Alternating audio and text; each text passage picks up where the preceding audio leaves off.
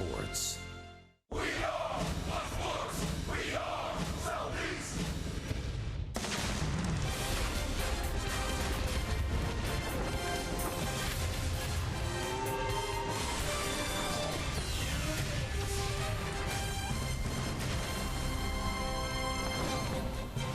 Here on September 7th from Nationals Park, the Atlanta Braves and Washington Nationals honor the life and legacy of the late, great Roberto Clemente. Weather permitting, we will have Game 3 of our series between the Braves and the Nationals. We will be delayed. There is some bad weather north of town.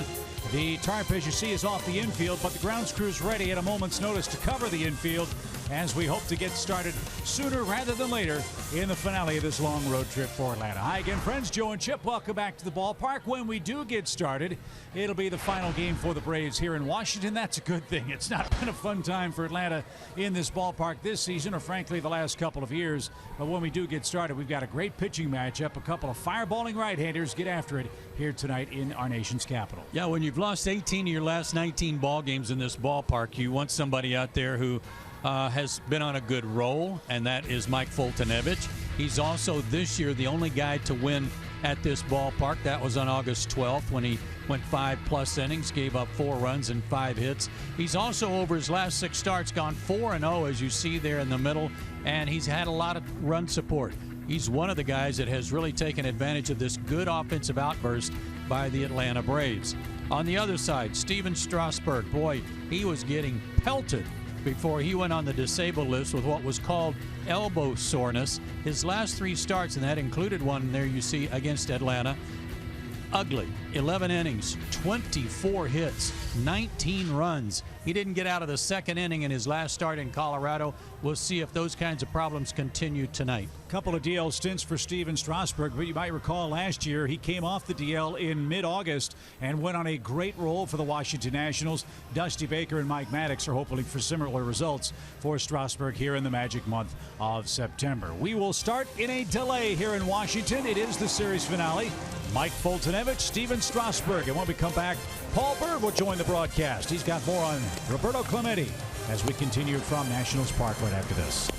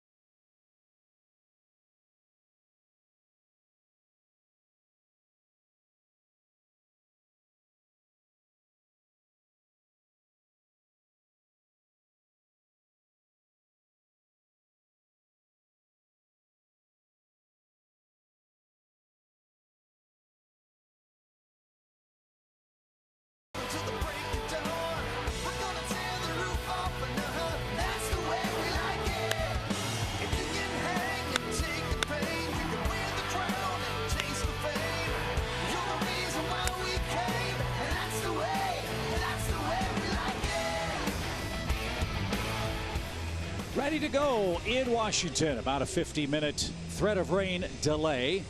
There were storms north of town. We had no rain after about an hour and a half ago or so. So a little extra delay for Steven Strasburg, who's back from the DL, and the Nationals get him back in the nick of time.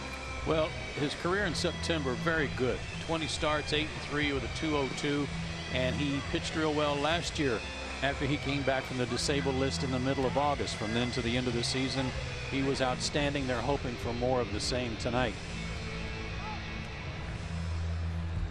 Well, the Braves' bats have been booming. They scored a bunch of runs in the first 2 games of the series, but have come up empty as far as the win column is concerned here in Washington. Let's see if this group can change that. Dansby Swanson, fresh off his first homer of the year, is back in there against Steven Strasburg and hitting 8th. But, Joe, it's been the top of the order for Atlanta that's done so much damage. Inciarte, Garcia, and Freeman, all 3 of those guys are red-hot hitters. And they've done well against Strasburg. They have good numbers against him. He's 8-8 lifetime, 4-5 in this ballpark against the Braves. Ender Inciarte with a 17-game hit streak. Facing down Steven Strasburg, who is 8-8 lifetime against Atlanta.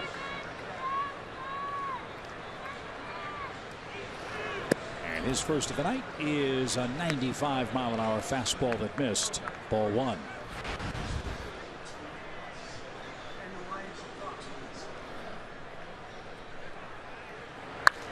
High fly ball slicing toward the stands and out of play. Inciarte 4 for 9 so far in the series. He's hitting .326 against Washington pitching this year.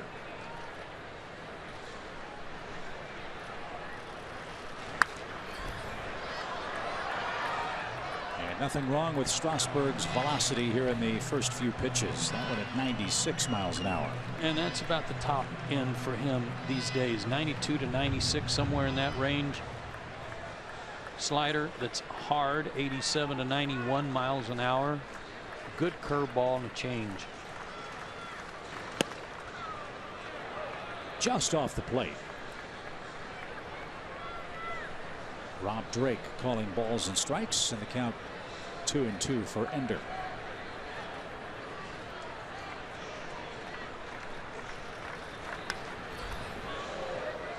Love it. Make him work. Drive up that pitch count. Yeah, you got to figure they're keeping a close eye on that tonight. See how his conditioning is. Dusty Baker all smiles, and justifiably so, as Nats have won 81 games. As this one's rolled to the right side, it's a race to the bag. The flip there is in time.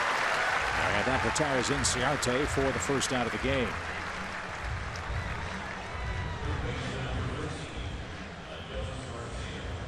If Strasburg got a break tonight, it's that rainstorm did pass through here and cooled things off just a bit. Temperatures were supposed to be in the low 90s today in Washington.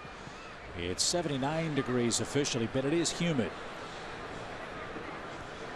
Yeah, it was hot earlier. Yeah, we know the trouble that Strasburg has had in hot, muggy weather. We'll see if he has an easier time with the cooler climes now. As Garcia takes a ball high, 1-0 your count.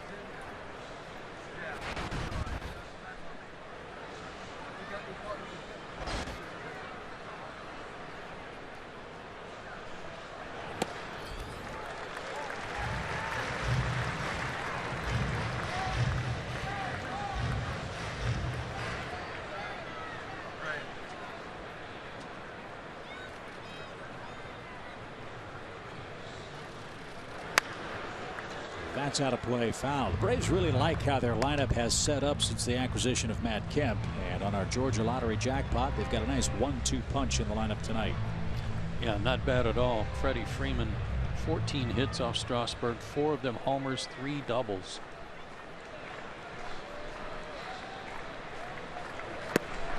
Swing and a miss. Garcia is the first strikeout victim for Strasburg. His 180th punch out in 146 innings. 2 up, 2 down, and here's Freeman.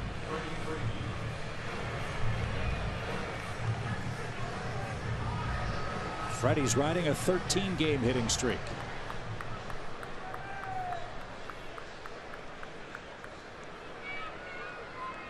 "29 homers for the Braves first baseman. He knocked in 73.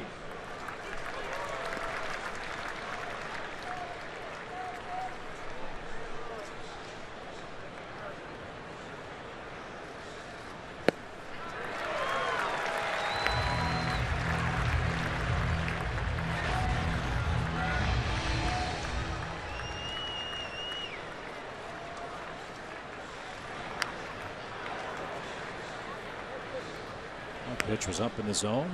Yeah, slider. An attempt at one, but a hard one.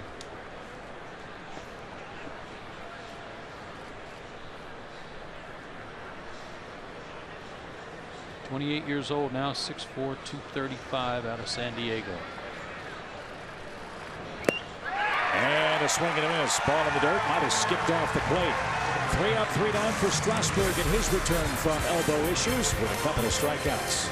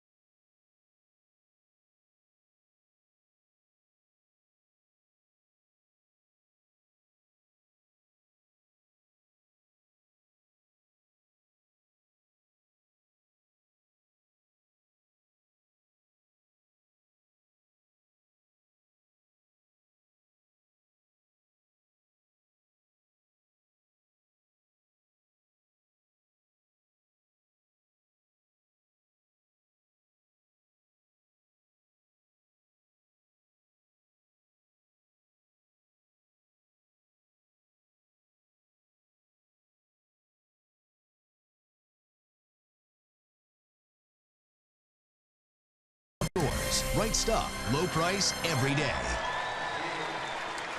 We celebrate Roberto Clemente Day here in Washington as Mike Foltynewicz goes to work. He's enjoying a hot run. And something to keep in mind here, he has some trouble in the first inning. 1, 2, and 3 hitters, big numbers. After that, not so much. So it'll be instrumental for him tonight to get off to a good start. His Ford Keys, #1 mission statement. He's won 4 decisions in a row.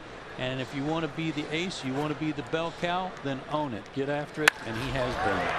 Well, the first pitch is hit by that man into center field, Trey Turner.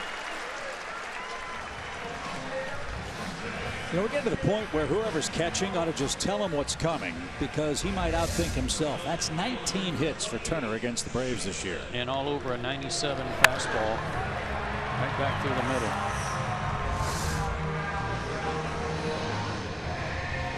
And he is a threat to run with 21 stolen bases. Tyler Flowers has thrown out 1 of 49 would-be base stealers. Keep an eye on that as Jason Worth digs in. Worth at 252, 20 homers, 61 RBIs.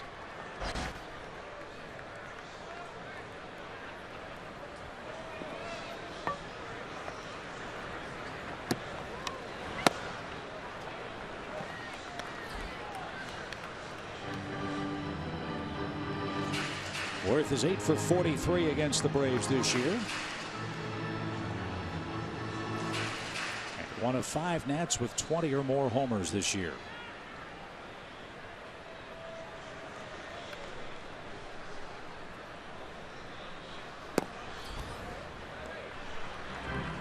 Showed you those numbers of hitters 1 through 3. 9 runs allowed in the first inning. Opponents with a .293 average and 4 homers before he gets settled in. Although in his last start against San Diego, he retired the first 9 in a row. And 14 of 15. Popped up. That one's into shallow right. Nick Markakis. And Worth is the first out. And that brings up the man that's tied atop the leaderboard for batting average in the National League, Daniel Murphy. He's the 3rd place hitter. Harper, Ramos, Zimmerman, Espinoza, Defoe gives Anthony Rendon a night off. Dusty Baker said Rendon was dragging just a bit, so many of the other Nationals got a day off in the first game of the series. Tonight it's Rendon's turn to sit back and watch. Yeah, I thought he was dragging last night when he was having to push those 3 runners across home plate in front of him when he hit the slam. Poor thing. Here's Murphy. He's got 17 hits against the Braves this year. We've talked a lot about Murphy as a potential MVP candidate in the National League. 25 homers. He's 2 RBIs away from 100. Believe it or not. The Nationals leader in both of those categories.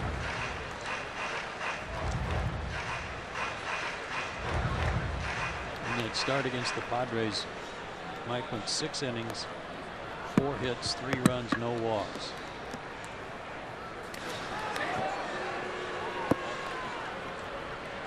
And left-handed hitters were 3 for 18 against him.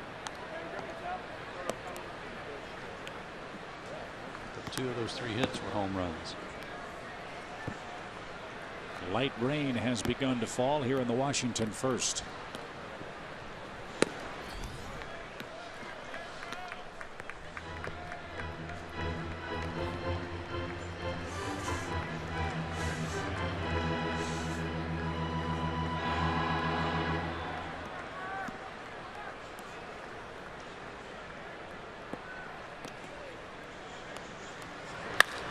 Another hit for Murphy.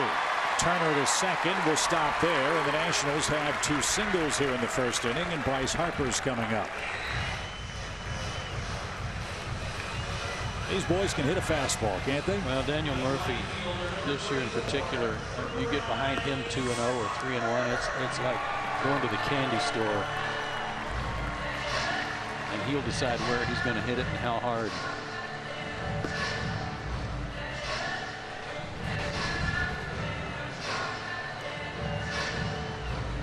So here's Bryce Harper.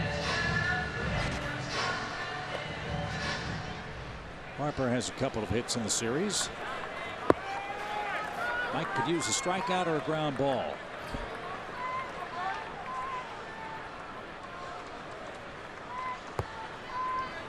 Harper's hit into 10 double plays, and that one was whacked back to the screen and swinging strike. Well, we know he can hit a fastball. Got a good hack at that at 98.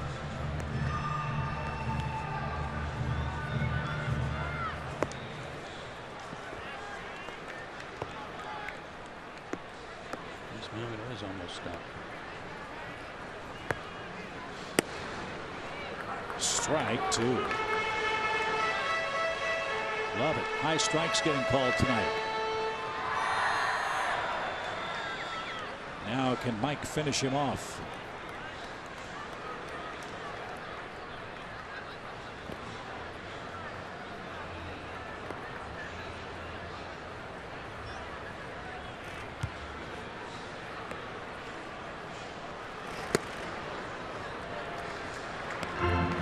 Good try. Good place to go. Slider in on him. A little too far in because he didn't offer. But a good try at 0-2.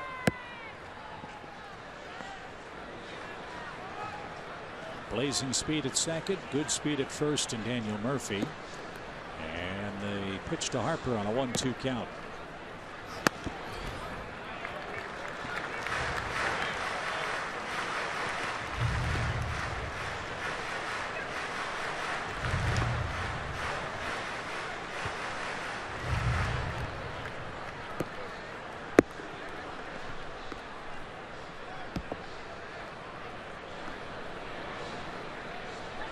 Mike might be a little strong in the early going. Remember, he got an extra days of rest after his last start against San Diego. Hot, muggy weather in Atlanta.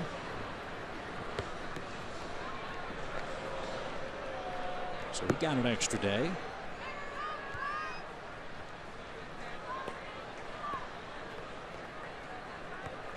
And he's ready to make his 12th pitch.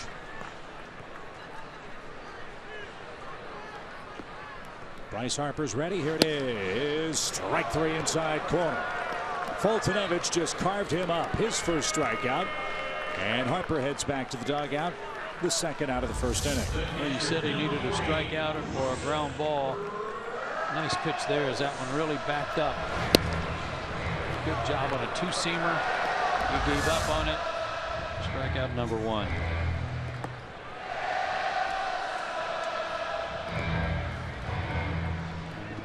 Coming down a little harder. Yeah. Might be a long night in Washington. Braves head home. Off day tomorrow.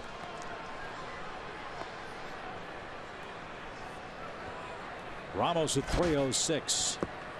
He's been playing a lot, and his numbers offensively have begun to decline just a touch.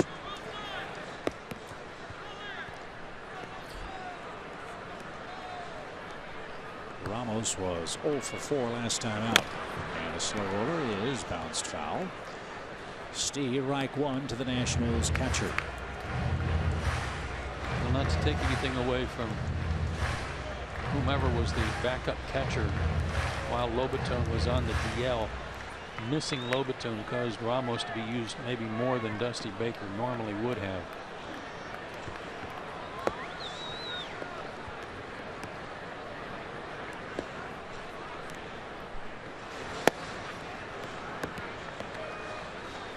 One ball, one strike.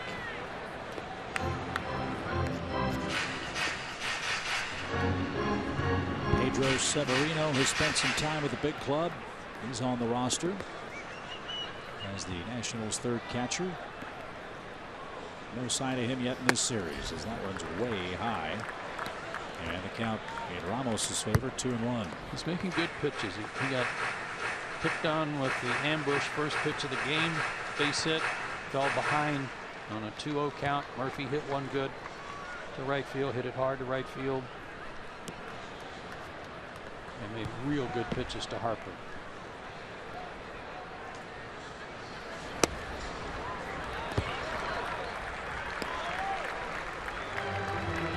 It's raining right now. I don't know if grip is an issue or not.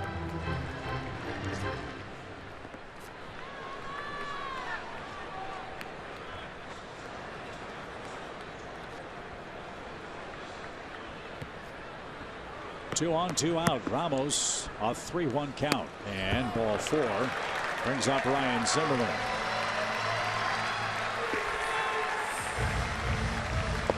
Infield's in good shape. No sign of any heavy rain accumulation yet. Mike had only issued 1 walk in his last 3 starts. He's loaded him up here with a walk, and be careful on the first pitch to this guy. He hit a home run here last night, a laser beam over the scoreboard. And as Joe mentioned, Rendon hit a grand slam. What a crazy game. A grand slam and an inside the park homer all in the same game last night.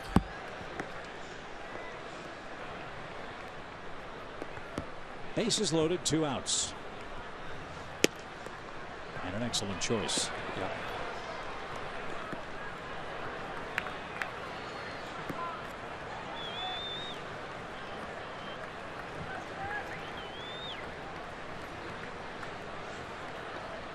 Nine of Zimmerman's 14 homers have come in his home park. A little scriver is foul, and Fultonevich now way ahead 0-2. That was a changeup that was letter high.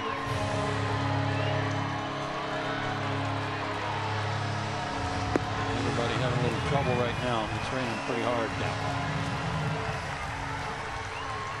The old so bad it was good pitch served Fultonevich well. Now what does he have in mind?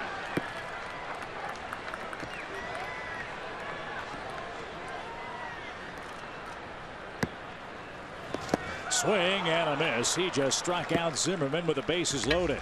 The strikeouts are even. The score is even. We go to the second. 0-0 in Washington.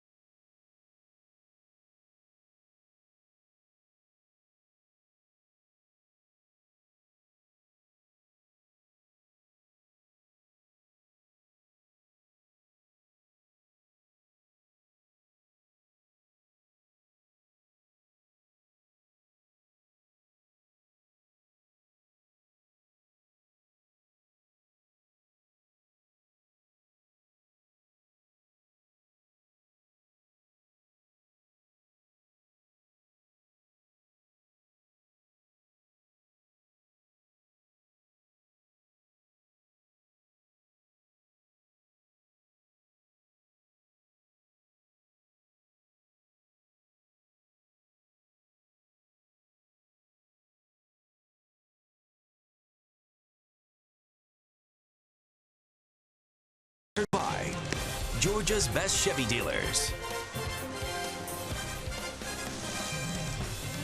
Well, now it's Steven Strasburg's turn to pitch in the precipitation. No score as we head to inning number 2.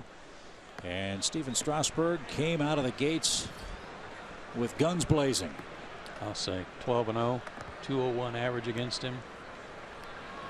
You know, nobody knows for sure, nor will we ever know if he really did have a little elbow ailment, but it might have been just a need for a rest. He might have hit a wall, couldn't get anybody out,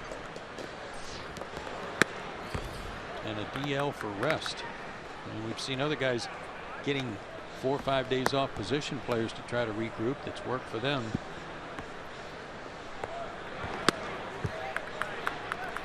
But he is not a guy. I mean, his nickname around the league is 72 and sunny. Almost like he's got to have perfect conditions. These are less than that.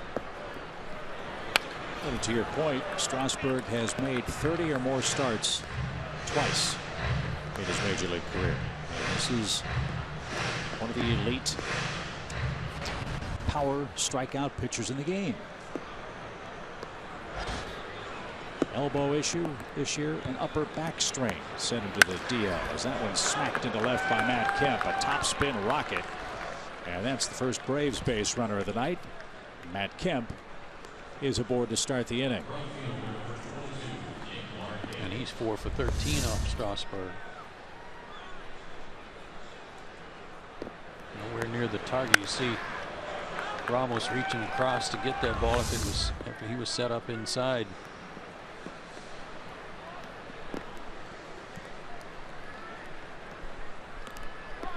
So Strasburg to the stretch for the first time. Nick Markakis is the batter.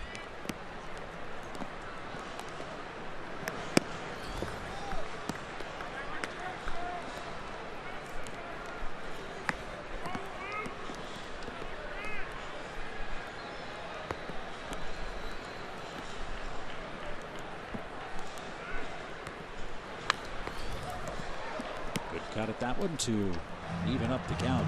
Nick had a really good game here the first night.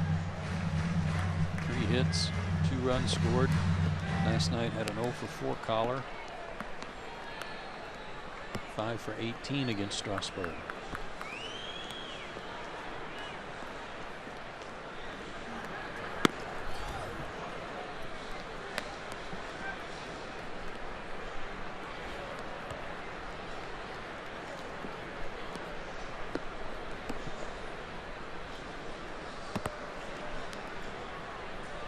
Kemp a very short lead at first, and the pitch to Markakis missed inside.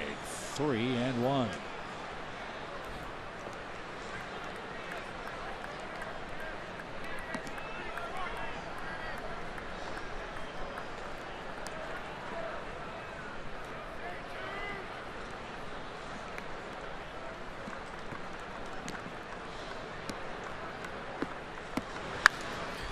fly out of play. Paul Bird, you're with us tonight.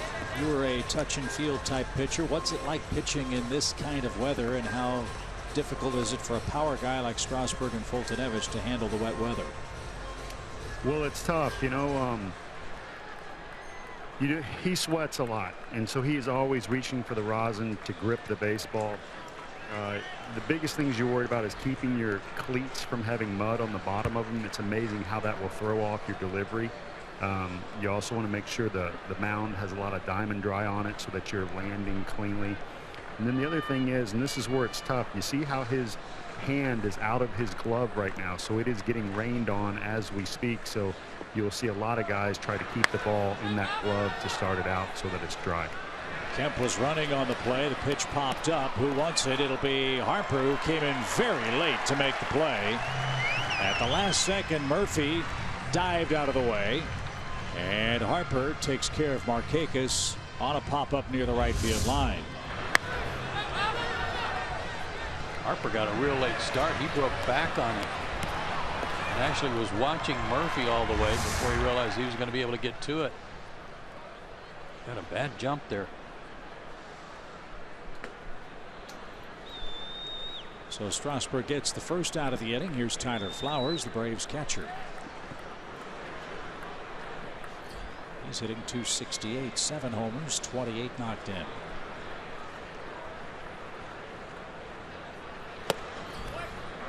So, Paul, as you said, Strasburg's a heavy perspirer.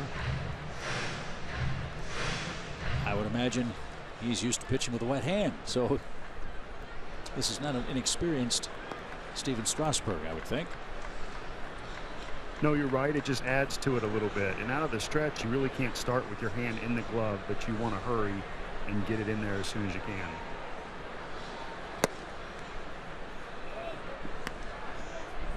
You know, he's from San Diego, Chip. Yeah. Yes. 72 He's used to comfort. Yeah, right.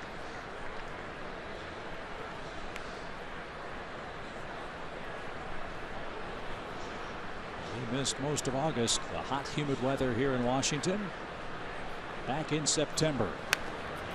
And that one fouled back. A 95-mile-an-hour heater. It's 1-2. 15 wins for Strasburg this year. He's 15-4.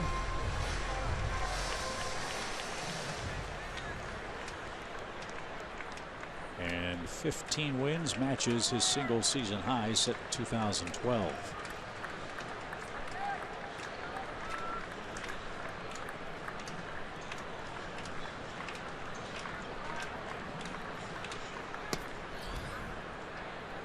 Ramos speared that.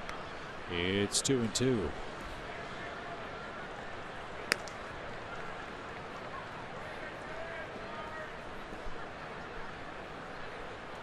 Strasburg has 69 wins.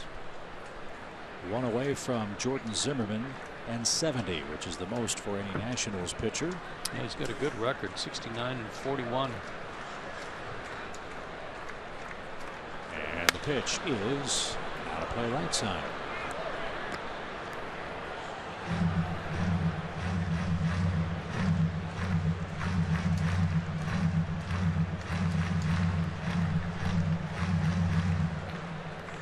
Starts against the Braves this year already. He's 2-1, but an ERA over 4. 19 innings, 17 hits. He's also struck out 18 in those 19 innings coming in.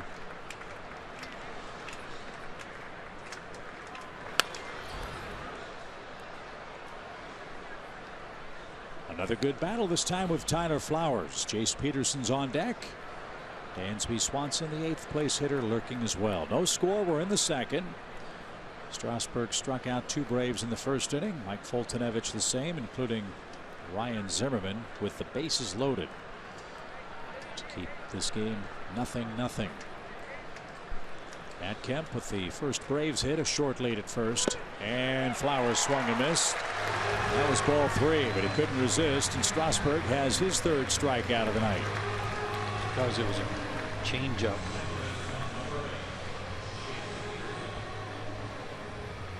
Jace Peterson's the Atlanta hitter. Let's flash back to August 12th.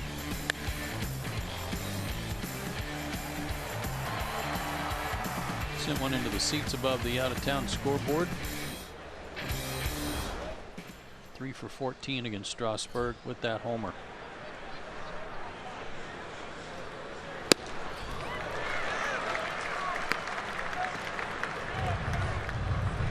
It's pretty much stopped. Fans are returning to their seats.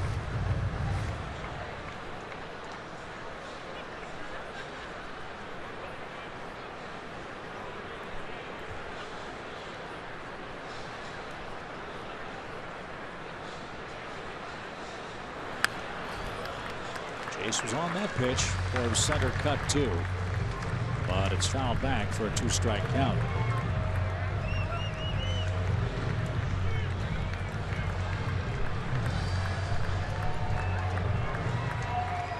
If Dusty Baker pitches Strasburg conservatively tonight, we know he is not shy about going to his bullpen, and it is a well-stocked Nationals pen. Ground ball hits slowly out toward Murphy at second, and his throw to first just in time to get Jace Peterson. Matt Kemp a leadoff single, the first of the night for the Braves. Nationals are up in a scoreless second.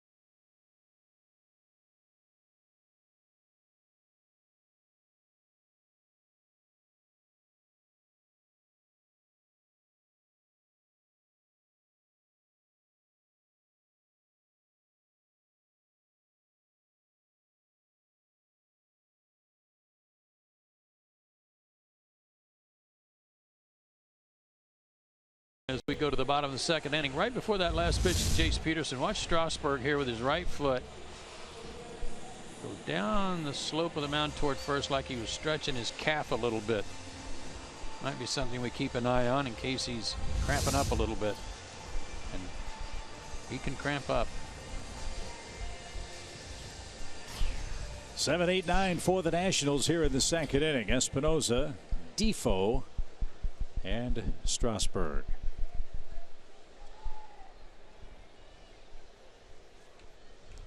Espinoza's 1 for 6 in the series. He's 6 for 42 against Braves pitching this summer. And that's off the plate from Fultonevich. Let's see if Mike has an easier time of it. Had to throw 20 pitches in the first inning. Couple of strikeouts, 2 hits and a walk. It seemed like a lot more pitches than that. Yeah.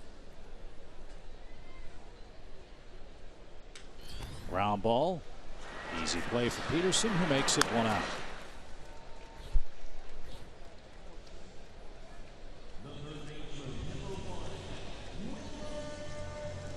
Yeah, you mentioned their bullpen, Chip, and the horde of people down there. I've never seen anything like this. I don't ever recall seeing a team that's got 37 active players in September, and they've got 2 more pitchers that could be added within the next couple of days.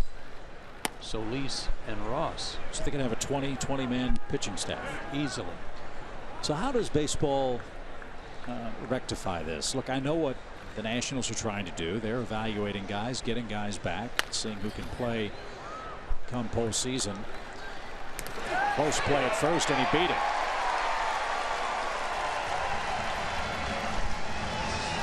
Defoe with good speed.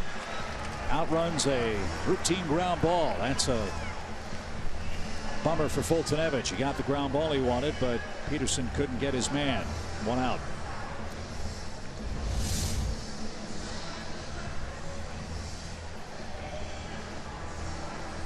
And what credit to Defoe for getting down there like he did. Ooh. The Braves might take a look at this one. And they will. So while they review the play at first, when we read the game summaries from around Major League Baseball, and we read them all, we're seeing a universal comment made by managers of winning teams, losing teams, National League, American League. And the one thing the managers say,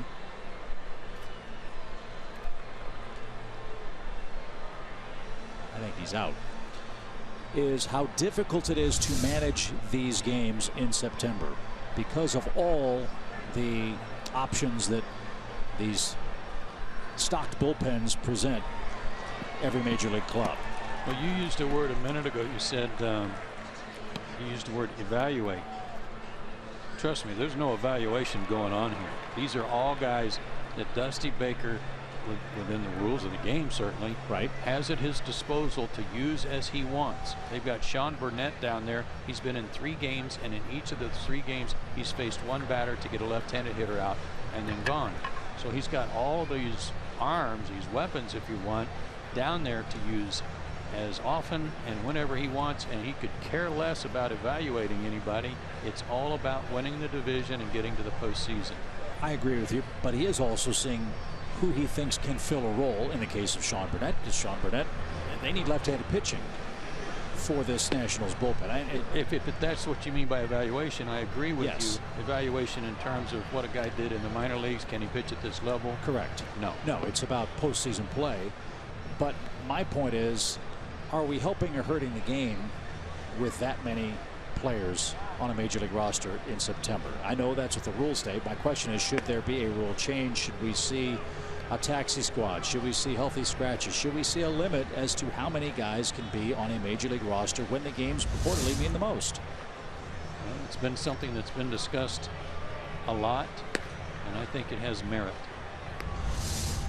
And they're looking at this a long time to see if the ball was in the glove or just within the outer framework of the glove when his foot hit the bag. Jerry Davis is the crew chief, also the umpire at first base. The home plate umpire is Rob Drake. 2 veteran umpires. Fans are upset at the length of the review, and the verdict is in. He is safe. Not enough evidence, I'm sure, to change the call. So Defoe's aboard with the 3rd Nationals hit. I, for one, would like to see fewer players on a big league roster in September. I can understand expanding rosters. Guys are tired. Guys are beat up.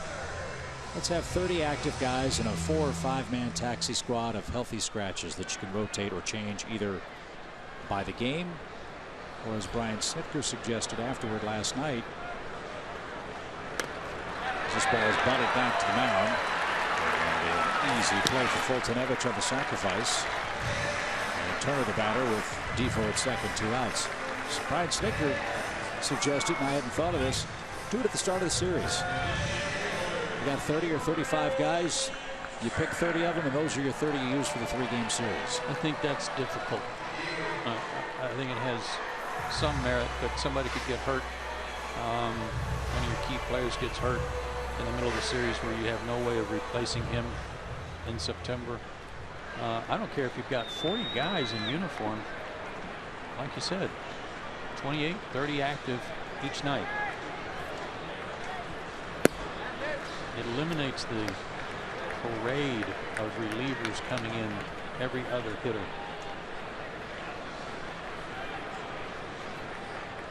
Speed at second, speed in the box. Trey Turner singled up the middle to start the game for the Nationals.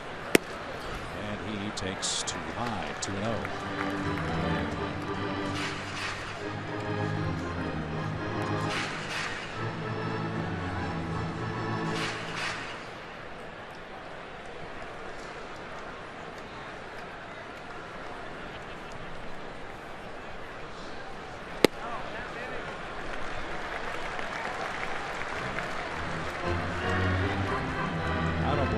Braves are being careful with Turner. He has worn them out. 19 for 43 at the plate against Atlanta pitching. Don't assume he's going to take 3-0. Mike didn't give him the option of swinging at that pitch. That's his second walk. And that'll bring up Jason Worth, who popped out to right.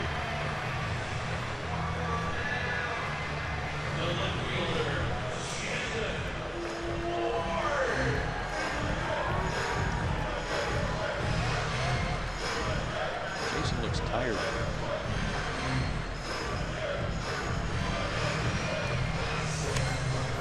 Well, this is his 124th game for Washington. He was beat up, banged up last year. Played in 88 games for Washington.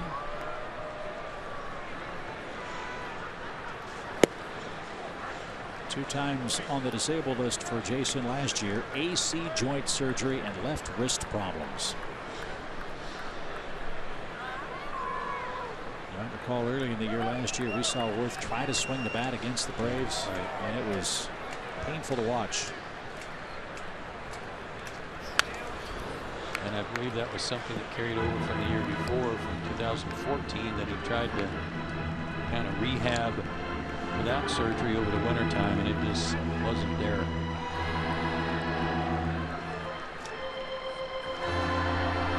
Well, let's face it, Jason's no kid. He's 36 now. He'll be 37. Actually turned 37, I beg your pardon, back in late May. No balls, 2 strikes. Down the right field line, headed for the seats.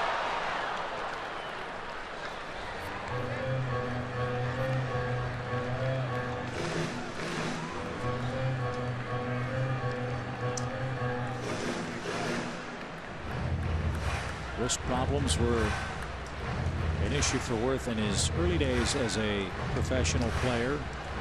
Missed the entire 2006 season coming back from left wrist surgery. A.J. Burnett hit him with a pitch in 2005 and broke his wrist. It never was right.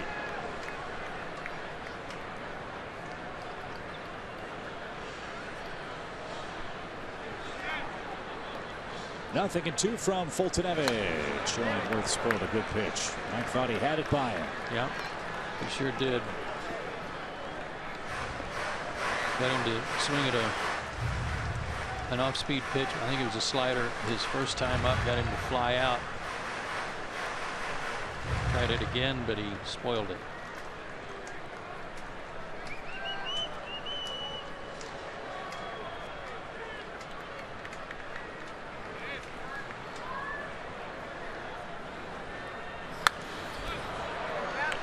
Right where Tyler Flowers wanted it. Upstairs. And again, after that pitch, you could see a little bit of the exasperation from Fultonevich. Disbelief that Worth was able to spoil another solid pitch. Keeping his emotions in check is a big part of the ball game for Mike. 0-2.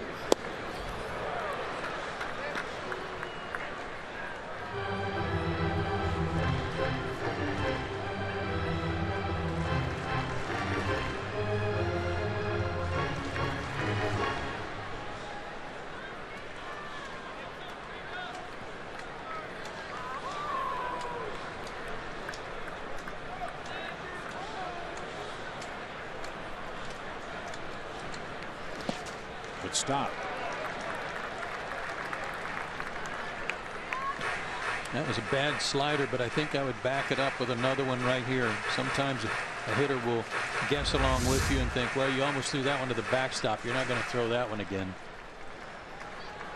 And he's made some good pitches with his slider already. Do it again.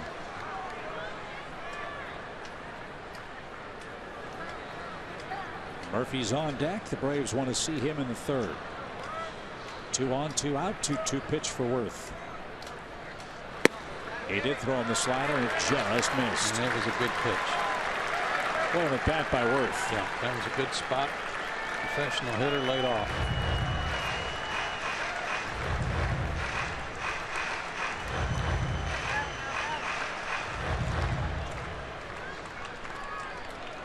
So do you give in? Throw a fastball, hoping not to have to face Harper, or excuse me, Murphy. Well, pitch number 9 will tell us the answer. Here it comes. And Worth fought it off. The runners were going. And we'll do it again.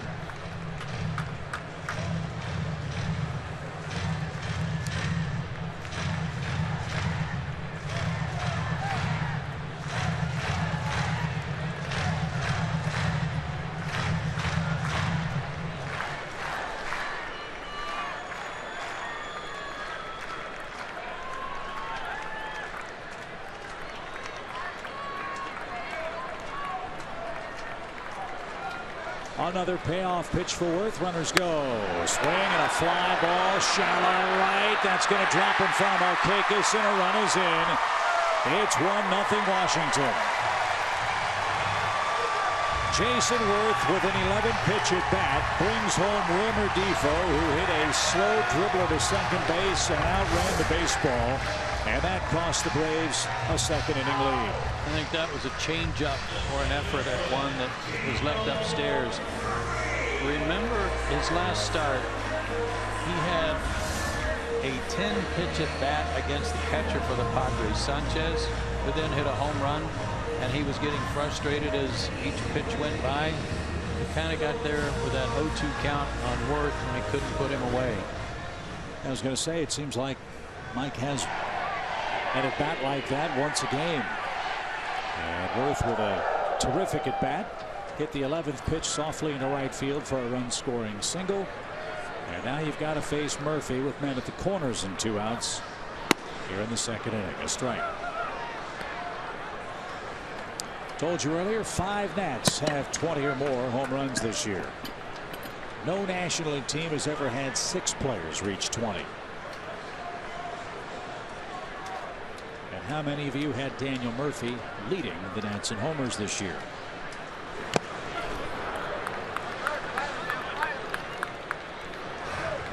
Here we are at 0-2 again.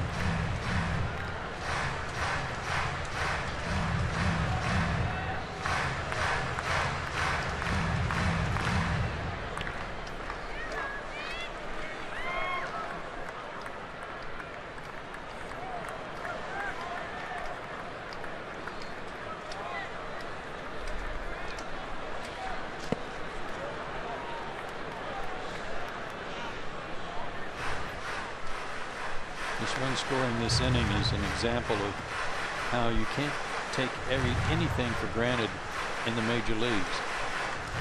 Defoe just called up, been in the minor leagues. It's his first start tonight after being recalled. He's been up before. But his first at bat just a routine ground ball, and he beats it out.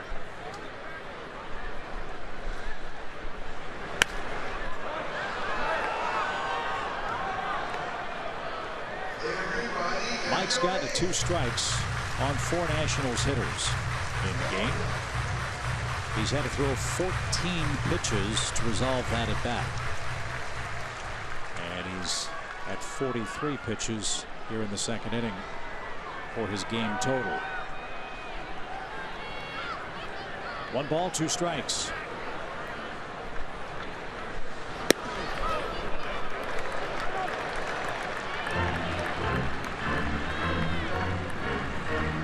Murphy, a tough man to strike out. Just 53 of them in 491 at bats.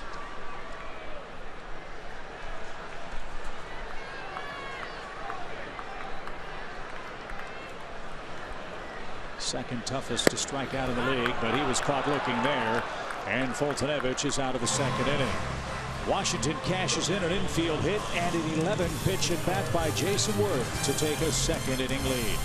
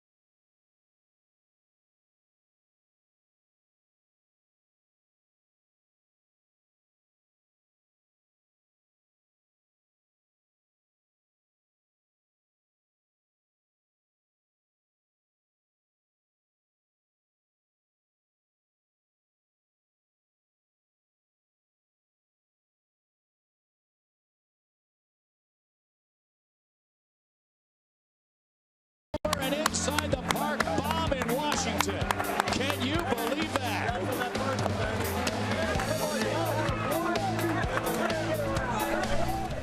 Baseball's a funny game. Dansby Swanson had never hit an inside the park homer in his life. His first home run in the major leagues an inside the parker, and he had 2 of them in the minor leagues this year.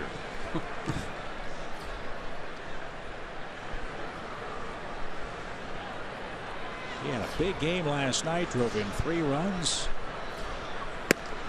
And now he's in the lineup against Steven Strasburg, who leads 1-0 after 2 innings of play. Yeah, I'm glad he's in there tonight.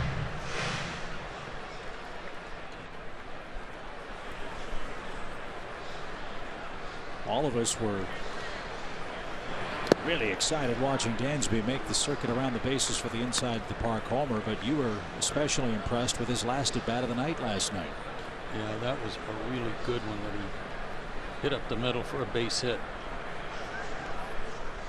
off Melanson.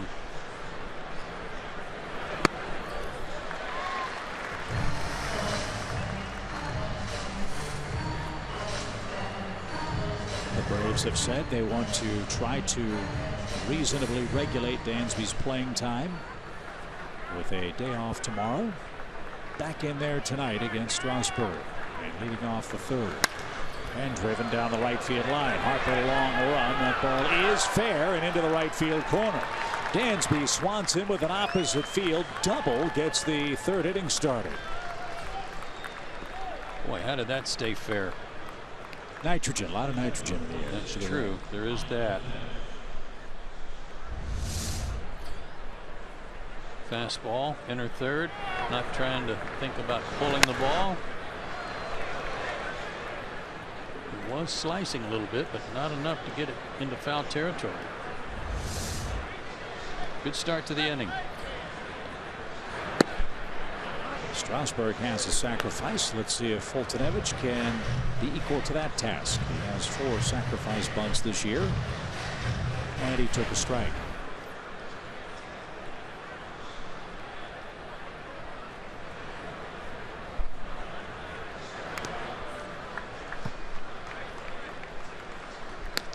Tipped foul, 0-2.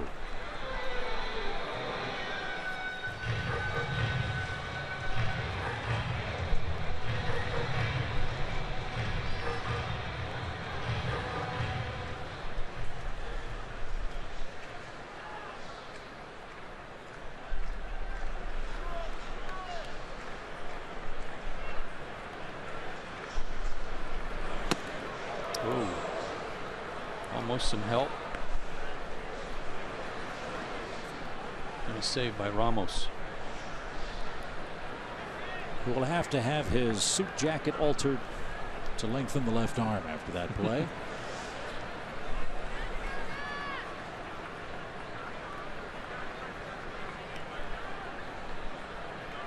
1-2. And Fultonevich was backing away from that pitch, bunts it off the plate, foul, and is strikeout victim number 4.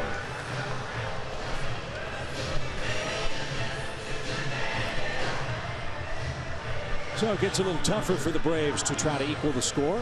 Swanson still at second, 1 out for Inciarte. Ender hit the ball to first. Strasburg covered the bag. And now Mike Maddox is out. And here we go again with Strasburg. Joe pointed out the calf issue for Steven, and now the trainer joins in the middle of the diamond.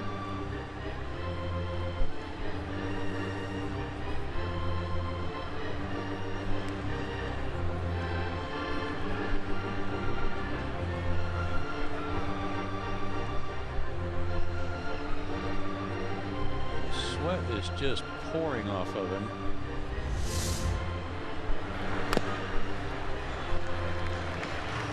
He looks in the dugout. I don't know if he's going to be able to continue. Dusty Baker's on his way out, and he's not. It's unbelievable. It's just unbelievable.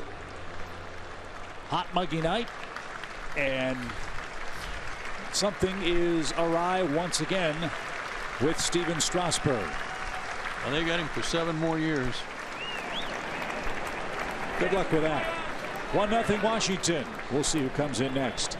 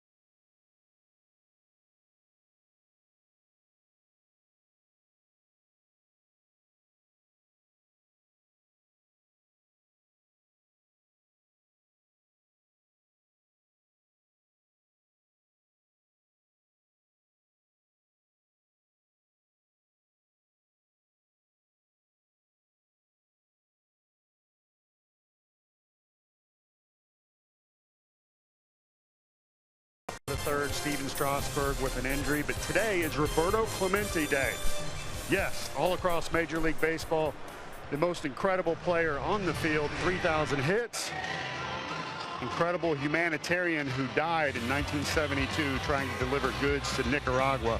This is the museum in Pittsburgh dedicated solely to Roberto Clemente. If you ever make a trip, you gotta go.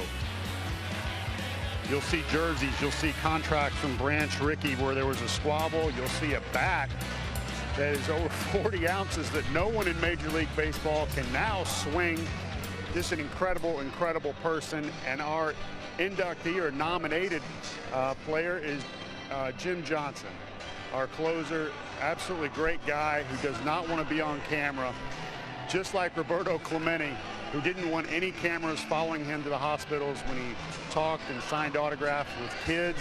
Jim Johnson the same way. So he reluctantly would put the camera in his face earlier today, and he was very happy to talk about kids' charities.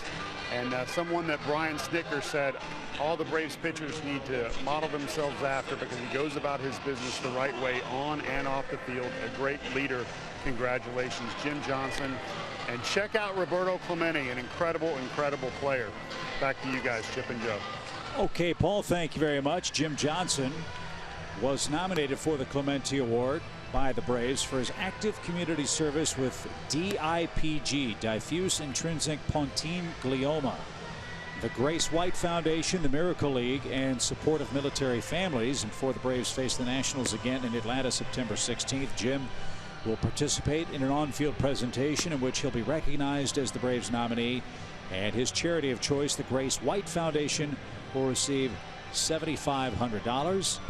And with this, Roberto Clemente Day, fans can participate in the process of selecting the overall Major League winner of the Clemente Award on social media by voting on Twitter and Facebook. Braves fans can vote for Jim Johnson by using the hashtag #VoteJJ. So congratulations to him. Very talented, very soft-spoken, very quiet and introverted man, but nominated for the Clemente Award today, and we congratulate him on that. So it's going to be a parade of relievers again for Dusty Baker, but this, Joe, is not how he imagined it was going to happen. Steven Strasburg leaves the third inning with some sort of an injury. I was cracking up because we went to a commercial. We were almost back from the break, and nobody had come out of their bullpen. They've got 37 guys down there to pick from, but nobody had come out to start warming up. I don't know if Burnett just grabbed a glove and said, well, somebody's got to pitch. So he came out, and then there's somebody else warming up in the bullpen behind him. Lucas Giolito, who has been a starter in the minor leagues all year and did get a start or two up here.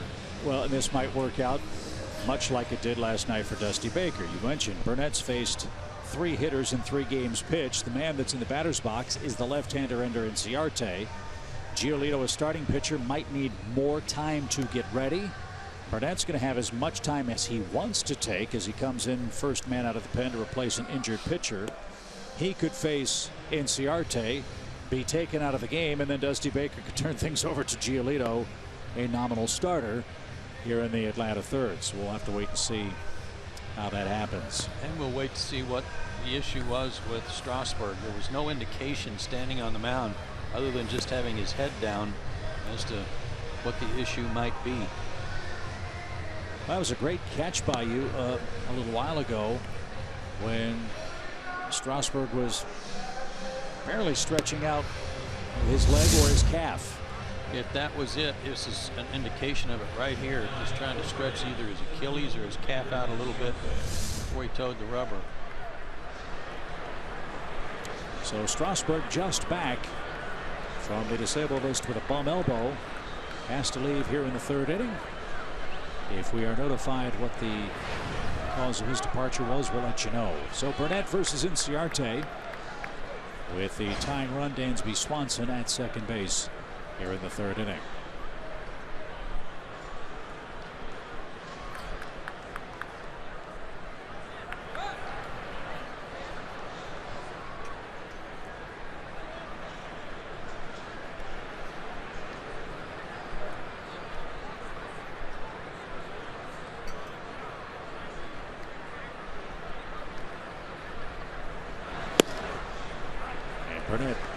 a real slingshot delivery, sidewinder delivery, buggy whip delivery, whatever you want to call it. Gets ahead with a strike. And that stems from him throwing across his body in a big way. Steps almost toward their dugout. High 80s fastball, slider, and a change.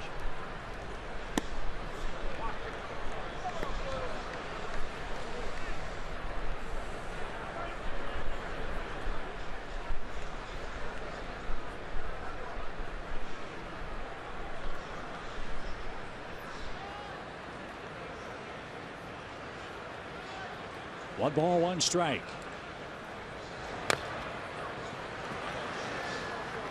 And tapped foul by Ender. It's 1-2.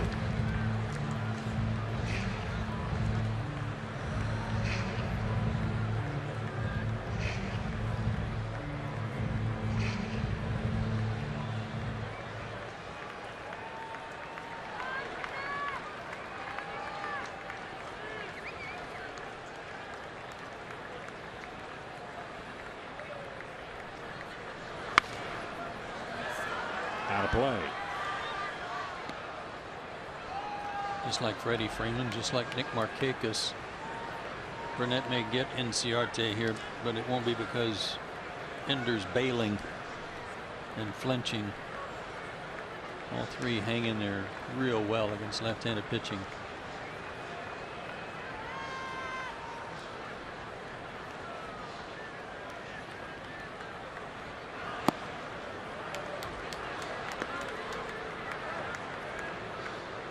As we'll mention the rest of the night, it is not slim pickings for Dusty Baker in that bullpen. 15 relievers available tonight.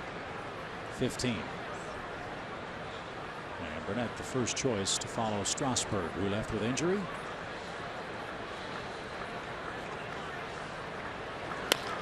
Tapper back to the mound. And the flip to first is in time. That takes care of Inciarte. Adonis Garcia the batter. Let's see if Burnett sets a new season high by facing a second batter.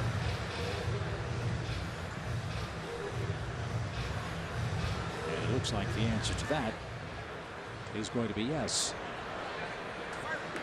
Great work for Adonis in recent days. Coincides with the Braves' good run. 304 average on the road trip coming into this game.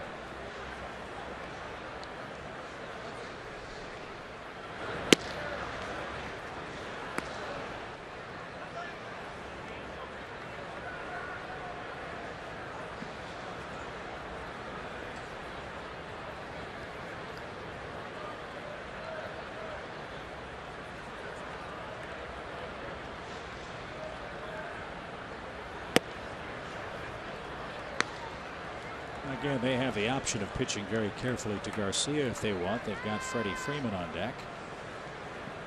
To the Nationals. I wouldn't say that's a bonus. Right. The way he's going. But he's a lefty-lefty matchup potentially. And a 2-0 count. And now 3-0. Good patience for Garcia. You want to bring Freddie up for the Braves with 2 on. Take your chances with Sean Burnett.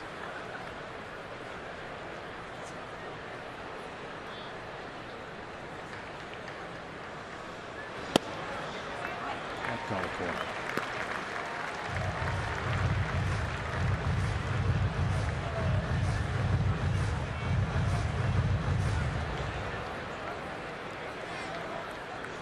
Burnett spent minor league time with 4 different organizations in baseball this year.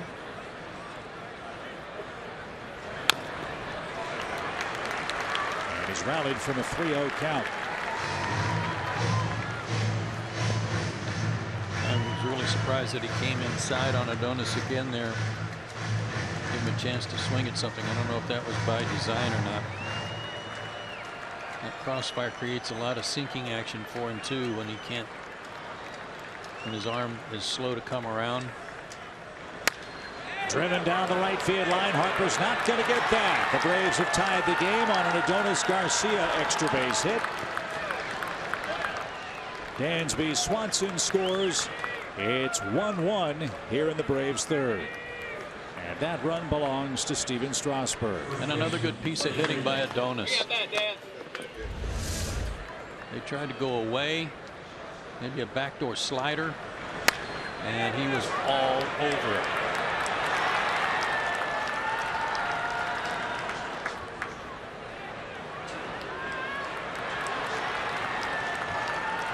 So 2 doubles into the right field corner. And now Freddie Freeman a chance to put the Braves in front. Strasburg threw 40 pitches over 2 1/3 innings, 2 hits, a run, 4 strikeouts.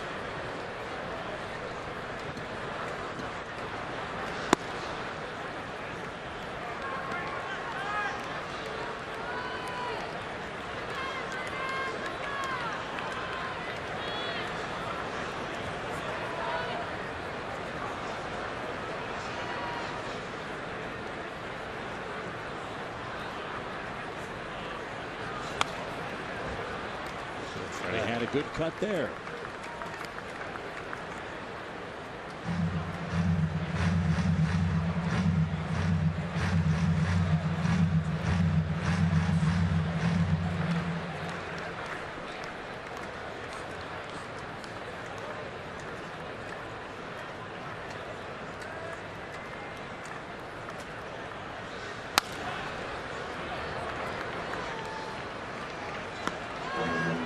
Freddie's strength is away from him, where he can extend his arms, middle of the plate away, or if you try to come in down and in, he'll make you pay there too. And Burnett almost made a mistake there down and in.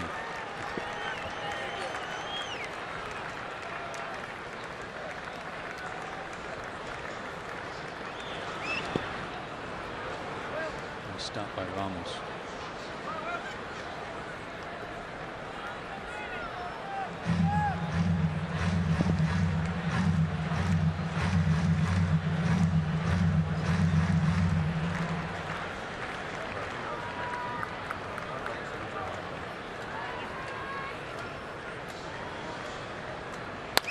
Ground ball, foul.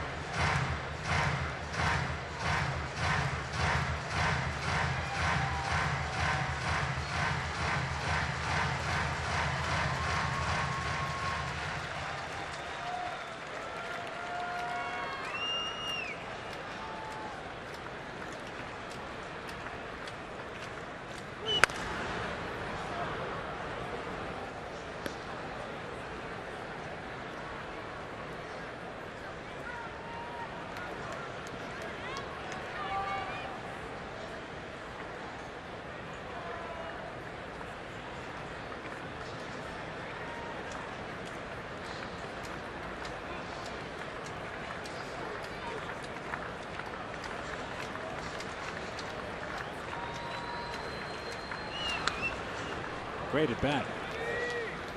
Great at bat, and they don't know where to go. Trying everything. They've gone down and in, they went up and in. They just know they don't want to go away.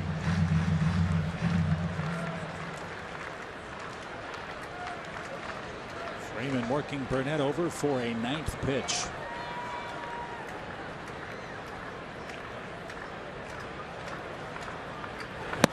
And a swing and a miss.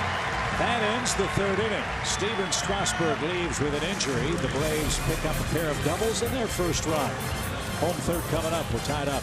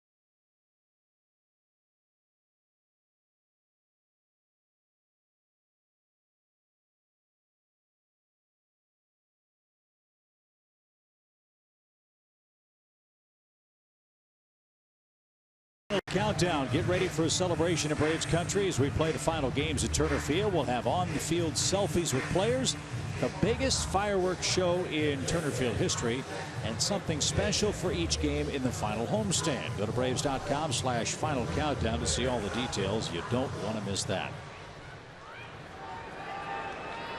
Last week's going to be so fun.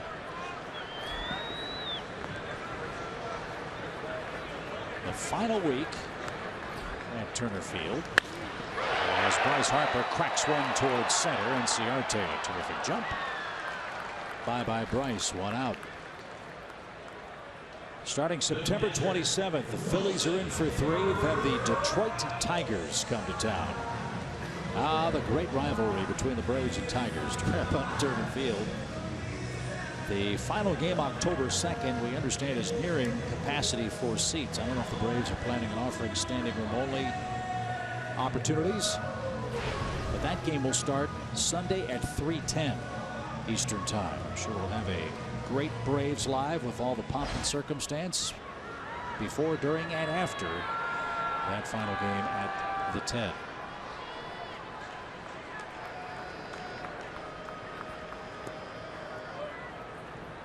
Here's Ramos. Wilson walked in the Nationals first. And chops one into the Atlanta dugout, foul.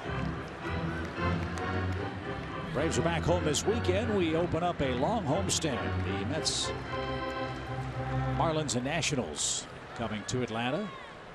Julio Teheran and Robert Gesellman are the starters in Game 1 Friday night.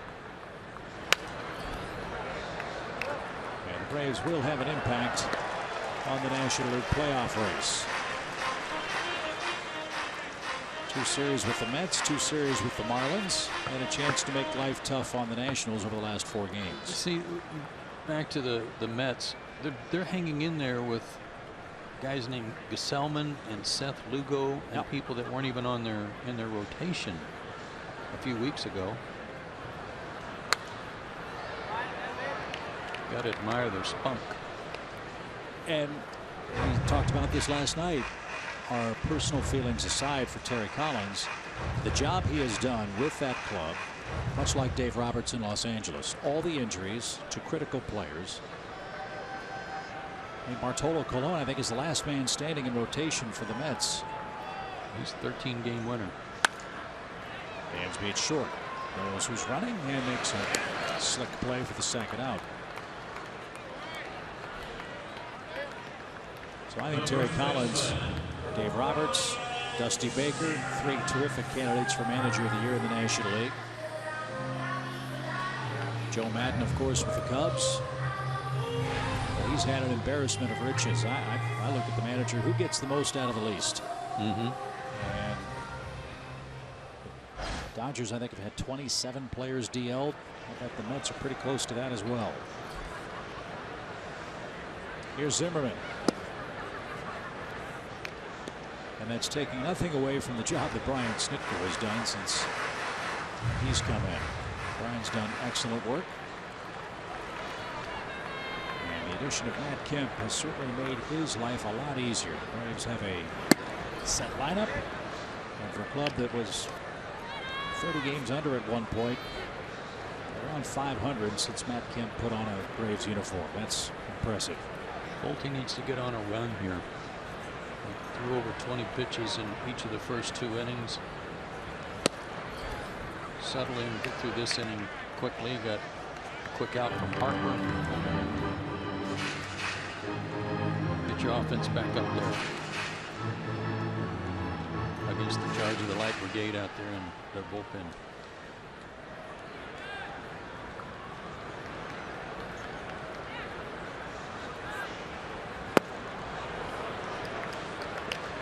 Two and 2 for Ryan Zimmerman.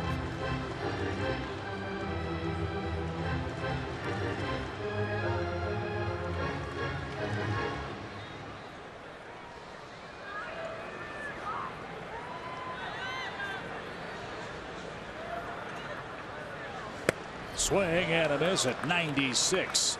4 strikeouts for Fultonevich, his first 1-2-3 inning. And we head to the 4th. We'll see who's going to pitch for the Nationals after a break.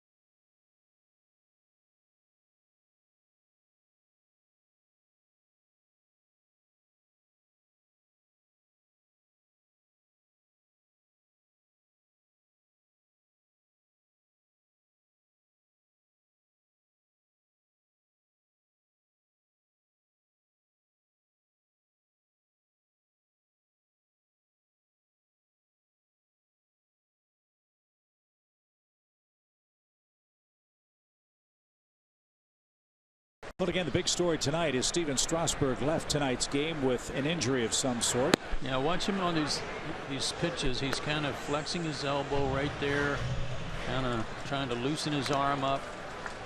Grabbed his arm there, kind of made a fist and clenched. And then the last pitch to Fultonevich right here, he does it again. He kind of pulls his arm to his side, the grimace, and then the trip to the mound by pitching coach and trainer. He was on the disabled list with what was described as an elbow strain or irritation.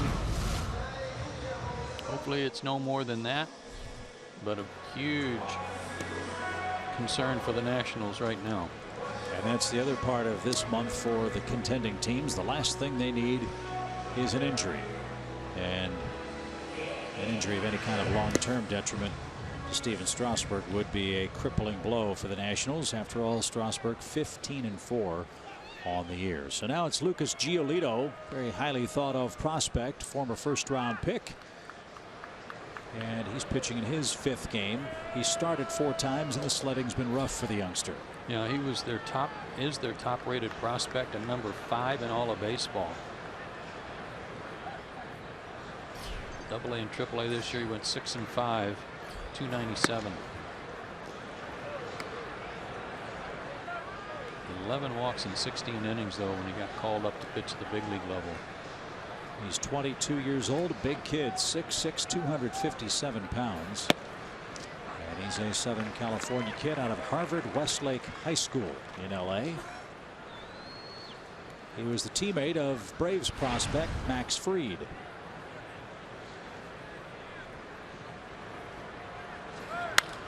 And he gives up a looper into left center field by Matt Kemp.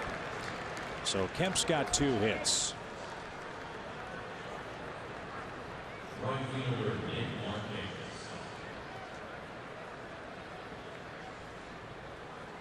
He'd been 0 for 9 in the series, so a couple of hits tonight.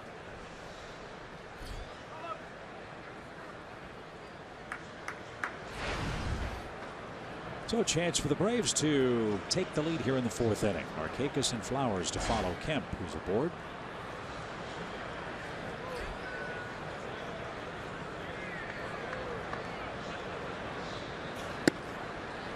And a strike.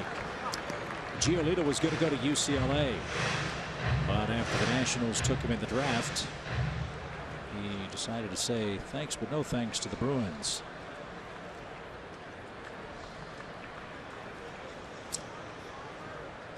What a staff. He and Max Fried on the same team. And downstairs. If the name Giolito sounds familiar, if you're a Hollywood buff, his dad is Rick Giolito. His mom is Lindsay Frost. They are Hollywood actors and Hollywood actor and actress.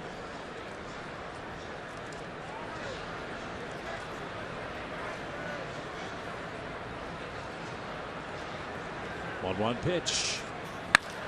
And driven toward left. Worth retreats, still going. And he'll make the play for out number 1. Got on the top of that 97 fastball. Put right to him.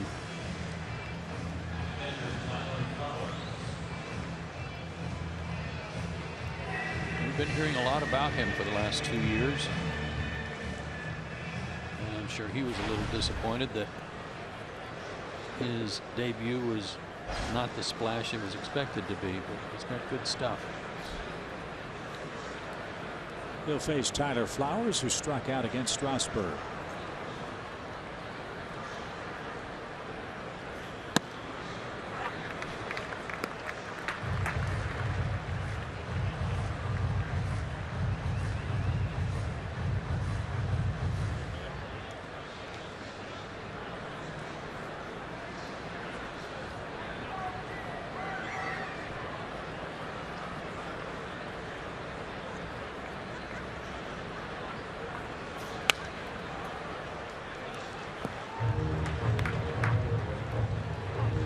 Quickly 0-2 for Tyler Flowers.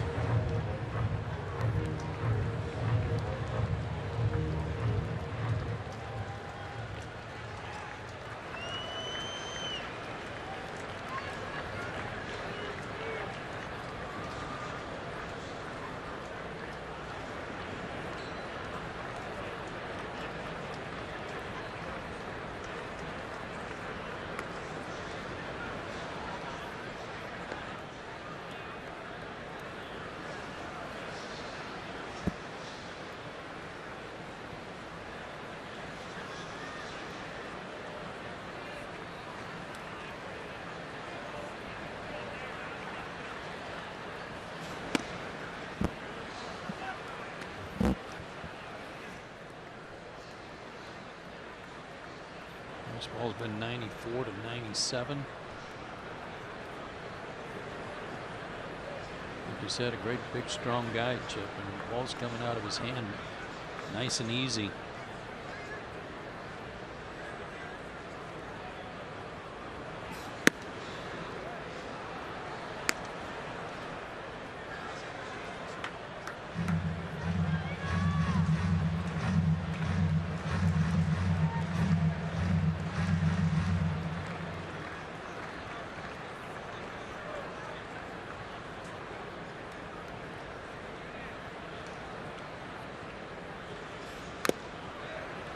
Did that hit him? It sure did. Tyler Flowers grazed by a pitch, and 2 are on with 1 out.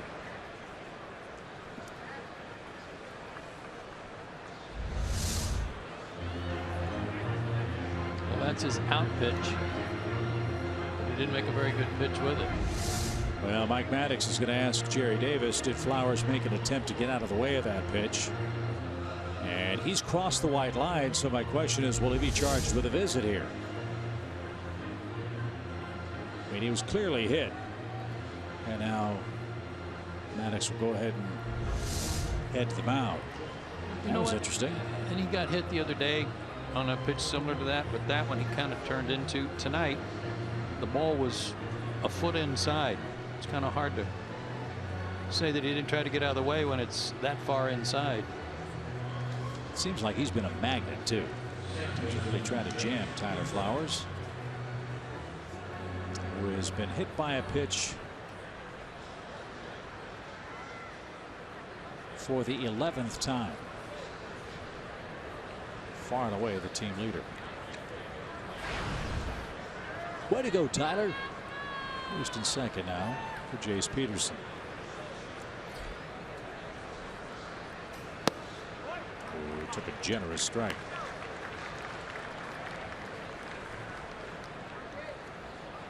We started about 51 minutes late tonight.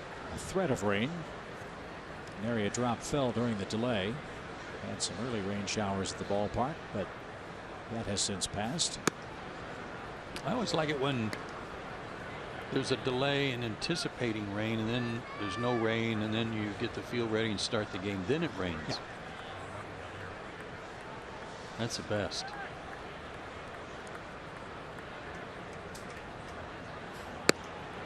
Especially on a travel night. Hey, a day off tomorrow. Yep. Just get home in time to beat the morning traffic. That's all. From your lips to God's ears. As we approach the bottom of the 9 o'clock hour here in Washington, the pitch to Jace is ripped out of play foul. It's 2-2.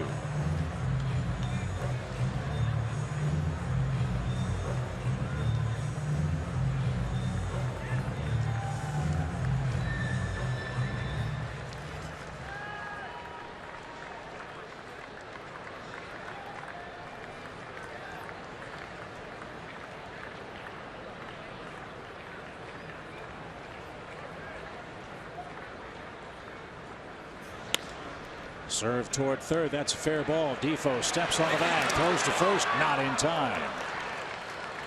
So Kemp is forced at third base. Defoe with a slick effort.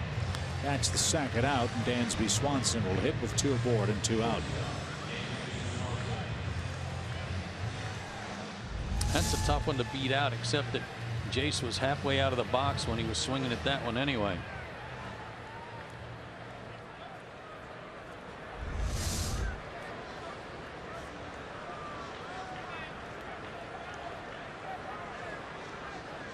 Dansby's had himself a nice series, hasn't he? See if he can drive home another run here, this time with 2 outs. Pitchers next. And Giolito with a strike.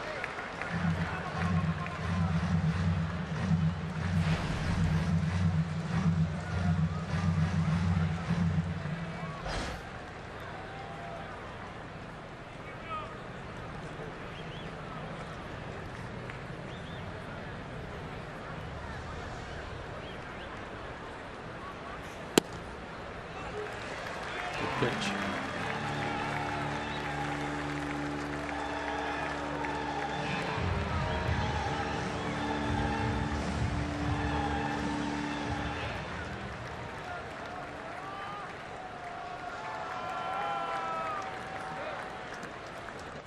Elevating his fastball a lot when he's been ahead in the count. Also, of course, hit Tyler with that curveball.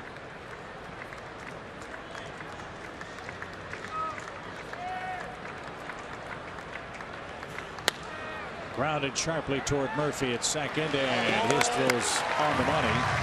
Giolito gives up a hit, hits a batter, strands 2 in the 4th, and our game's still tied.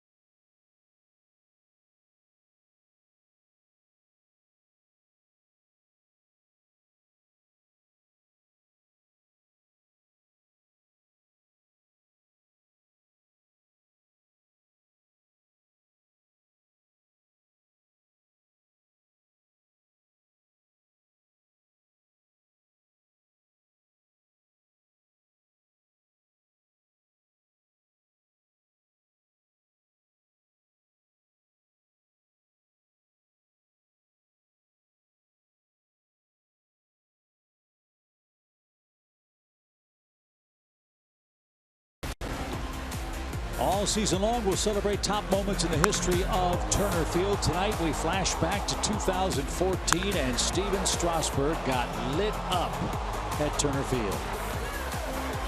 The Upton brothers both went deep. So did Freddie Freeman. And current Cub Tommy La Stella, who got the silent treatment when he got back to the dugout, he said, "Okay, see you." So here's to 20 years, brought to you by Synovus, the bank of here. We're not picking on Steven Strasburg. That was our highlight for tonight before Steven got hurt. We don't know what the status of his elbow, his calf is, but he was quite uncomfortable. And he had to depart after 2 1/3 worth of work tonight.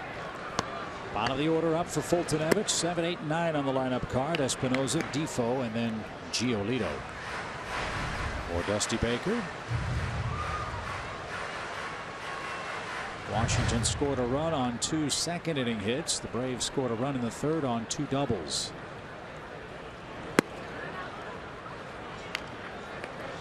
Mike has set down 4 straight Nationals hitters. He has struck out 4 so far in the game.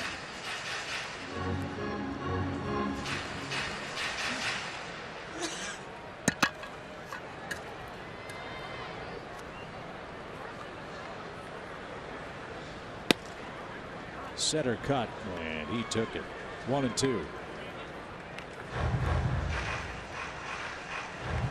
Good off-speed pitch.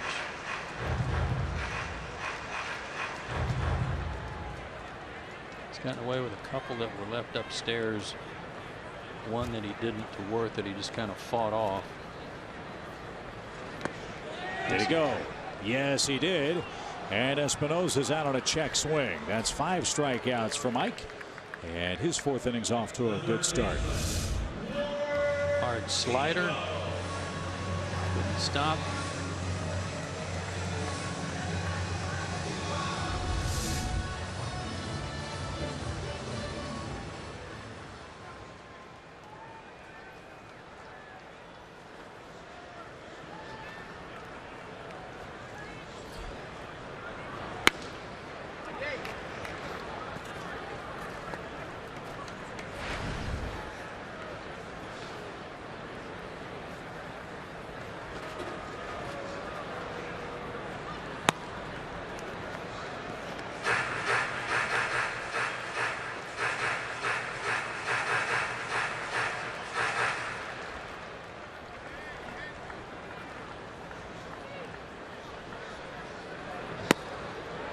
Swing and a miss. Good changeup.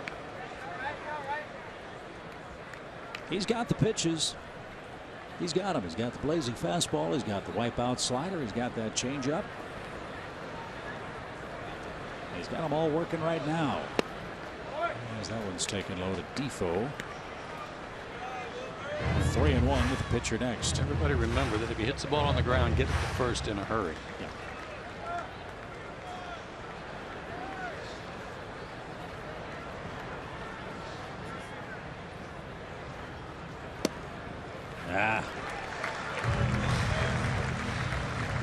Third walk, and that sets up a bunt try for Giolito.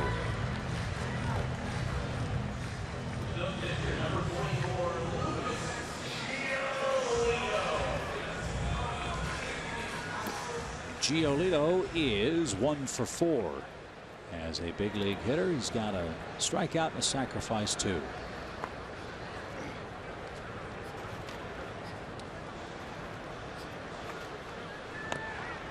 Lays down the bunt, and there'll be 1 play. The sacrifice perfect.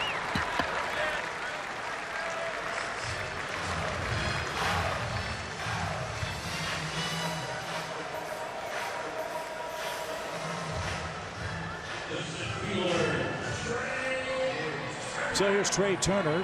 He and Ender Inciarte highlight our Academy Sports leaderboard. Most multi-hit games since the All-Star break.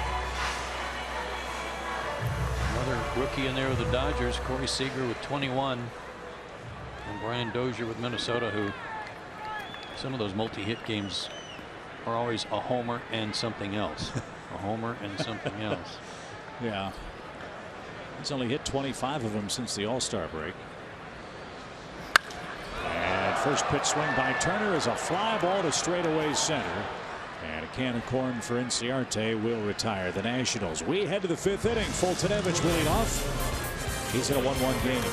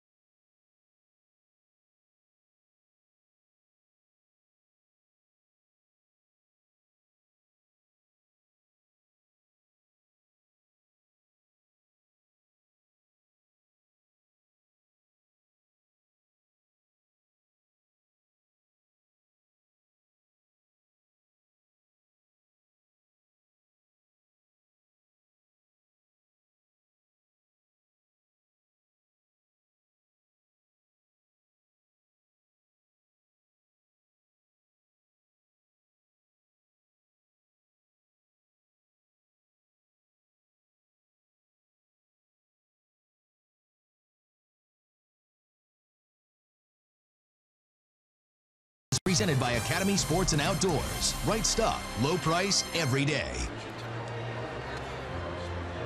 Late start here in Washington, but we're tied 1-1 after 4 innings. Joe Simpson, Paul Burr, the rest of our great Fox Sports crew. Chip Carey with you here for Game 3. Mike Fultonevich leads off the 5th. Inciarte and Garcia to follow against Lucas Giolito, who begins his 2nd inning in relief of Strasburg and Sean Burnett.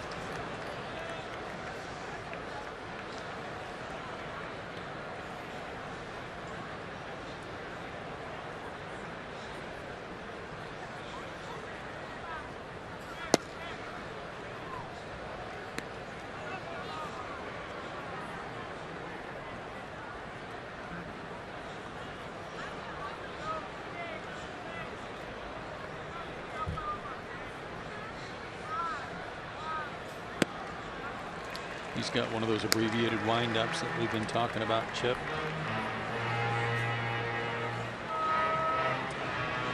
I like it. I like that windup. Let's talk with Brian Snitker about it. So many of the youngsters we've seen in Major League Baseball adopting that pitching style. Swing and a miss, takes care of Fultonevich for the first out of the inning. Brian Snitker thinks that Johnny Sane was the guy that started utilizing that, and a pitcher that might be remembered by Braves fans. Remember Larry McWilliams? Man that's helped stop Pete Rose's hit streak. Well, he was a big, tall, long-armed lefty. It had a lot of moving parts, and Johnny Sane said, why don't you use this abbreviated delivery? And he went from a 12-game loser to a 14-game winner in 1 year. Don Larson just got his sign and stepped and threw the ball.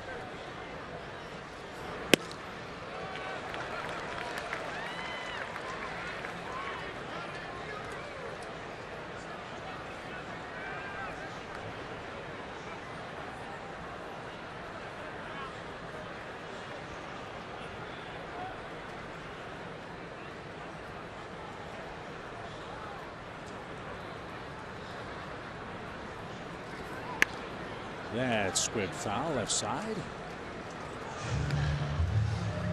This day and age of pitch counts and innings pitched, I saw this date in baseball. Walter Johnson threw his 3rd shutout in 4 days. 3rd complete game shutout in 4 days for the Washington Senators against the New York Highlanders, who were the first Yankees. That was the Yankees' original name. 6-hitter, 4-hitter, 2-hitter. They probably that last one they were probably going, not again. Yeah, right. Big train guy. Big drop off and stuff. Yeah.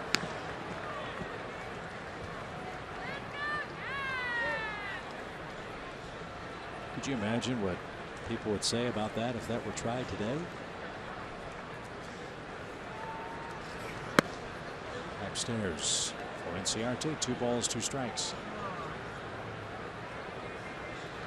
You're going to derail the big train if you let him throw more than 100 pitches. Look how strong his legs had to be.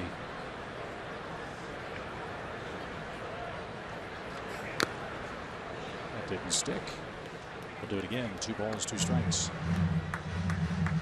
When you got a hitting streak working and you get a foul tip like that gets away and you get another swing, that's always a bonus.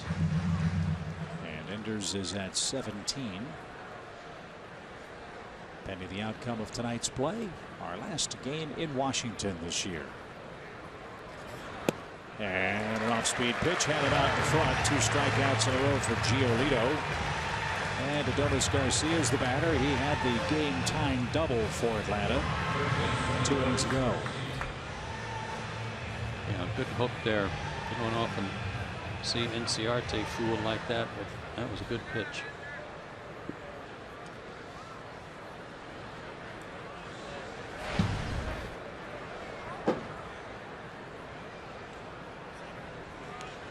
Adonis doubled off Sean Burnett. That brought home Dansby Swanson, and he was swinging for the downs and didn't get it.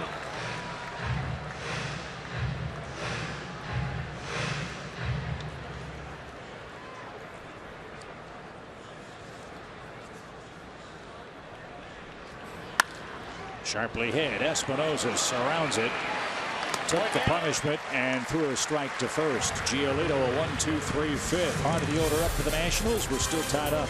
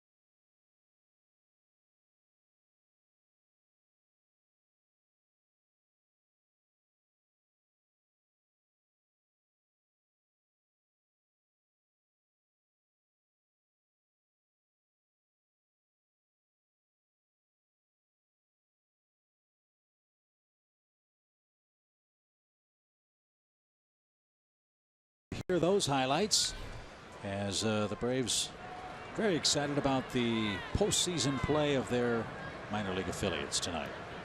Seems like another good outing for Soroka. 7 innings, 1 run. Had a heck of a year. Mike Foltynewicz threw 4 innings of 1-run ball. He scattered 4 hits, one of them to Jason Worth that gave the Nationals a lead. And it was a great at bat by Worth. He spoiled 3 or 4 2-strike pitches, you might remember. on the 11th pitch of the at-bat, he drove home Wilmer Defoe. With a careless play on Defoe's hit, as Joe Peterson laid back, Defoe outran the throw to first, and that turned into the lone Nationals run. Otherwise, Mike might have a 1-0 lead.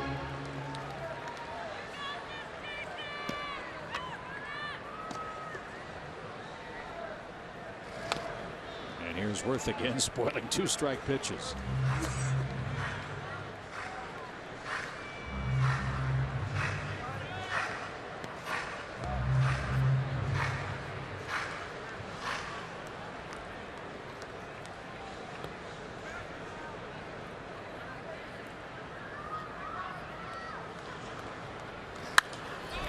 Popped him up. Will it stay in play? Freeman near the tarp and won't have a chance.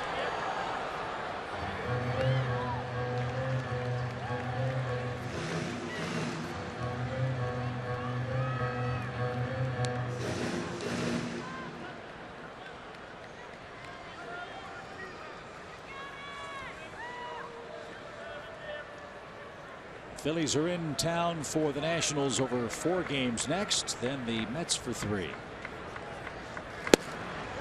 Oh, good pitch. Goodness, how'd he lay off that? Mike wanted it, didn't get it. 1-2.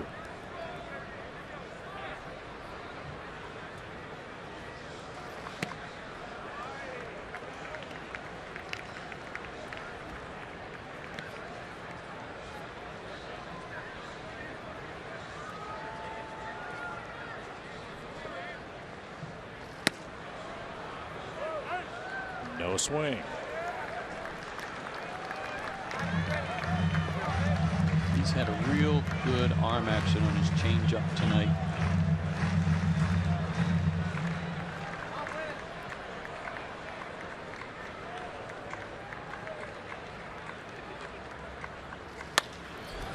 To right and playable.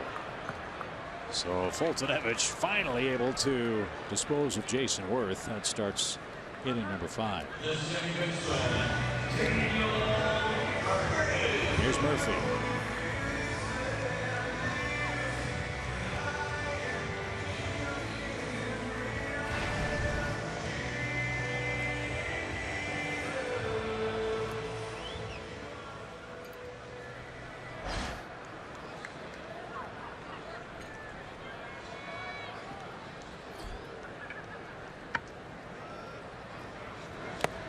Braves aren't playing him quite as much to pull as they did the first game of this series. Remember a ground ball that he just kind of threw his bat at and hit a slow ground ball through the hole between short and third because Dansby was way up the middle, almost behind second base. He's not quite that far over now.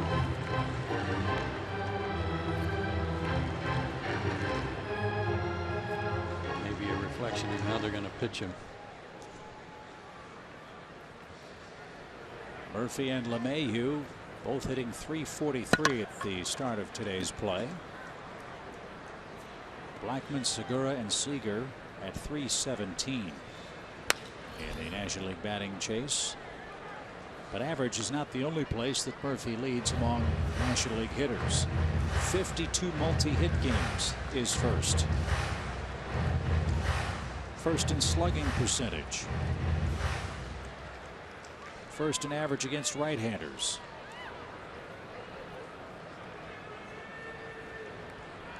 And third in hits. Again, he's hard to strike out. Puts it in play. He's hitting for power. And talking to some of the Nationals people, they said, you pitch him inside, you are playing with fire. Yeah. Well, that pretty much sums it up right there. He took a called third strike in the second inning on a fastball that really was good. It backed up a two-seamer.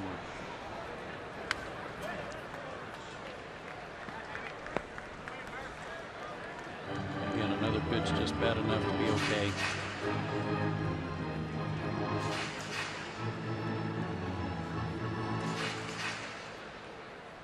I've said this before about his time with the Mets and against the Braves. You know, my recollection was he just wore out the left field line. He hit the ball to left field a lot. Swing and a miss. Wonder how many times Murphy has struck out twice in a game. Mike has done exactly that, and 2 are out in the 5th. That was a hard changeup. That was more like he took a little off and threw a sinker almost. That was his changeup's been 84, 85. That was 88. Same effect. Well, I loved one of your 4 keys. You want it, go get it, right? Yeah. He wants to be good. It's obvious that he's working to get to an upper level in among starting pitchers. And he's got the stuff to do it, and he's been aggressive and almost tenacious to a point that it sometimes is a detriment because he's fighting himself a little bit.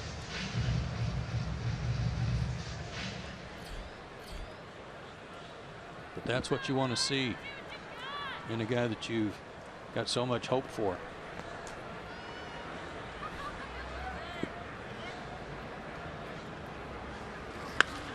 What I like is this ball skied to left by Harper.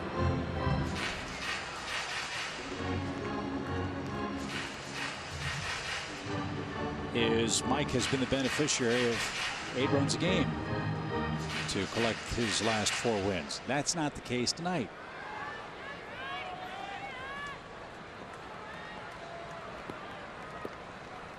And he's got Harper behind 0-2. And that one bounced up there. 1 ball, 2 strikes. Point being, Mike has to pitch tonight.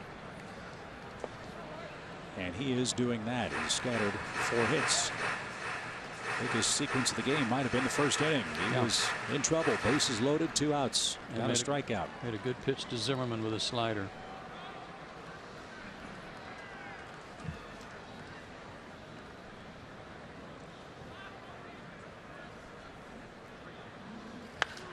High fly ball. Swanson drifts out. Kemp will join him, and Matt makes the play, and that retires the side. 3 more up, 3 more down for Mike Fultonevich. Freddie Freeman leads off the Braves 6th.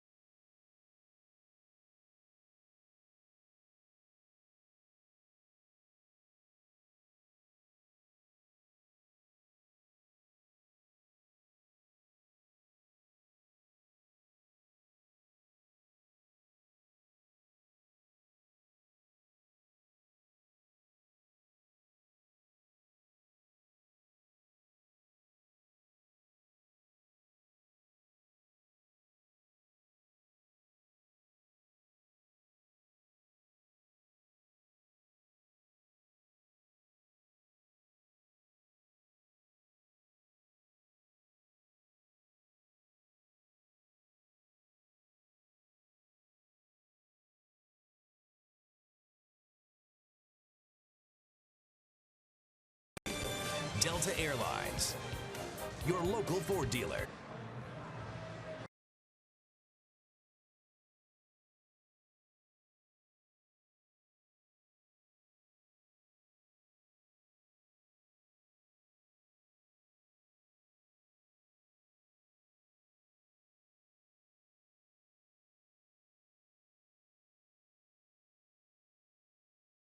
Baseball is sponsored by Delta Airlines, your local Ford dealer, and Xfinity. X1 from Xfinity will change the way you experience sports.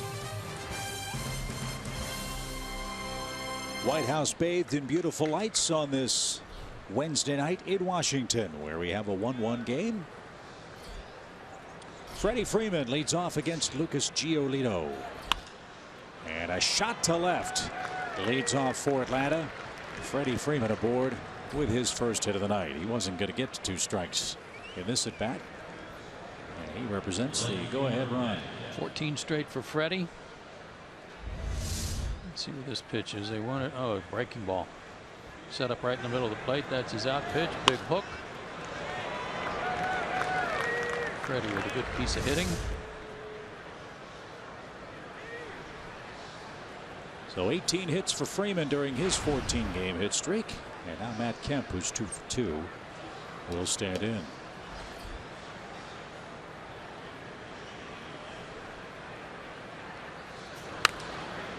Popped up left side or right side, I beg your pardon. And just out of reach of the third deck.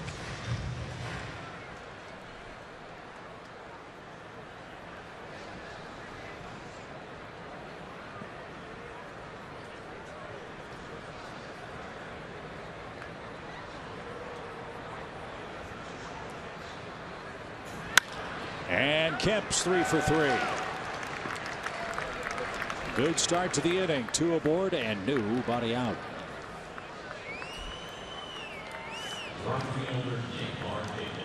Well, he's been on it tonight. Nice controlled swings.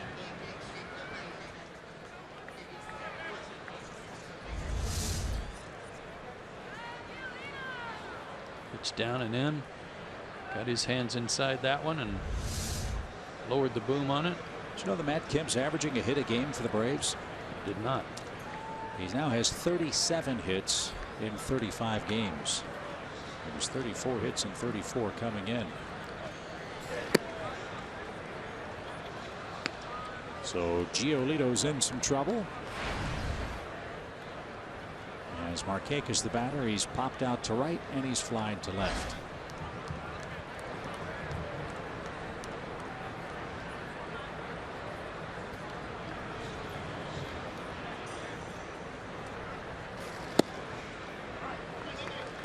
No word yet on what's ailing Steven Strasburg. Nothing's been announced.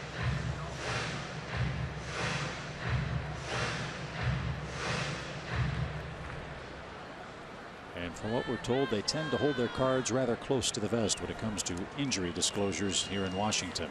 Yeah, I understand that. I don't blame them. 1-1. But it was pretty obvious the way what we saw in video about him shaking his arm and flexing his right arm, that something wasn't right there.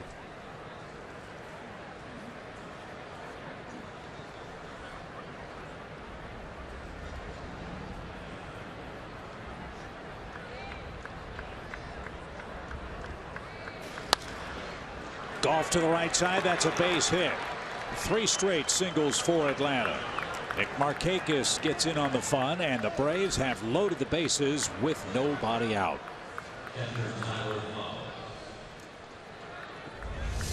That's what you like to see. Another fastball down and in. Not a whole lot different from the one thrown to Kemp, only this one's left-handed.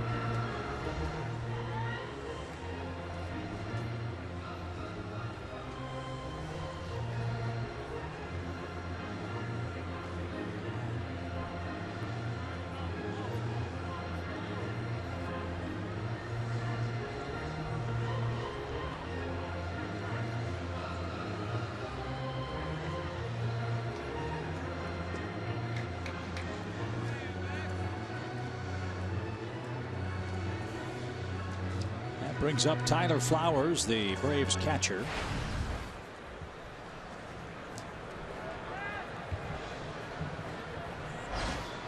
Last 12 games, Tyler has 15 hits and 7 RBIs. He's been very good with runners in scoring position this year. Broken bat, and it's headed to the seats. I think the barrel clipped someone on the way by. Did it break, or did he just fling it? It sounded like, it didn't sound like solid contact, so I thought he broke his bat. But fans being attended to down beyond the Braves dugout. In the dirt.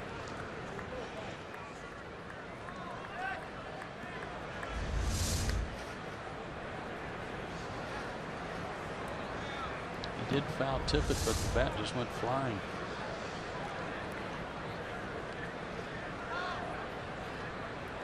Great numbers. Choked up on the bat a little bit.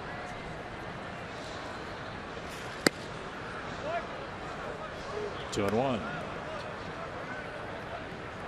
Tyler has had 7 at bats this year with the bases loaded. He's looking for his first hit.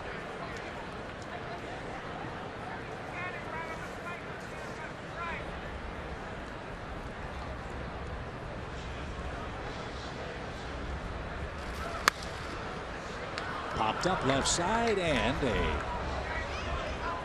fan from Woodrat, Virginia makes the play.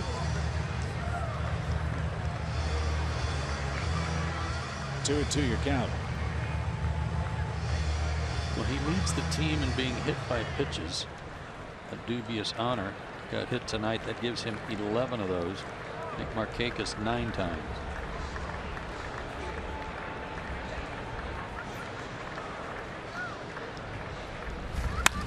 Bouncing ball up the middle. Diving play. Glove flip. What a play. Espinosa robbed Tyler Flowers of a hit. And he might have saved a third Atlanta run. The Braves do take the lead on a spectacular diving stop up the middle and a glove flip to Murphy at the bag. I don't think he'd even stop sliding when he's trying to get into position to flip it. What a play. That is big league stuff right there.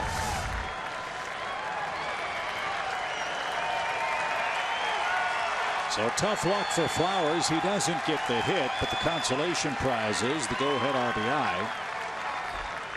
And Chase Peterson, the hitter, with runners at the corners now and 1 out. 2-1 Braves lead it here in the 6th. Fly ball slicing and again into the seats.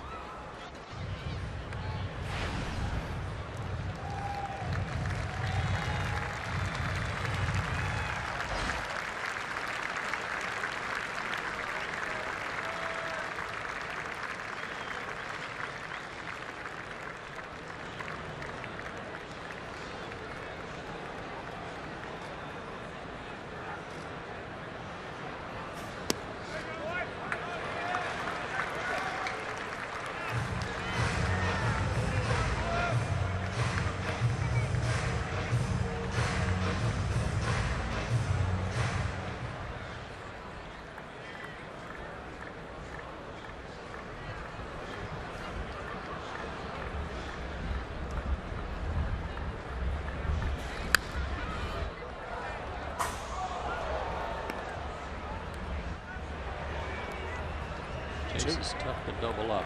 Anything but a strikeout here. Put the ball in play. Get another run in.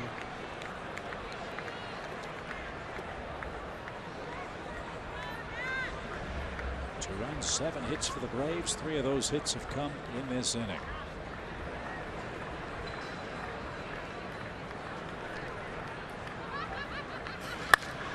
Ground ball to second. There's one. Espinosa with a cannon. And the double play gets the Nationals out of the inning. Great play by Espinosa, saved the 3rd Atlanta run, but Freddie Freeman scores to put the Braves ahead.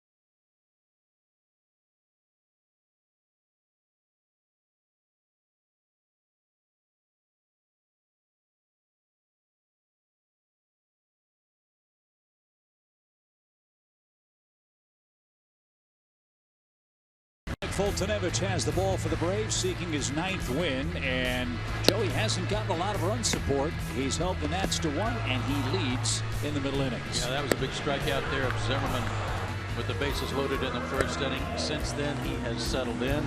Ran into a little more trouble in the second inning when his infield let a runner reach that eventually came around to score. But he has set down 10 of the last 11. 3 walks, 6 strikeouts, and 3 walks, a little higher than normal for him of late. But not the run support he's been getting, and yet he's still dealing. 5 innings, just 1 run. And he's got the 5, 6, 7 hitters coming up here in the home 6th. 2-1 Atlanta. Braves are trying to finish the road portion of the schedule against the Nationals in the win column. Wins have been few and far between up here. Braves are 1-8 here this season, and 2-22 in their last 24 games played at Nationals Park.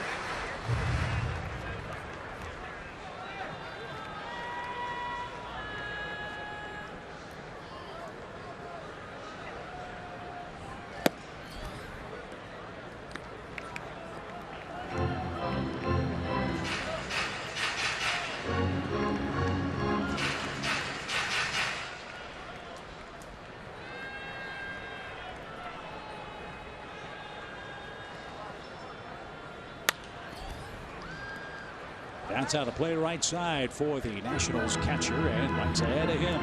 Oh, what a difference that makes, huh? Get 2 strikes. And when you've got 96 or 97 in your pocket, it's a great weapon because the hitters have to respect that.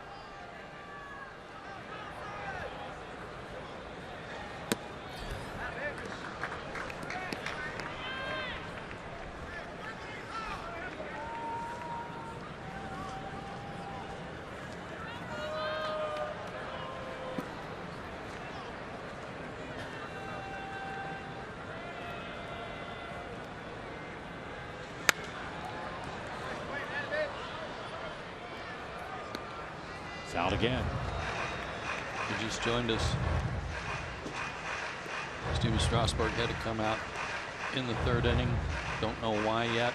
No announcement. If it's something long term, that puts a big crimp in their postseason plans. Ripped toward left, and that's real trouble. That's going to one-hop the fence, and Ramos is going to chug into second with a leadoff double. Well, you had to figure that for Washington, it was going to be Scherzer, Strasburg, and Roark. 1, 2, and 3 in rotation. Just a guess. And you're right, if Strasburg can't go, man, oh man, that's crippling. That was a changeup that left on the inner 3rd of the plate, not where he wanted it. So back to pitching. Yeah, they've got a lot of candidates down there, including Lucas Giolito. Yeah. They can always go with a bullpen game. But it's a real shame. I mean, Strasburg was having a career year. Remember, he started 12-0 before the All-Star break. 12-0, a 2.62 ERA. He was the toast of baseball. Everybody said, all right, this is the year that Strasburg has turned the corner. He's healthy. He's got his contract straightened out. And he's on his way.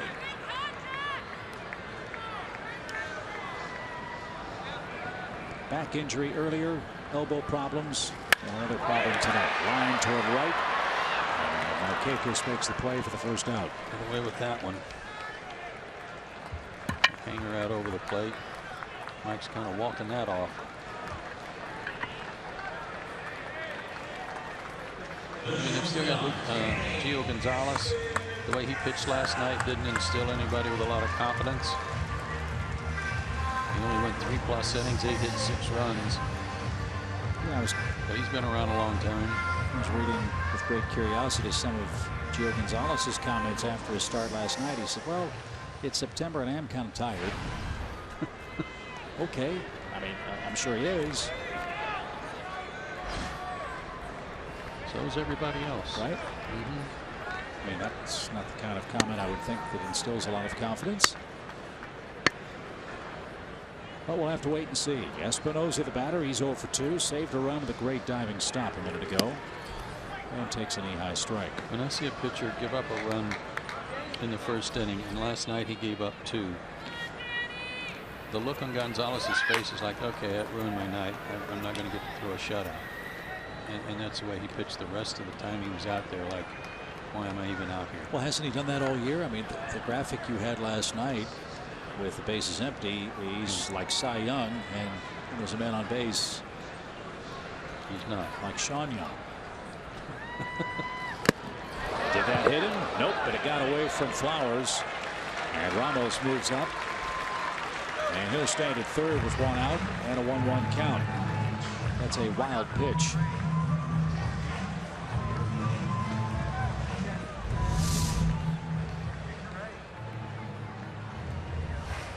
Set up away. Tyler goes into that receiving mode of trying to get low to give that target, like in that case with his right knee down. That really inhibits his ability to cross over on a pitch that might not hit the target, and he couldn't get to that. The infield comes in for Espinosa, who was late at 96. A strikeout here would be nice, or an atom ball.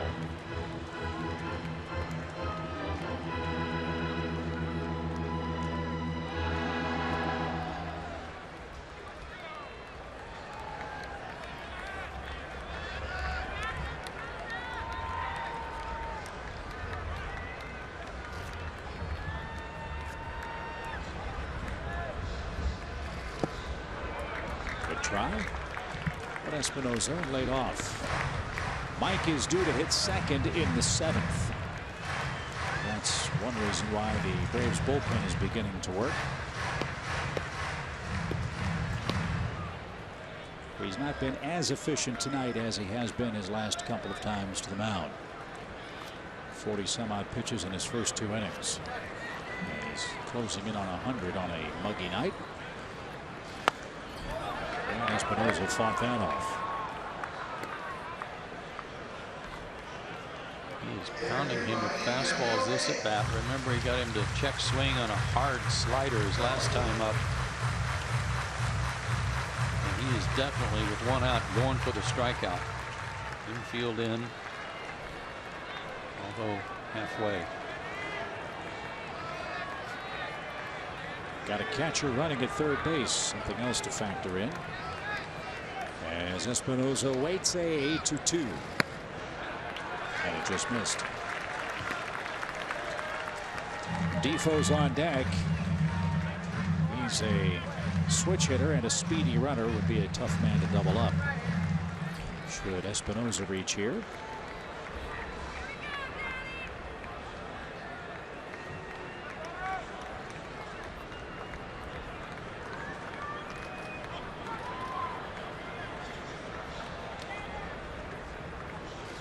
Swing and a miss. Espinosa's down on strikes. That's a big pitch. And Fultonevich fired up about that. He received the baseball midway between the mound and the plate after he got Espinosa for the 2nd out.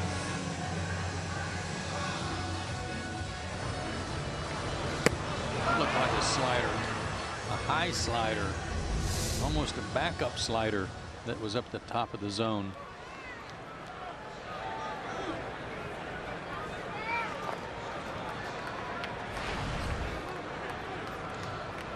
So the infield can back up for Defoe, who has an infield hit and a walk. He's the 8th place hitter. Don't relax just because you got Espinosa.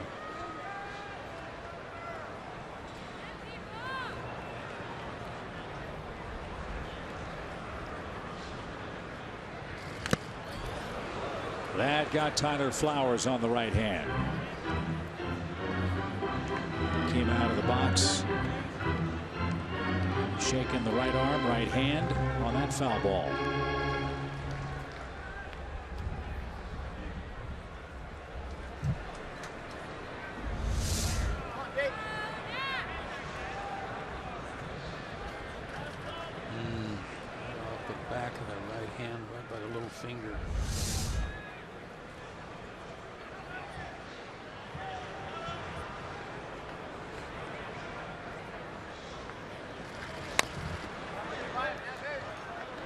Defoe hit that ball before it hit him. Well, there really was something to it when Johnny Bench came to the big leagues. He'd been taught by his dad to be a one-handed catcher. Keep that right hand protected.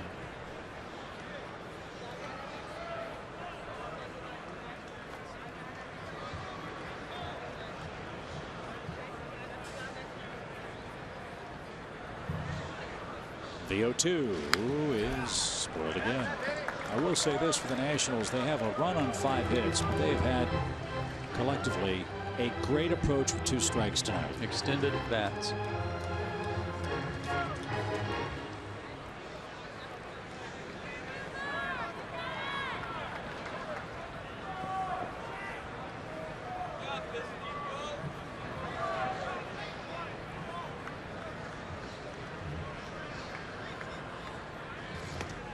That one got away. Ramos went halfway, and Foltynewicz got to the plate and was ready for the tag before Ramos scrambled back to third. That was nearly disaster.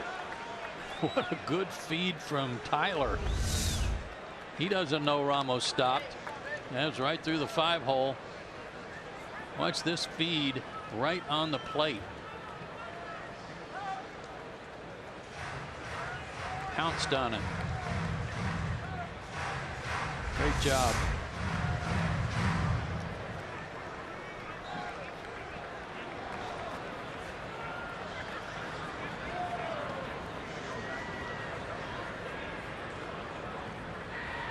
So the count 1-2 for Defoe.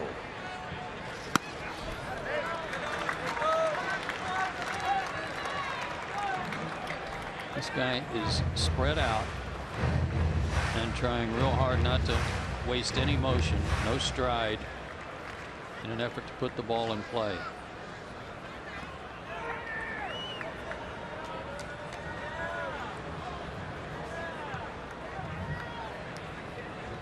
Right up on top of the plate, too.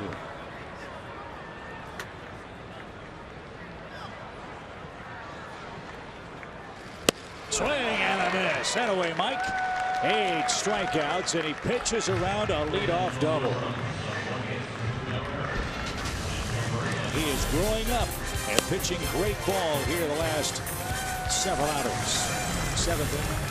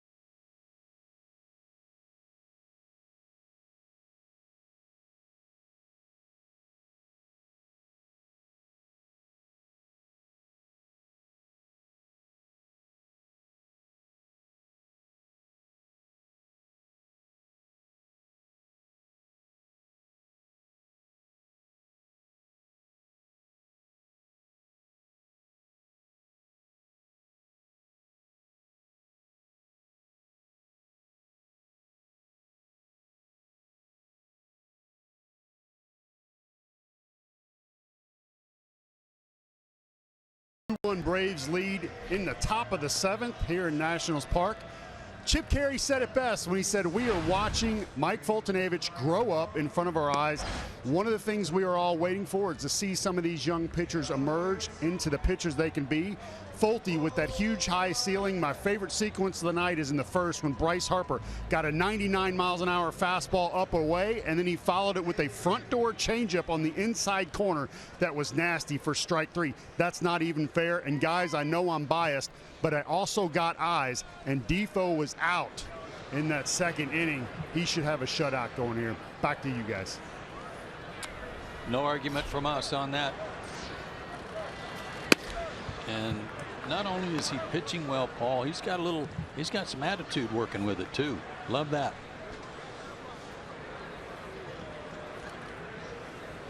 So he's in front of the cooling fan on this steamy night. 6 innings, 8 strikeouts for Fultonevich. He leads 2-1.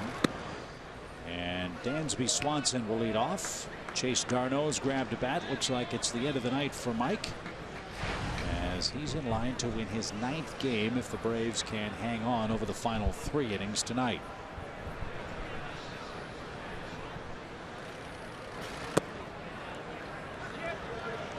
Well, that was one of Joe's keys. You want to be the #1 type guy? Well, here's a great chance. You're facing a playoff bound team on the road, hostile environment, a place where the Braves haven't played well. You're facing a 15-game winner as your opponent. Get after it. And he did. He fell behind an early run and then got a little angry, I think. You guys made a great point about him being an emotional pitcher. So is Julio Teheran. I think that's a good thing as long as you can control it. You saw him getting upset on the call that wasn't overturned. And then that was a tough last inning. Swing and a drive deep left field. Dansby Swanson's first homer over the fence in the major leagues.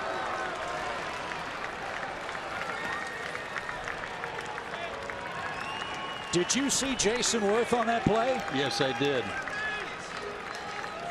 He tried to fake out the crowd, but there was no denying that ball. It was hammered deep into the stands. The fans throw that ball back on the field of play. Let's see if that one's returned to Swanson.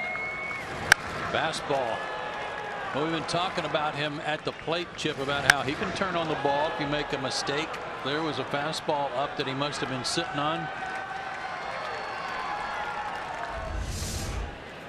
Second homer in as many nights, and that one he could trot on.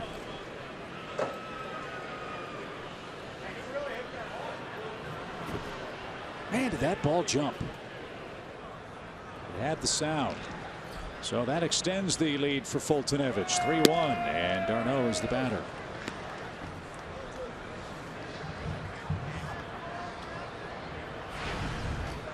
What a difference it's been for the Braves on the road.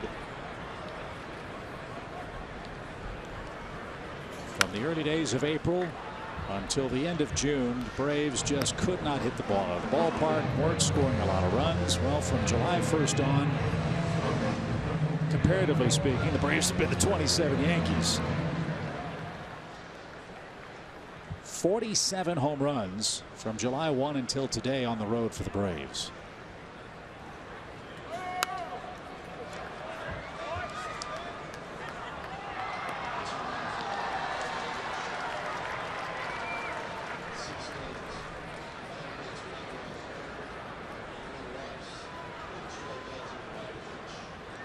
So it's 3-1 for Darno, who fouls it away.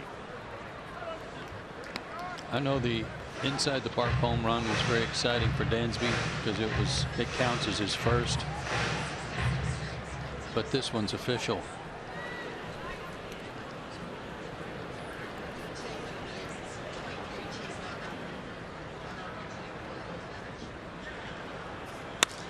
And that's called foul. They're a little behind on their announcements of the pinch hitter. Darno's been up there for a couple minutes. They're just announcing him now. Well, they said something a minute ago about Frank Howard had moved over to third base. That was a little tardy. Chase has done a heck of a job off the bench. .391 as a pinch hitter, top average in Major League Baseball. In fact, he's at .344 in his big league career in a pinch. And with his Southern California carefree attitude, this might be a great role for him. And now he's fighting with 2 strikes. 7th inning, 3-1 Atlanta. Run scoring hits for Adonis Garcia. Dansby Swanson and Tyler Flowers with a bases loaded ground out also brought home a run. that one had the center of the plate. 8 pitches, though, for Darno. And he's retired on strikes for out number 1. And Dusty Baker is on his way to the mound. Giolito will be taken down after 3 1/3 innings of work. And with the pitcher spot due first in the bottom of this inning, the Nationals skipper will employ a double switch. So the Braves get their first look at Lucas Giolito. They tag him for a couple of runs. He'll depart. Atlanta 3, Washington 1 as we continue here in the top of the 7th.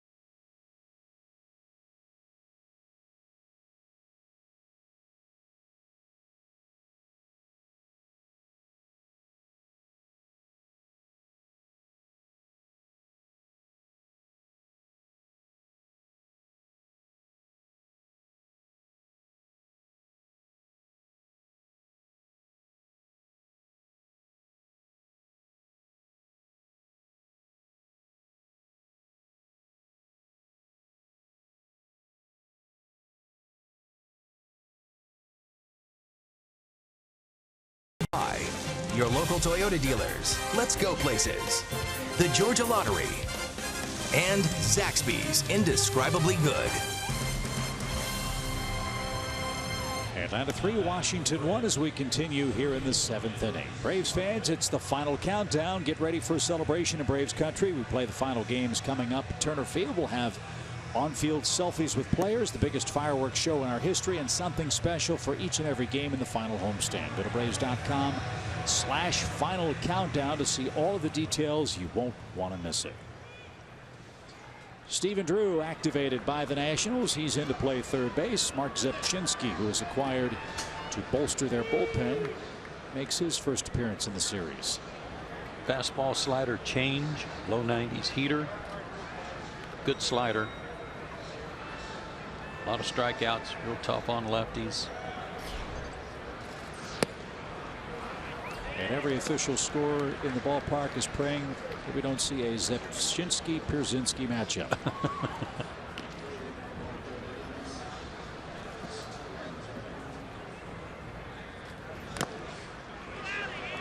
It's getting serious for Ender tonight. He's 0 for 3. With 2 groundouts and a strikeout, he's got a 17-game hitting streak on the line.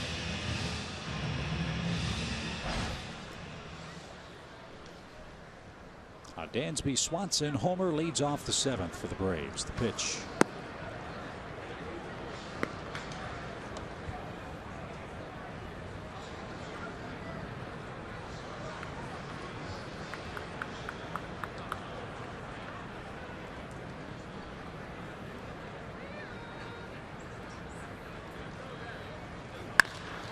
Bouncing ball to Espinoza. Friendly hop. 2 out. Ender's 0 for 4. Ender's the first Atlanta player, by the way, with 2 hitting streaks of 17 games or more in the same year. Is that right? There were 3 players that had 2 streaks of 16 games. Felipe Alou, Gary Sheffield, and J.D. Drew. In Atlanta Braves history. Braves need a rally to get Ender up for another crack to extend his streak to 18 games. Here's Adonis. He's 1 for 3, a double back in the 3rd inning. That tied the game at 1. Well, you know, the Nationals are glad to have Stephen Drew back, and no one happier about that than Stephen. He's been battling vertigo. He's had a good year for them, playing part-time.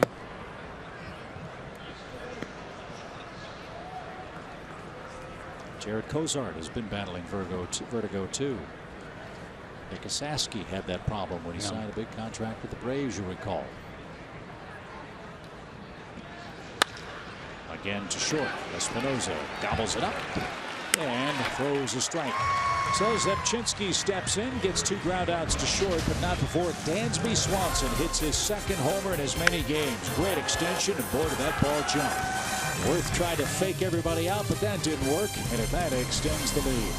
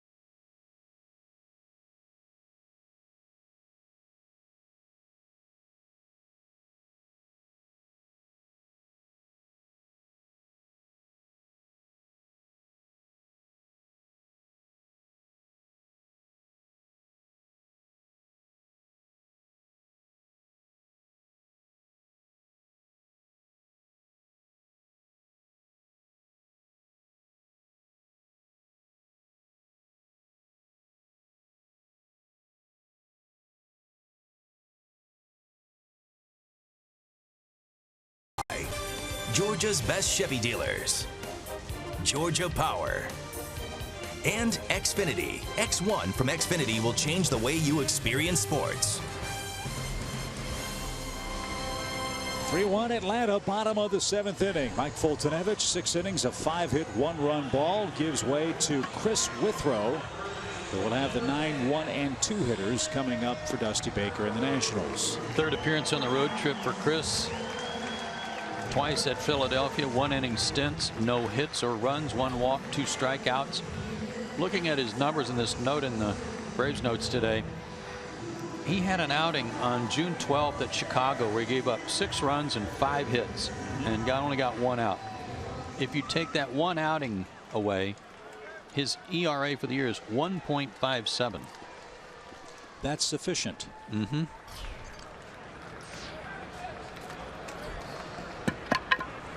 Let's hope he has an easy 7th. He'll start with Drew. First at bat of the game for him. He came in the flip-flop batting order a moment ago. Last 27 games, Drew has 21 hits, 5 homers, 12 RBIs.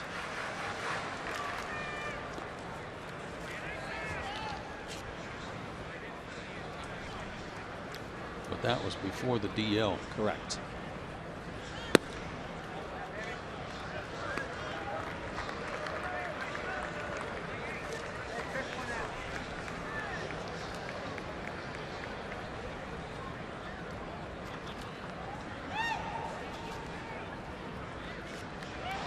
Two balls, no strikes.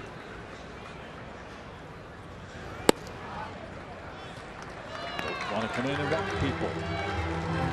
3-0. Especially right here. The top of their order coming up behind him.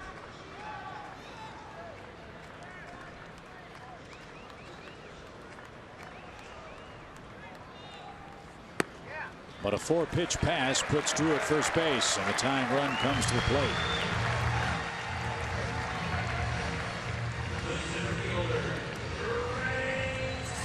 Not the way you want to start.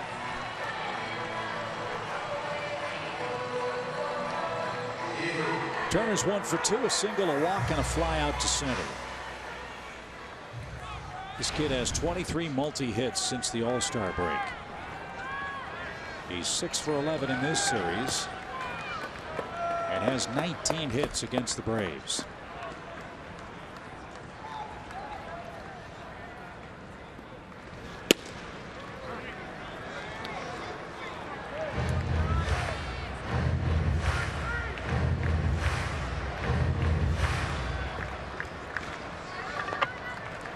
This is his 50th game of the season.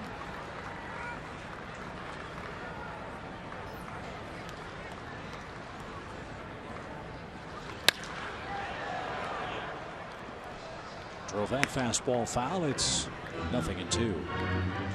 Well, Chris was on the disabled list too for a stint and with some elbow tenderness, and naturally the Braves are going to treat that with kid gloves since he has been just 18 months removed from Tommy John surgery.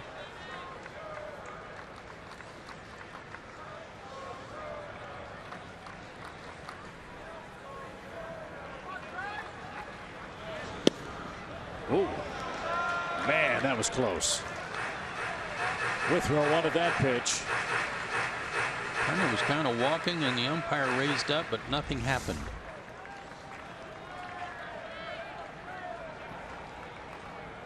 Wow.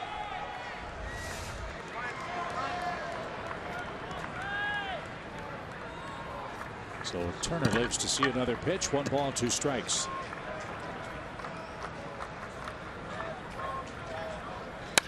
And he drives it into right field, a base hit. 24 multi-hit games for Trey Turner since the break, and if someone knows how to get him out, please send that information to the Atlanta Braves at Turner Field. He is wearing out Atlanta pitching. And the tying runners are aboard now for Jason Worth. That's why those leadoff walks are so bad at that particular point, when he had just come in a double switch with the top of the order to follow Stephen Drew.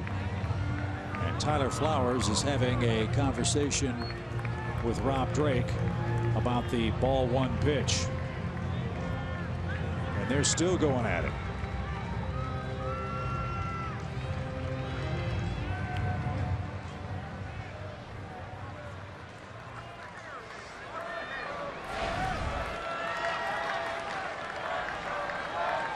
Somebody in the Braves dugout hollered something at the umpire as well.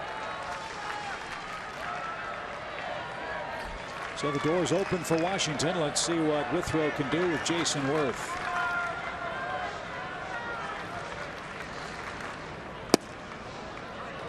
And that one's a strike. Same spot. Yep. Different pitch. Fastball versus slider, but same spot.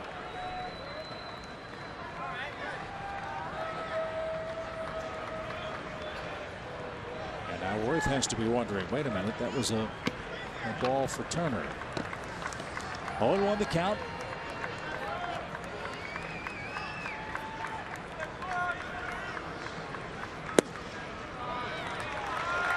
That went a little too far outside.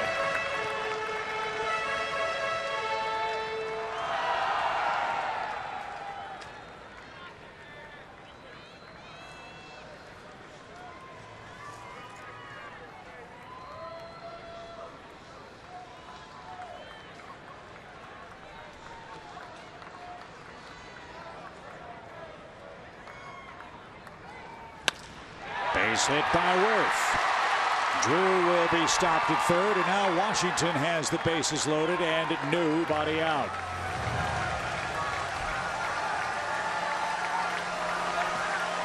Now you got problems because you've got the league's leading hitter, or at least one of them, in Daniel Murphy up. Fastball had a lot of the plate. It was down. Good swing. And now bases loaded, nobody out. Lefty. And whomever is coming in is going to inherit a mess. Leadoff walk sealed Chris Withrow's fate. Bases loaded for the Nationals and nobody out in the 7th.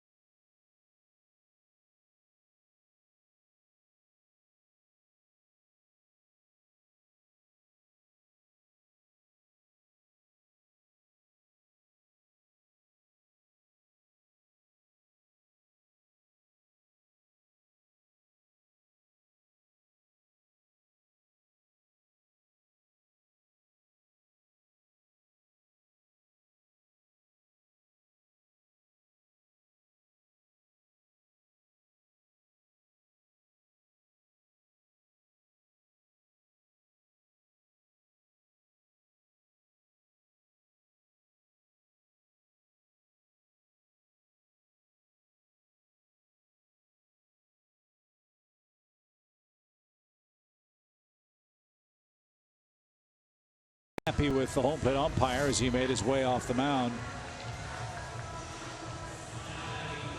He thought he had Turner struck out, but the big sequence might have been ball 4 to Stephen Drew.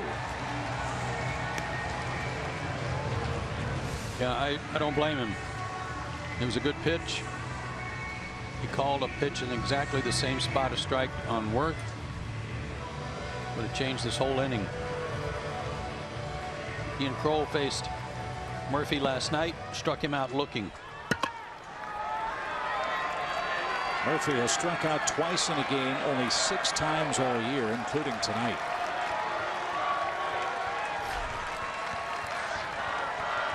Braves will trade a run for a double play ball.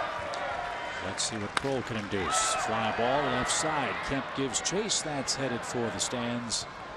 And out of play, strike 1. Interesting swing there. That was kind of a, I'm looking for something in, which is the pitch he struck out on last night. It was almost like an 0-2 count swing where you just kind of then flipped the bat at the ball.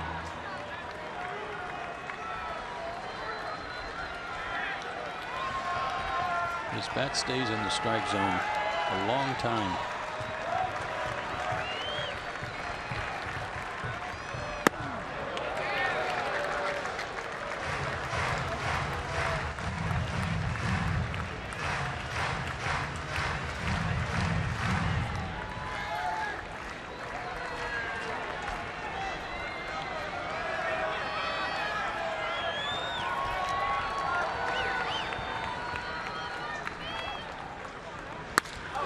Fly ball left center field. Kemp cuts it off. 1 run scores. Here comes Turner around third. Throw the plate is late.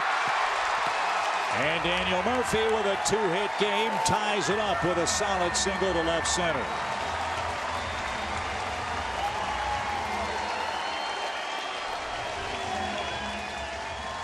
Worth stops at second. 3-3. Not where he wanted it. They wanted it down away. It was out over the plate. Turner froze, made sure the ball dropped, and only his speed allowed him to score. Tyler Flowers was behind home plate on this. I guess he assumed that there wasn't going to be a play, but Swanson got that ball to him quickly.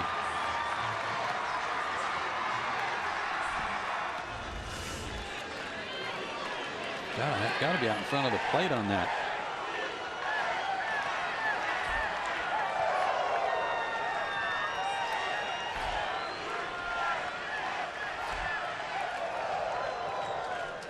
So more trouble with Bryce Harper up there. Harper's 0 for 3. Hits are even. Game is even. 3 apiece. Each team with 8 hits. Braves have left 5. Washington's left 7. 4 straight Nats have reached. It all started with a leadoff walk to Stephen Drew. Did you say this, that 99 and 100 RBIs for Murphy? I did not, but you're right. 100 RBIs. And time was called. Worth was dancing around at second base. That distracted Bryce Harper.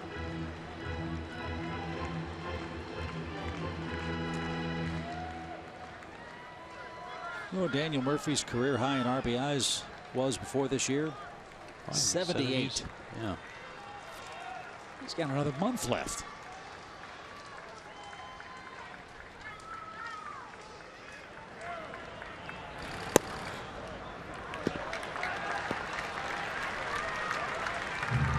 Not sure what was wrong with that pitch. Well, it sounded like a ball, I guess. Huh. Goodness.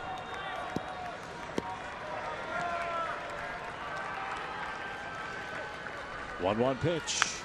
And Harper sprays it foul.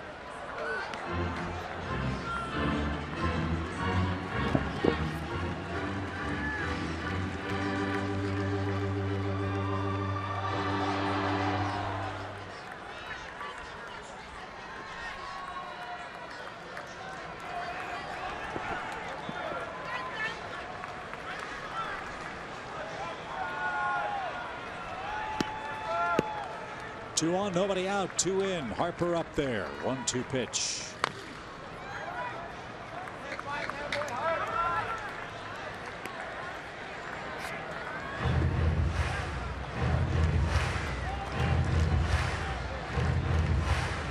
Bryce Harper won the MVP last year, right? Yes. Drove in 99 runs, but hit 42 and scored 118. Murphy has become the 4th Nationals player to drive in 100 runs in a season, and the first since Adam LaRoche.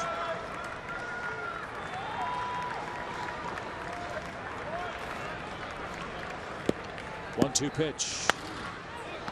Pop fly left side, and again the Nationals battling with 2 strikes.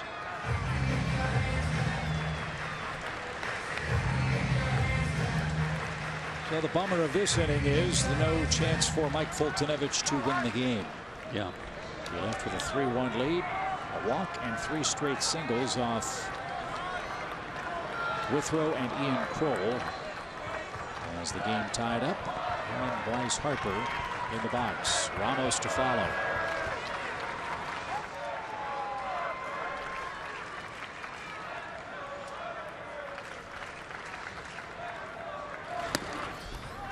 Strike 3. Harper frozen over the inside corner. Second time he's been caught looking in that spot. Maybe the Braves have found a hole. There's the first out of the inning. Well, it was a good pitch too. Wasn't caught cleanly, but it was knee high on the plate. Good pitch. So Kroll retires one of the 2 hitters he's assigned. He strikes out Harper, and he will leave with Murphy at first base belonging to him, and the bullpen gate swings open again for Brian Snitker here in the 7th.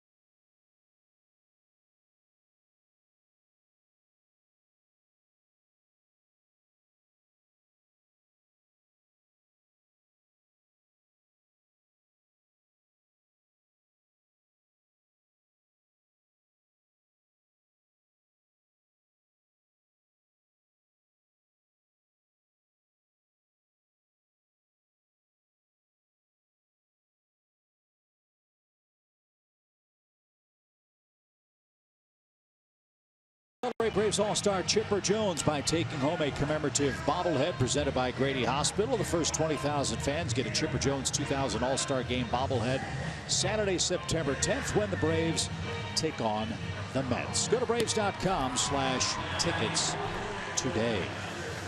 Chipper's watching the game tonight back in his Atlanta home, and he's hoping that Mauricio Cabrera can put out the fire here in the 7th and keep this game tied at 3. Mauricio had been getting a lot of work, and he worked a couple of days in Philadelphia, but he has not worked since the 3rd. So he should be fresh. 2 on 1 out. Stop this rally right here. Started with a walk. Well, if you can get Ramos to hit the ball on the ground, you like your chances at a double play. He's walked, doubled, and grounded out.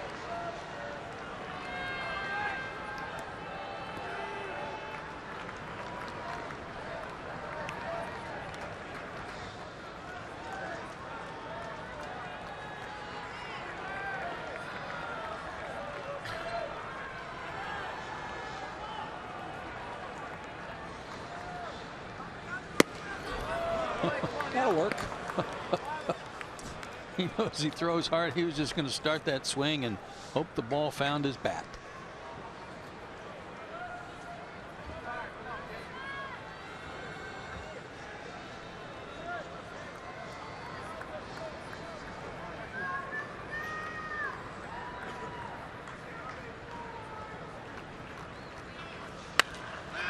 Fly ball, shallow right, and Markakis is going to catch that.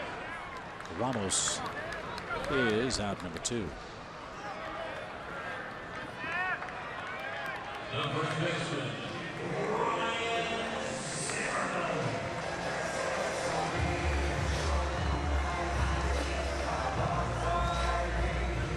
This guy can ambush some fastballs too.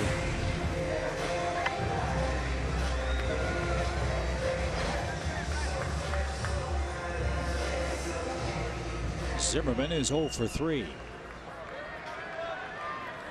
A hanging slider his last time up and hit the ball hard to right field. But before that, Fultonevich had pitched him tough, struck him out, getting him to chase a slider in the dirt in the first inning with the bases loaded.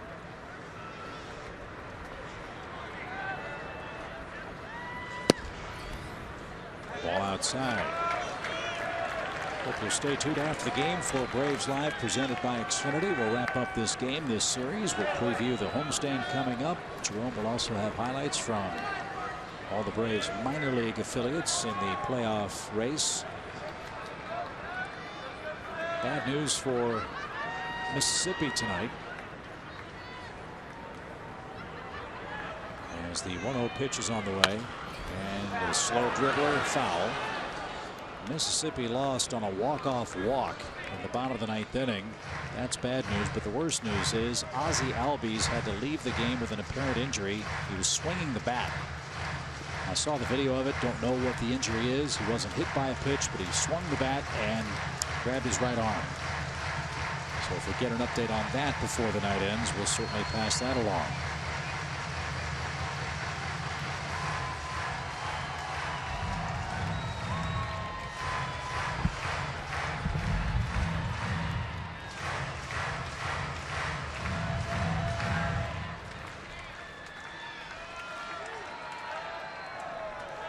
One ball, one strike.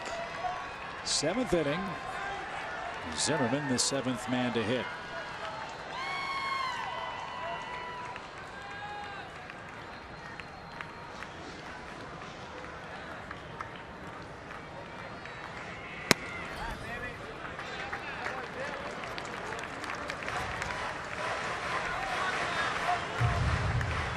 Sure they wanted that pitch in, but it wasn't a bad idea. May serve a purpose if they come back with a slider.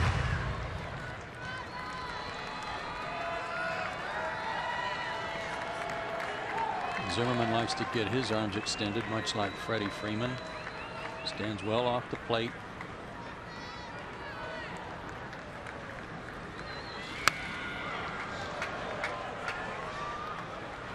But kind of jammed himself on that hanger.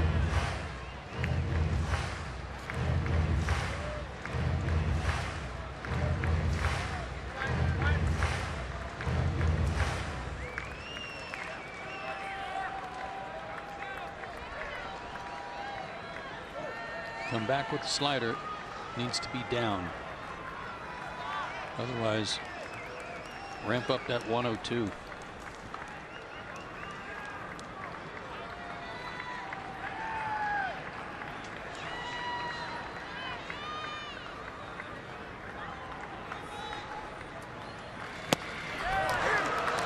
He followed the latter suggestion, and that worked out just fine. So Zimmerman is down on strikes. The Nationals tie the game in the 7th. Murphy with a 100 RBI season.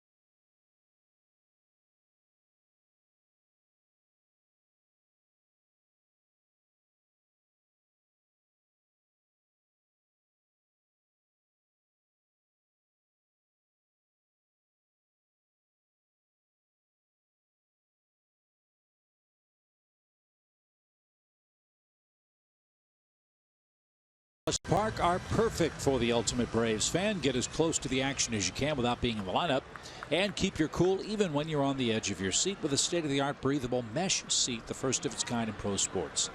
SunTrust Park season tickets are going fast. Get your dugout seats today. Go to Braves.com/dugout tonight. Well, time to start over. We're in the 8th. And Freddie Freeman leads off, and he questions a first pitch strike.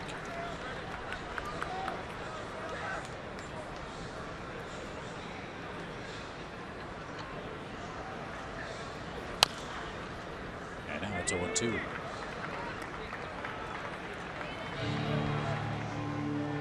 Freeman, Kemp, and Markakis coming up for the Braves.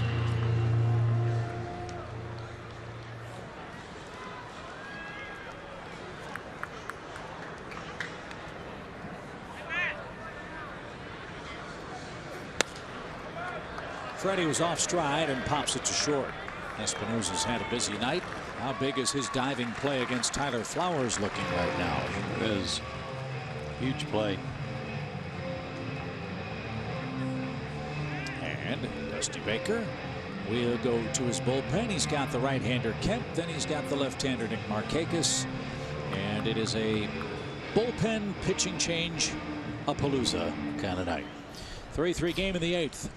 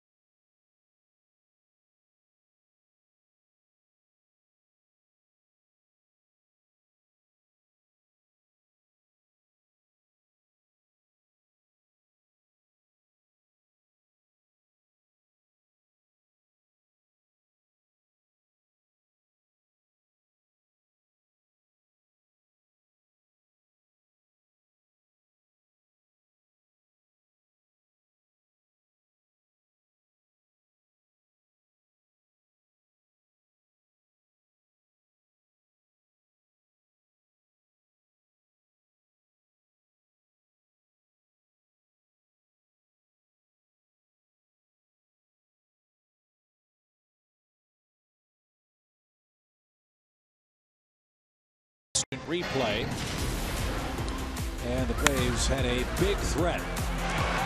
Bases loaded, and Espinosa with a force play on a fantastic drive. Look at the glove flip. Bases loaded, nobody out. That gets through. It's 2 runs instead of just 1, and they got an out. That was impressive. And the run that didn't score because of that Espinosa dive would be the difference in this game. So Blake Trinan's on. This guy's nasty. He's got really good stuff. He pitched an inning and 2/3 last night and was perfect. A couple of strikeouts.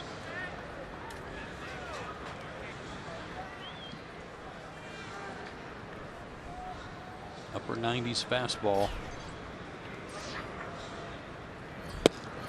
I mean, that sinker is something else. So a glimpse of it there. And you might be looking at the future closer of the Nationals in Blake Trinan. Yeah, Melanson's a free agent, right? I believe so. Don't know for sure. No balls at a strike. Right back where it came from. It ricochets to Zimmerman. A kick save and a beauty. Bad break for Kemp, who is on his way to a 4-for-4 night. And let's see where that got Trinan. It sounded solid way up here in the stratosphere. What a tough break off a tough pitcher.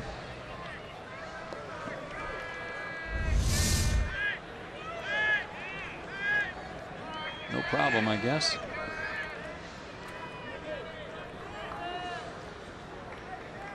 So 2 quick outs for Nick Markakis. Make a base hit last time up. He was the man forced on that great Espinosa dive. Ball 1.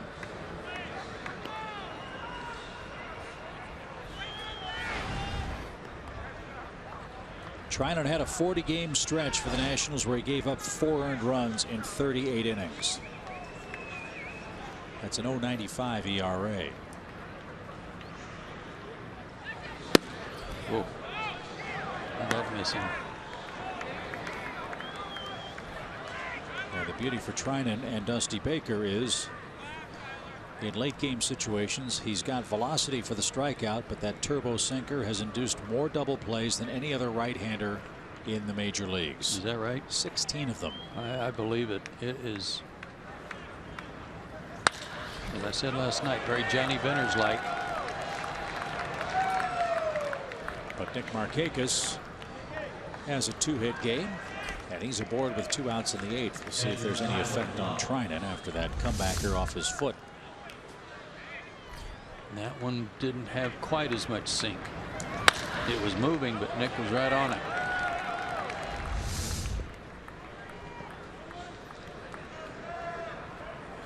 Might have seen that score in the background. Miami shut out Philadelphia tonight. Andrew Kashner worked most of that game in the shutout. Well, maybe they'll let him grow a beard to celebrate. Well, that's where I was headed. Didn't he make some comment about that?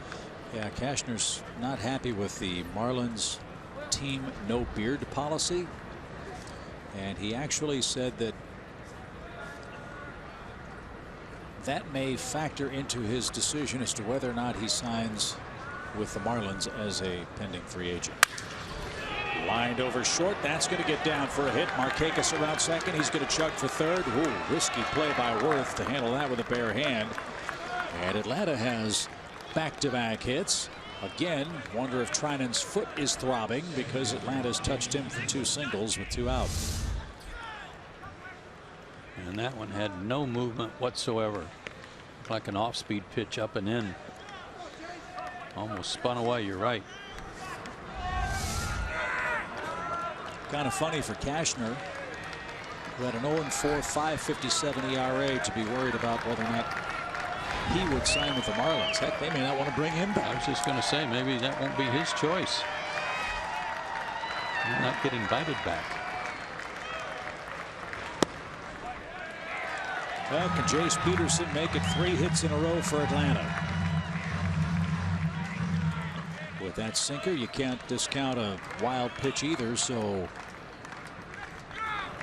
Markakis might try to scamper home with 2 outs. Braves have 10 more hits tonight. They're in a 3-3 game.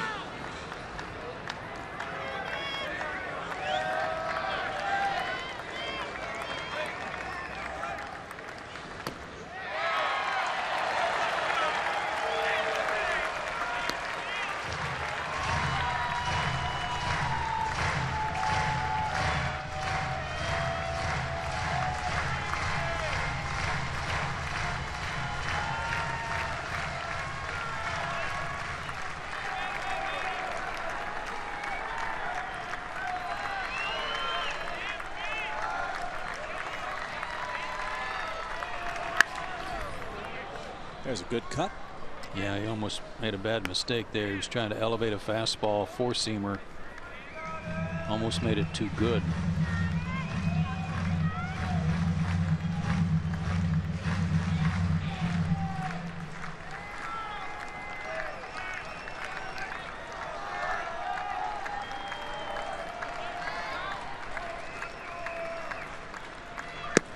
Swing and a miss. Nasty pitch from Trinan. The Braves threaten with 2 outs, but leave Markakis and Flowers aboard in a tie game. Bottom third of the order coming up for Washington. We're in the 8th.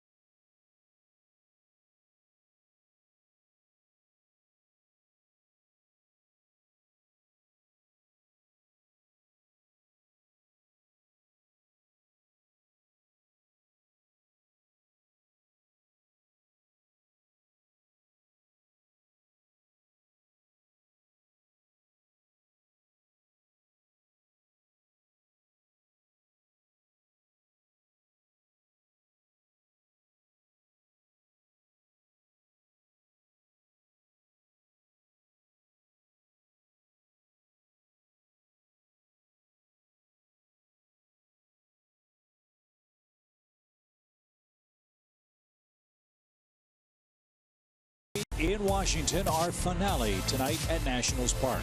Mike Fultonevich, another really good ball game. 8 strikeouts over 6 innings, only gave up 1 run. Steven Strasburg, the story tonight for Washington, because he had to leave in the 3rd inning with an apparent injury. We don't know yet what that injury is. Dansby Swanson and Daniel Murphy both with good nights tonight. Swanson hit a home run, and this one went over the fence. Matt Kemp's also had a good night. 3 hits. And could have had a 4th were it not for the size 13 shoe of Blake Trinan. So here's Espinosa. He saved a run with his glove. He'll lead off the 8th. Cabrera's back on for the Atlanta Relief Corps and delivers a strike.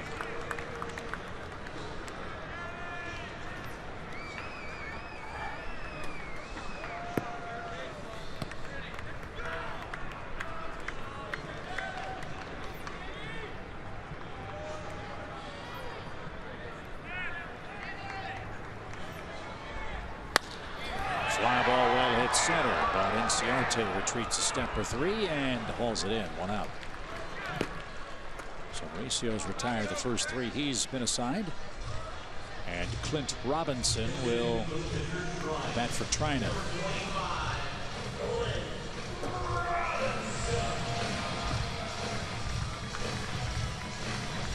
Robinson's a very important player for the Nationals. Should Zimmerman have any more injury troubles, Robinson could step in and play first base. Plus, he's a left-handed bat. They can call on him in a pinch. He has been their busiest pinch hitter this year. This is his 45th pinch hit assignment. He's got 9 hits, 1 of them a home run.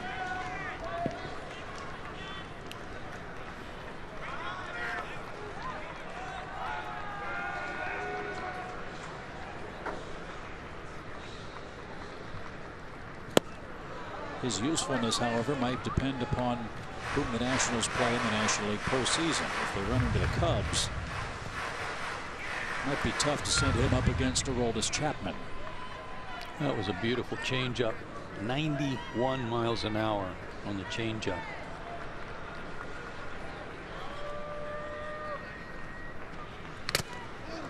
And Tom Glavine just groaned when you said that.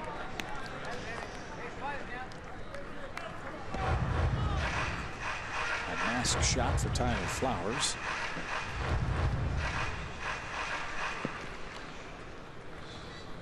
All the hardware is in place. 1 ball, 2 strikes.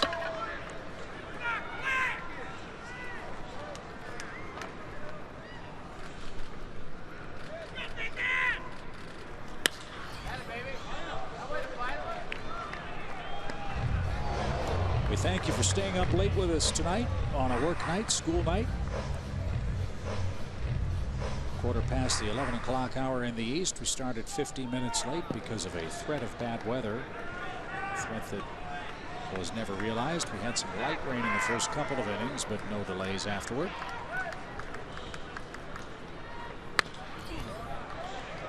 And here we are in the bottom of the 8th inning.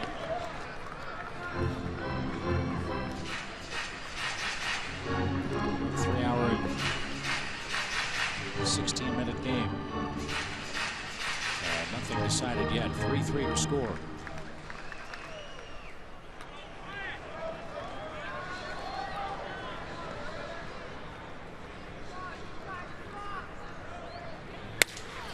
Broken bat. That's foul at first.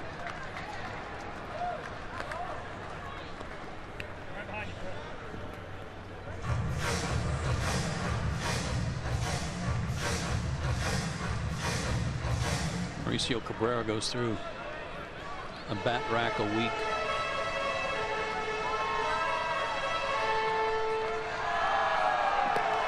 I think that would be a clever marketing ploy for a Major League Bat company. Get a hard-throwing pitcher who breaks a lot of them. That's exactly what he'd say. My name's not on the barrel, but my fastball sure is. The handle, right? Yeah.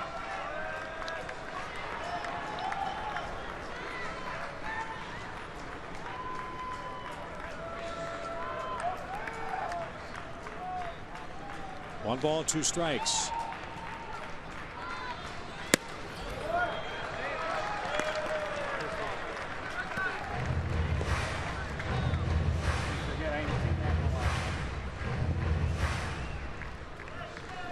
5 other games still in progress in the big leagues. Get you caught up on those shortly. One's on play. 2 balls, 2 strikes, 3-3 game. Bases empty in the Nationals' 8th. I bet the Nationals have fouled off 500 pitches tonight. Feels like it, doesn't it?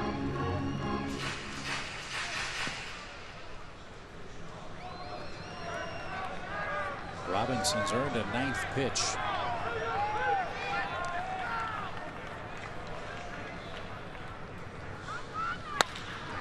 And he smokes that one to second. Hard hit ball, but he's the second out.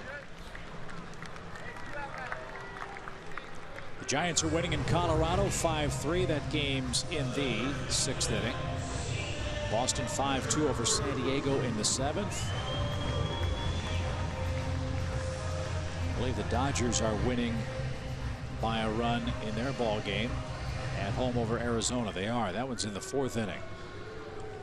Miami, Milwaukee, Pittsburgh, and the Mets were National League winners tonight. 2 outs for Drew. He drew the leadoff walk in the 7th. A 4-pitch pass issued by Chris Withrow, who gave up the game tying runs in that 7th inning. It's not often you get a chance to say Drew right back to back.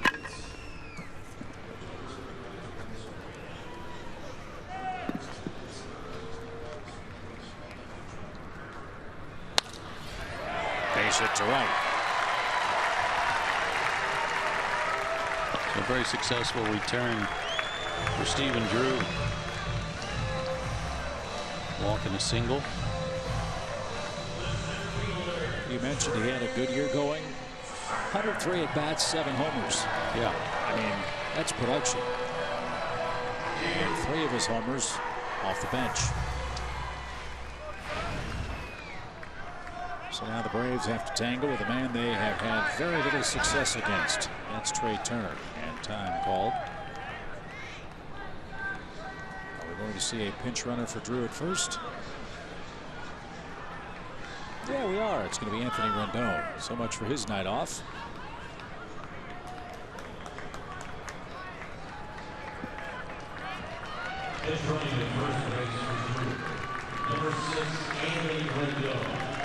So Dusty Baker being careful with Drew.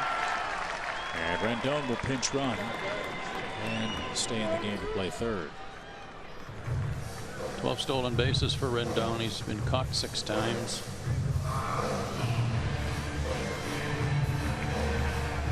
Obviously can stay in the game and play third base. So when I think about stealing, Davey Lopes talking to him about that, about his move. Then even if he gets thrown out, you still have him in the game. And if Davey Lopes talks to you about stealing a base, you better listen. 2 more hits for Turner tonight. He scored the 3rd run for the Nationals. And no swing.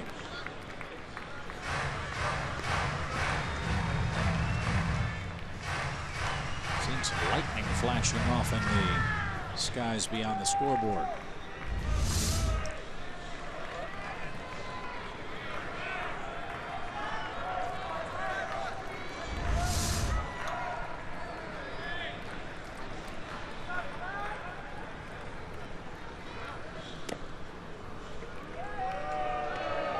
Yankees swept Toronto tonight 2-0. How about that? White Sox over the Tigers 7-4. Baltimore lost 7-6. The Twins came back and beat the Royals tonight. Cleveland won over Houston 6-5.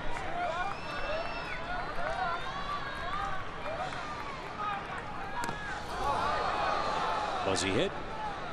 Nope. Foul ball. 1 ball, 1 strike.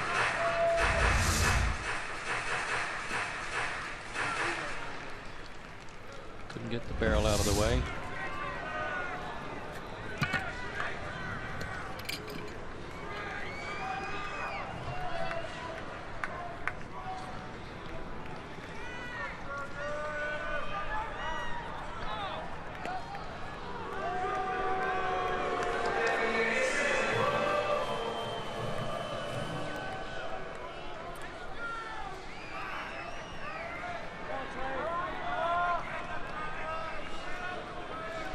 Rendon bluffed going.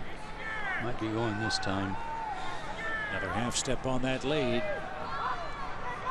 He is going, and then he stopped.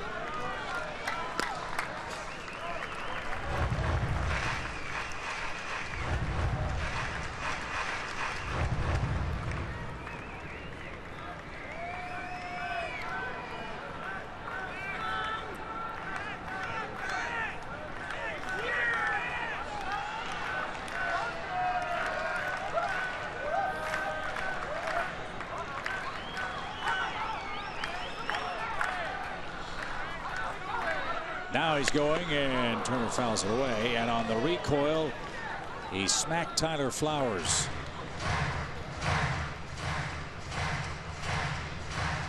He got hit in the bare hand with a foul tip earlier tonight. And it's his left hand, wasn't it, that was broken on the pitch? Oh, maybe the elbow. Yeah. And that's the elbow, of course, that was struck by a pitch a few days ago. Right.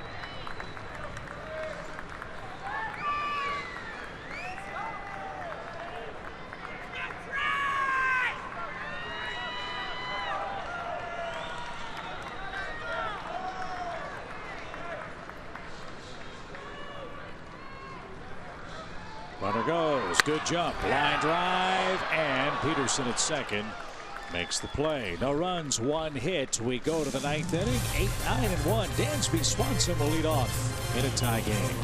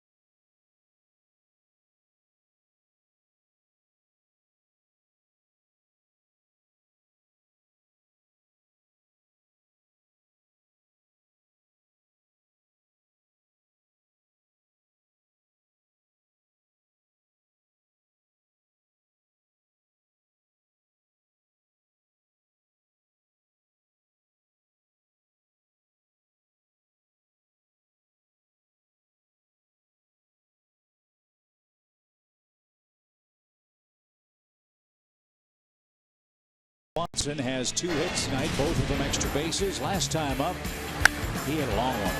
He had a double to right earlier in the right field corner. This one a no-brainer and no doubter into the bleachers in left field. Don't have to run quite as hard when you hit him in the seats. Dansby. 2 in 2 nights. Sean Kelly on to pitch for them. He's got good stuff. He's the guy, though, that gave up the home run in extra innings to Jace Peterson on a walk-off win at Turner Field the last time they were in town. Low to mid-90s fastball with a real good slider. 202 average against him by right-handers.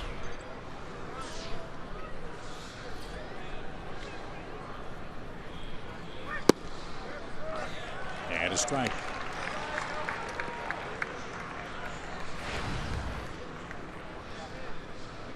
Most of the crowd of 19,000 plus has headed for home or the last train.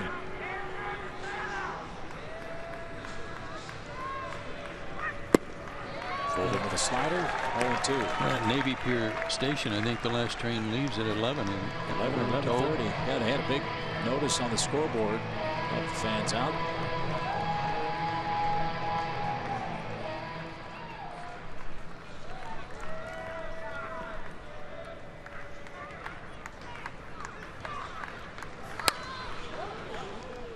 liking all this lightning we're starting to see pop around the ballpark.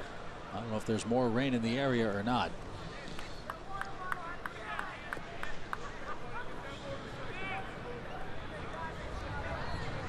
But there's thunder with that lightning too.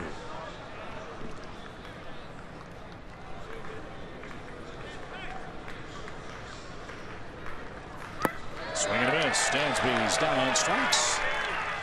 And they'll throw him out at first. 1 away.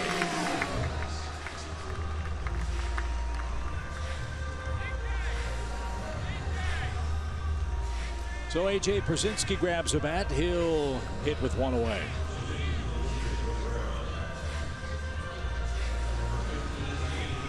Yeah, there is some weather around us, but not really on us right now. Cabrera went an inning and 2/3, gave up a hit, struck out a batter.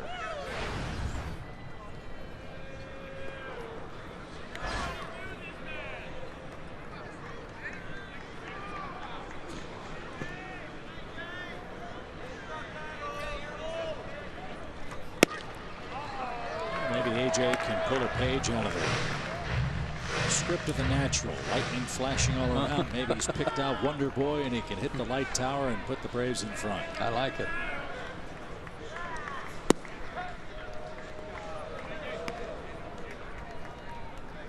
So does that Braves fan.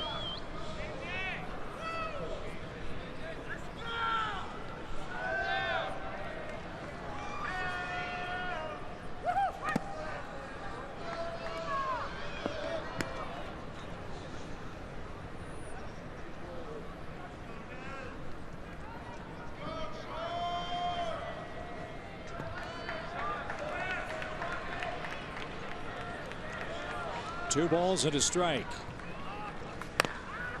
That's fouled away. Actually, it was the Savoy special that was the. Oh yeah, after he broke his bat. That's right. He broke Wonder Boy. That's a critical factor. 15th pinch hit appearance for AJ. 3 for 14. A couple of RBIs.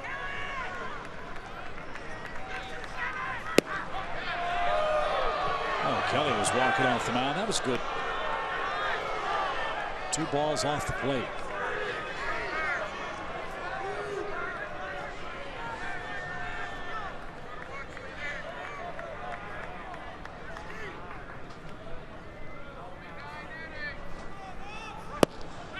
And AJ takes a walk.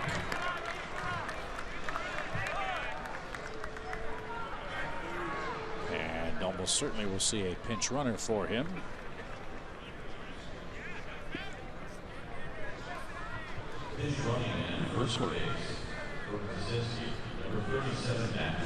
So Whistler will represent the go-ahead run. A.J. Pierzynski with a 1-out walk, and yes, the Braves lineup does turn over, so Ender Inciarte gets another shot to extend his hitting streak.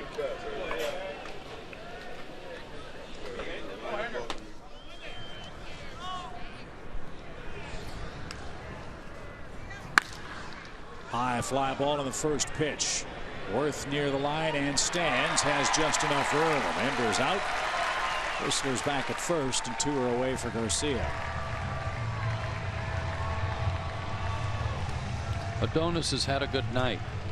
He struck out his first time up against Strasburg, then hit a double off of him to right field, and his last 2 at bats against different pitchers, he has scalded 2 balls right at Espinosa. One that Espinosa just, if he could have gotten out of the way, he would have, but he couldn't.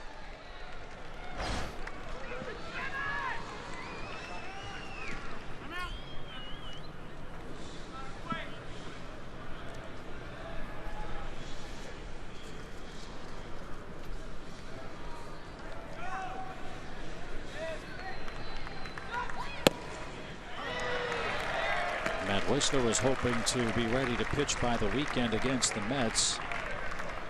Teran, Gant, and Perez will be the 3 Brave starters. I would assume if he's able to run the bases, he'll be able to pitch at some point on the upcoming homestand. We'll wait and see. And quickly, Garcia's down to his last strike. Saw him yesterday in the clubhouse, asked him if he was feeling better. He said yes. Good. Well, that's a good sign.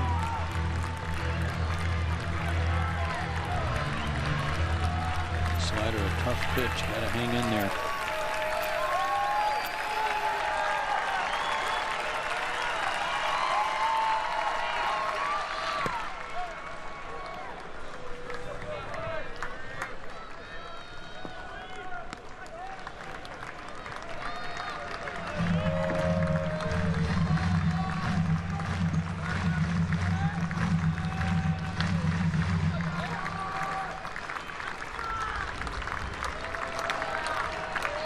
The 1-2 pitch for Adonis is popped up. And Worth will charge in. He's underneath. And this game's headed to the bottom of the 9th inning. Worth, Murphy, and Harper coming up for the Nationals. Our game tied 3 apiece.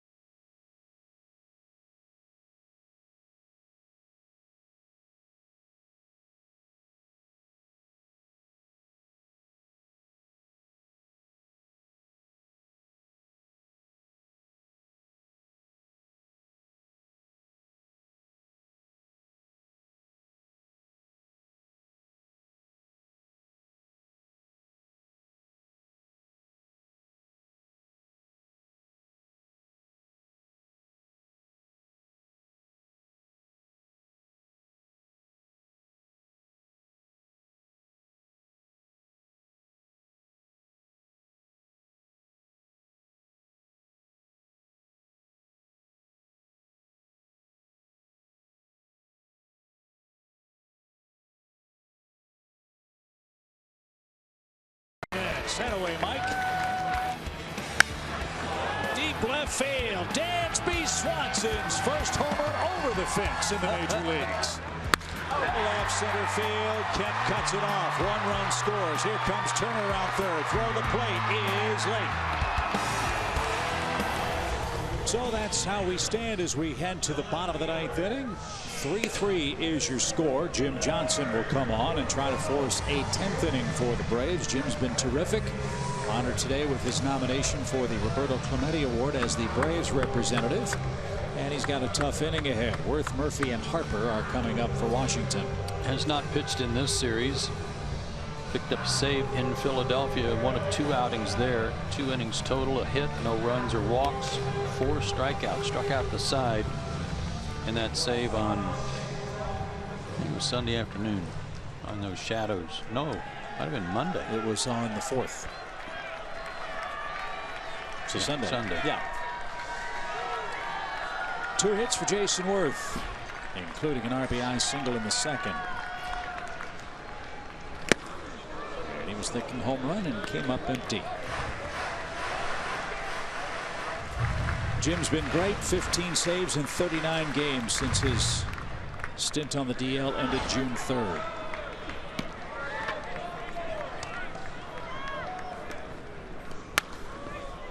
And popped out of play. He had a very impressive strikeout run from July 23rd to August 25th. He struck out at least 1 hitter in 15 straight appearances.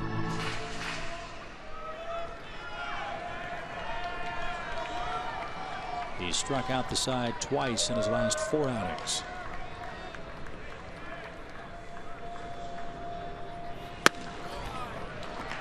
Two. His fastball's popping 95 miles an hour. Yeah, he's a strong dude. Boy, he's got real strong legs. Solid. Healthy. Freeman at first. Handled a tricky hop. And takes care of Worth for the first out.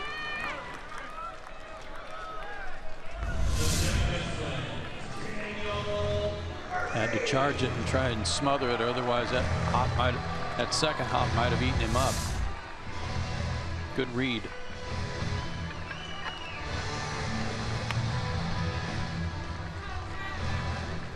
Murphy with 2 hits. His last safety came in the 7th.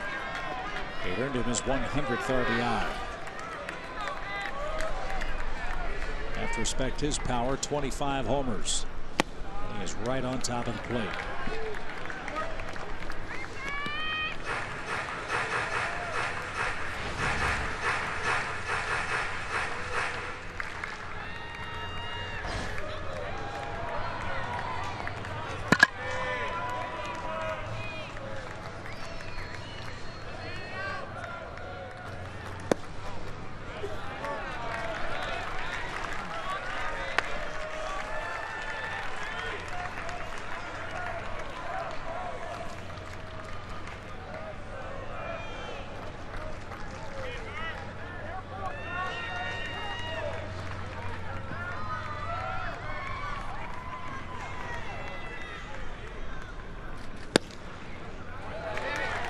Respecting that power too.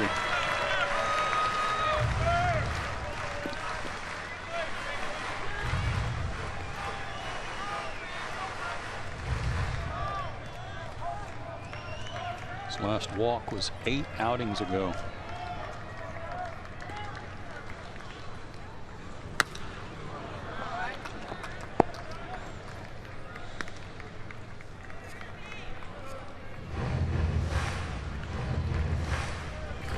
Harper's next.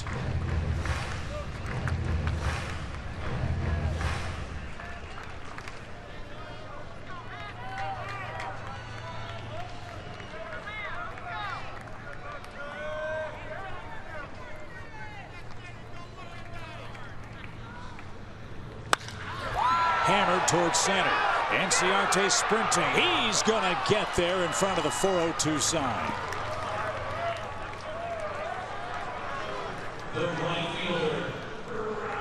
He put his foot down real quick on this one, expecting a fastball so he could get his hands to it, and he put a charge in it. See how he picked his foot up and just kind of tapped the toe and did it early, and the hand stayed back. What a good swing. Harper's 0 for 4 with a couple of strikeouts.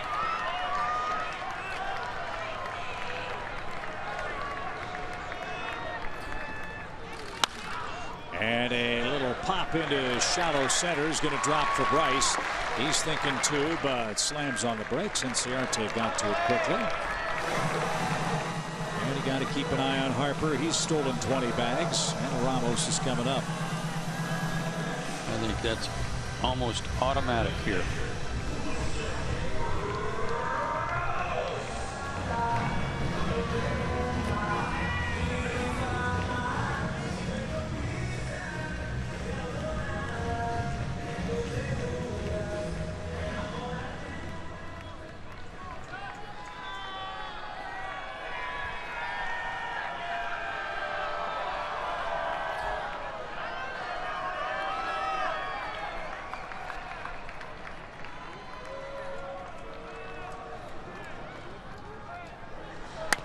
Check swing. Thank you very much. And Johnson will force a 10th inning. Jim gives up a 2-out hit, nothing else. Freeman, Kemp, and Markakis are coming up.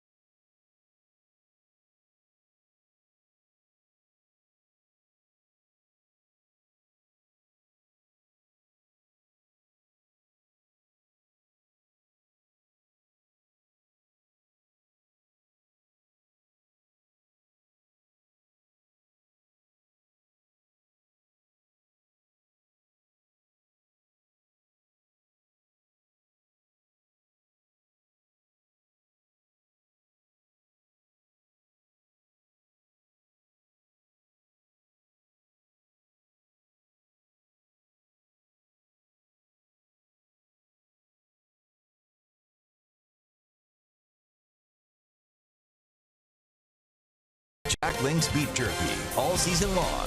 Jack Link's Beef Jerky. Feed your wild side. Free baseball in Washington. We head to the 10th inning. And it's Oliver Perez. He worked a third of an inning last night. A lot of strikeouts, a lot of walks. Lefties only 234 against him, and brought in probably just to pitch to Freddie Freeman. He might get a whole inning in because Markakis is due up third. But that won't. Watch out, your glasses are falling off. Man, they're tired too. Well, there is action in the Nationals bullpen. Well, he only got to work a third of an inning last night. He didn't get to work in all of his theatrics and spin moves and everything. So if he's going to do that tonight, he better do it in a hurry. 21st extra inning game for Atlanta.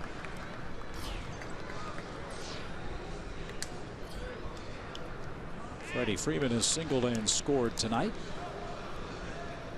So he's got a 14-game hitting streak. His career high is 20.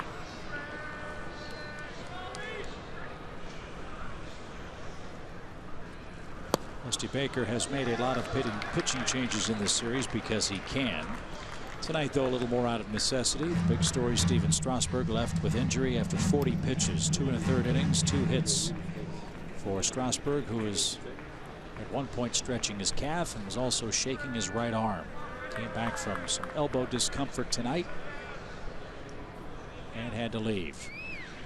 And there's the peekaboo motion from Oliver Perez. Ineffective pitch. 1 ball, 1 strike. He didn't get to break that out last night.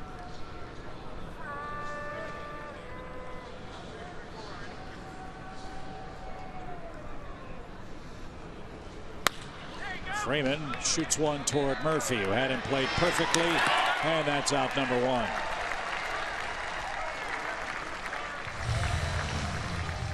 Oh, come on, Dusty. No, you knew that was what was going to happen. Perez faces one hitter. Zeros across. Dusty Baker's going to bring on a 7th reliever in our game. 3-3.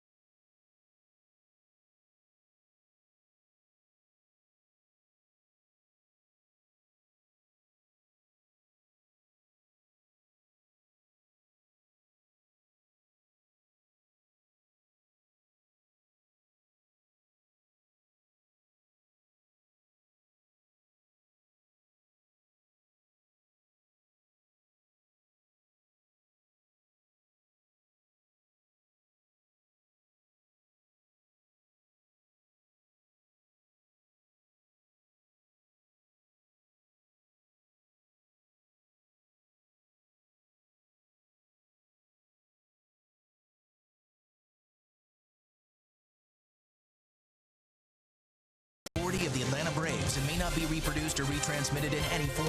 And the accounts and descriptions of this game may not be disseminated without the express written consent of the Atlanta Braves. Follow Braves Baseball live with the MLB.com at Bat app. Stay up to the moment at any moment with game day, live game video highlights, StatCast, news, and more. Download MLB.com at Bat, the #1 app for live baseball on your phone and your tablets. A Kentucky Wildcat is on to pitch. Trevor Gott will make his first appearance against the Braves. Trevor's got a good fastball, 94 to 97. He's only been in 1 game this year. There are the numbers, such as they are. There's 1 number anyway. And last year he was in the big leagues for almost the whole season with the Angels. Came from the Angels for Yunel Escobar. Did I have that right? Yeah, you did. He was originally a Padres farmhand. Went to the Angels, now to Washington. His first pitch blazes in at 96 to Matt Kemp. Matt's 3 for 4 tonight. 3 singles. Very nearly a fourth, but Blake Trinan on a deflection got him on a ground ball to first. About is 6 feet tall, 185.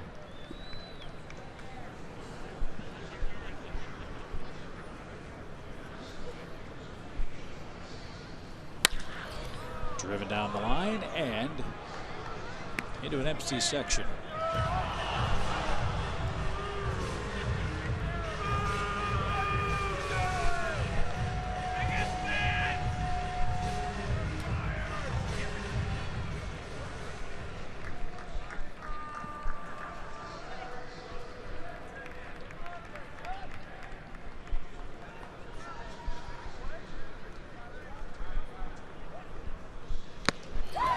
Kemp's not on strikes at 95 miles an hour. Pretty good arm. You bet. And some deception involved in that too. Threw it up above his hands, hard to get on top.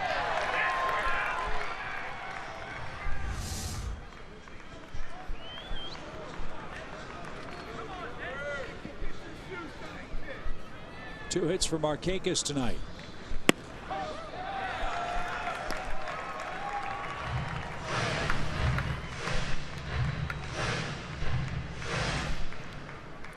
Something Chipper Jones has always said about relief pitchers.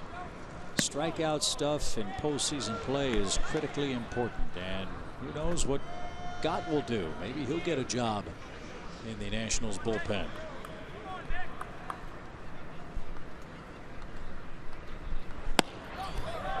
He's bringing it tonight. 95, 96 miles an hour. And has some sinking action on it too, away from lefties.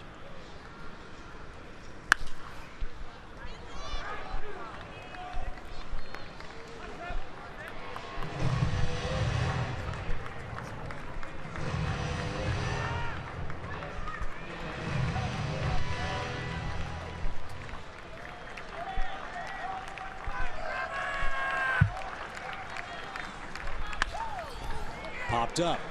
Rendon drifts out. Still going. Can't get it. Ball drops. Markakis is going to try for 2. Worth's throw is going to be late. And Markakis with a bloop hustle double keeps the inning alive for the Braves in the 10th inning. 3 hits for Nick tonight. When it was all said and done, Rendon tried to catch this barehanded. He was running as hard as he could, and then eventually he's trying to either overran it a little bit or misjudged it. Good hustle by Nick. 3 straight hits for him tonight. Here comes Mike Maddox. He'll put his hand on his shoulder and tell him everything's all right.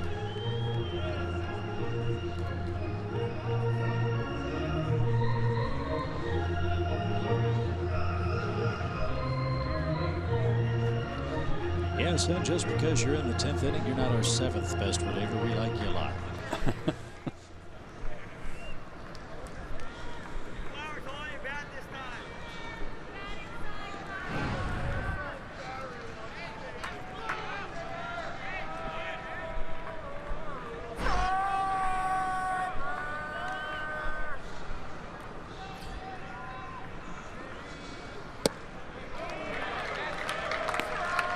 Flowers didn't think much of that call. He has not seen eye to eye with Rob Drake quite a bit tonight.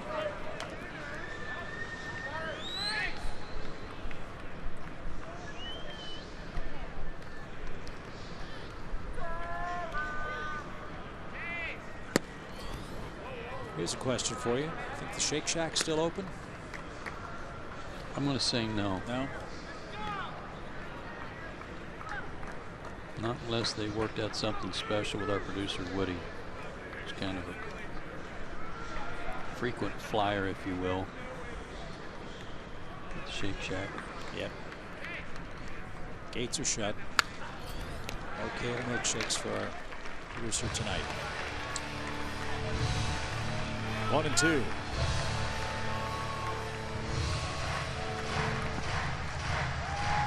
You know, you mentioned about 3 hours ago, I hope to get home before rush hour.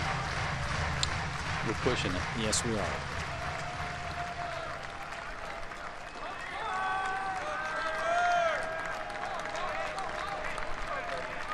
The 1-2 pitch is taken high.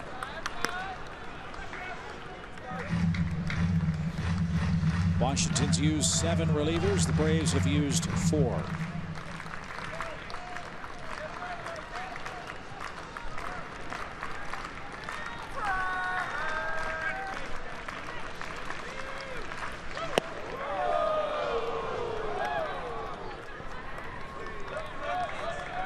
Flowers almost got nailed again.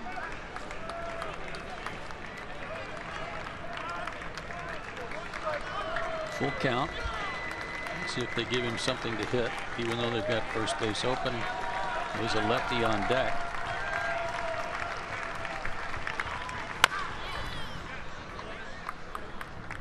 He's throwing hard.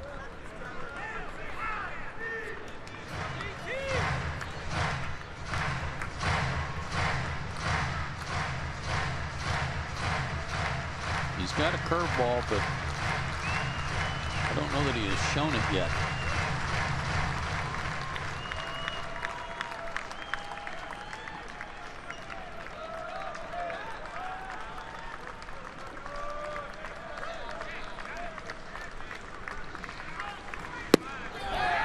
Ball 4.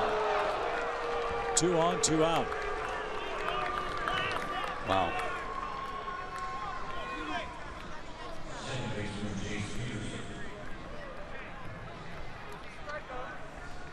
Well, the complaint that Tyler lodged earlier wanting that pitch for Chris Withrow, it just got called a ball again. This time in Tyler's favor. Get a good pitch to hit here.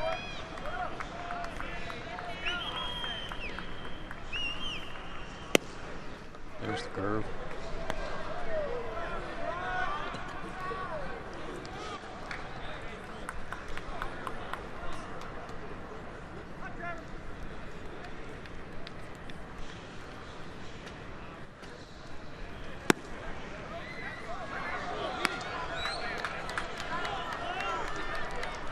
Approach the midnight hour. Oh no, we've approached and reached. We're there. Just now. So this is officially an off day. Yes. Well, we'll see you later. Paul Bird will take you the rest of the way. Have to wake him up. Yeah. Hot shot, base hit. Here comes Markakis around third. Worth loads up. His throw to the plate is late. And streaking to third is Tyler Flowers. Jace Peterson came through at the stroke of midnight, and the Braves are in front 4-3. He sure did. No question as to whether or not Bo Porter was going to send Markakis. That fastball elevated and slashed past Rendon. Now Nick's got to pick him up and lay him down. Throw was a little bit to the first base side of the plate, and that gave Nick some room. All right. Well, let's get a little more here. Dansby Swanson, 2 outs. And runners first and third, and time called.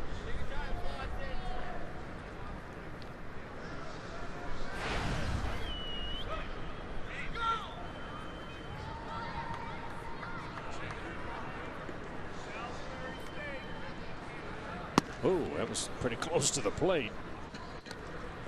And looks like they're going to walk Swanson intentionally and force the Braves to hit Jim Johnson. Braves have the lead. They're not taking Johnson out of this game. Nobody up in the bullpen. So they'll be loaded. All this with 2 outs. And that was probably the first thing that Dusty Baker did, was look out to see if anybody was warming up. They weren't. He knew Johnson would stay in the game.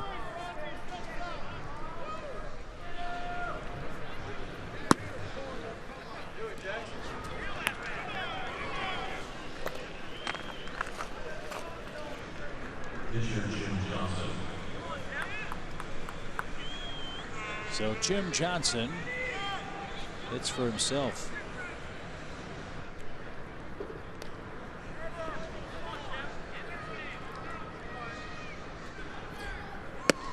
I don't know if the closers like this opportunity.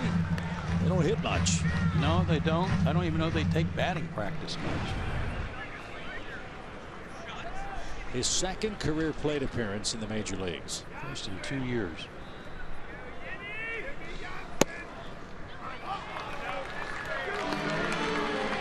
I will say this. Jim makes that bat look like a toothpick.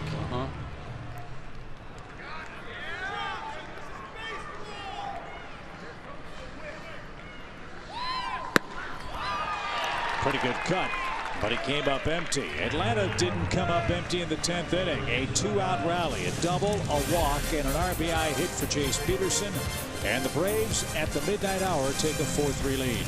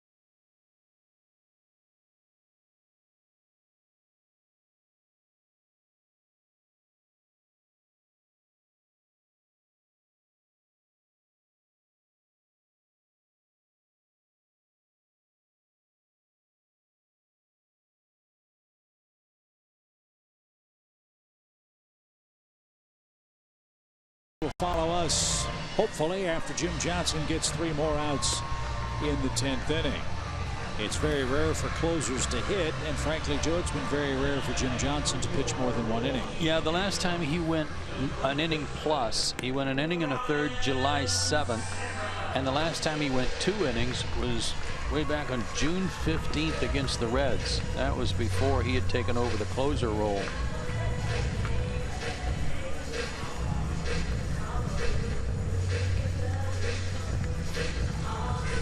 Been picking up a lot of saves during this good work the Braves have been doing, but tonight he's got a chance for a win,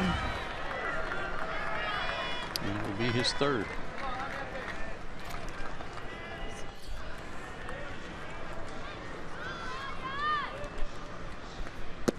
First pitch to Ryan Zimmerman is in for a strike. Zimmerman has the hat trick. 3 strikeouts and a line out. He entered play hitting .220. He's down to .218. He's behind 0-2.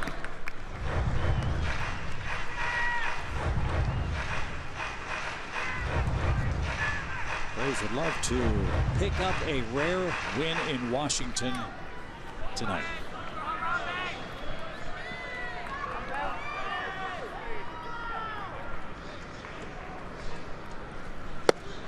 Strike 3 inside corner. That's 4 strikeouts for Zimmerman. And that's how the bottom of the 10th starts. First strikeout for Johnson. 1 away. If it's close, I'd be swinging. Good pitch at the knees. Good job by Tyler. We are at the 4-hour and 5-minute mark. And that does not count the 50-minute rain delay.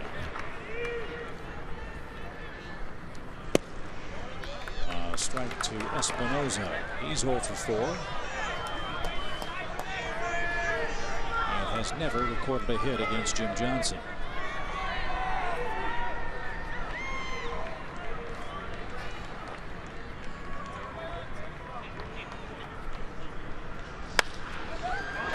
Into right center, and Espinosa takes care of that. Bit of personal history.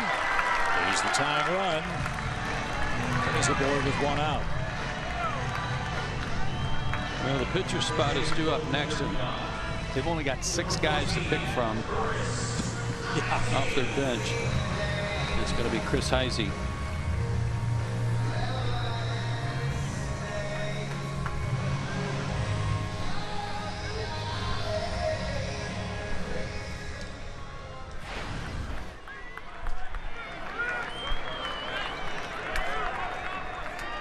Heisey has 3 pinch hit homers this year.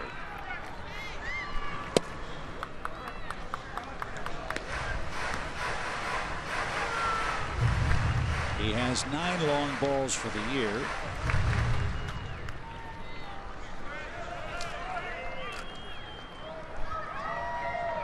Three of his homers have come against the Braves. They've all been solos.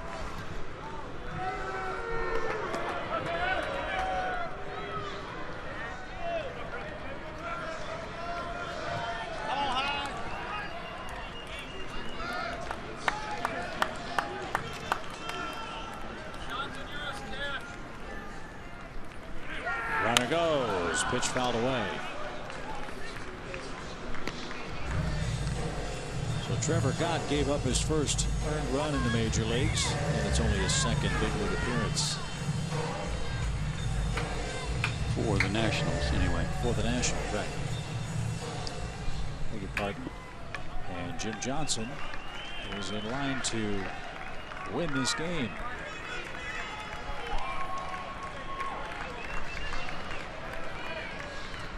It could be his third of the year. The 0-2. Runner goes again. Bouncing ball, base hit left. Espinosa cuts the bag. He's on his way to third. The Nationals have the tying run 90 feet away and only 1 out.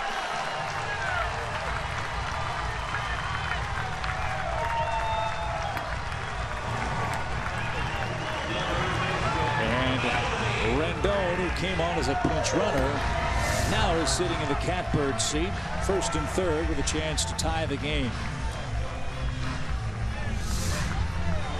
Tough out. I mean, this is a guy who usually hits in the middle of their order. He didn't start tonight. Came in to pinch run, and now he's up there with a chance to save the day for him. And nobody throwing in the Braves bullpen. Johnson's the Atlanta closer, about to throw his 20th pitch. Ground ball would be nice. Jim's got a good sinker. Rendon does hit into just 4 double plays in 491 at bats.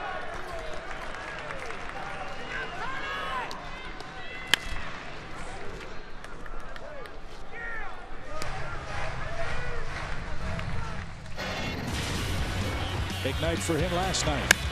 Williams Perez on an 0-2 count. Another one of those guys that takes no stride. He just kind of lifts his heel up, puts it down. Rick Shue and Jock Jones are the hitting coaches for the Nationals. They've got a terrific hitting group.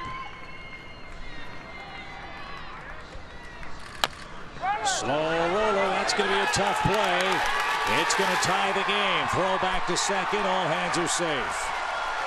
Rendon with an infield hit brings home Espinosa, and the Nationals aren't dying. It's 4-4.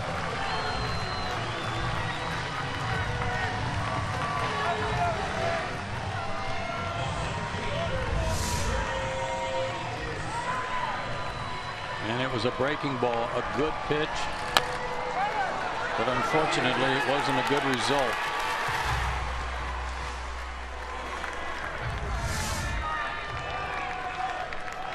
And now Turner's the batter.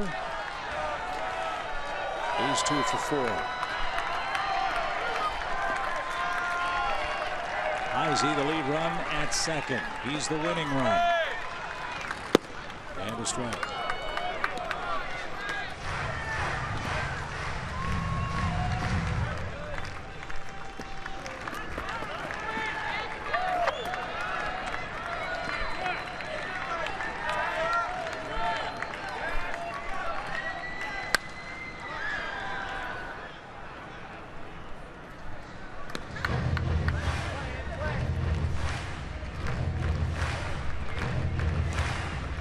To date through 16 games,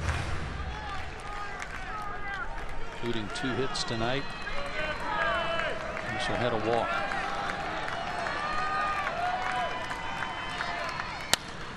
Ground ball slowly hit towards second. There's one. Dansby the turn. It's a double play. And Trey Turner is out number 3. Nationals force an 11th inning.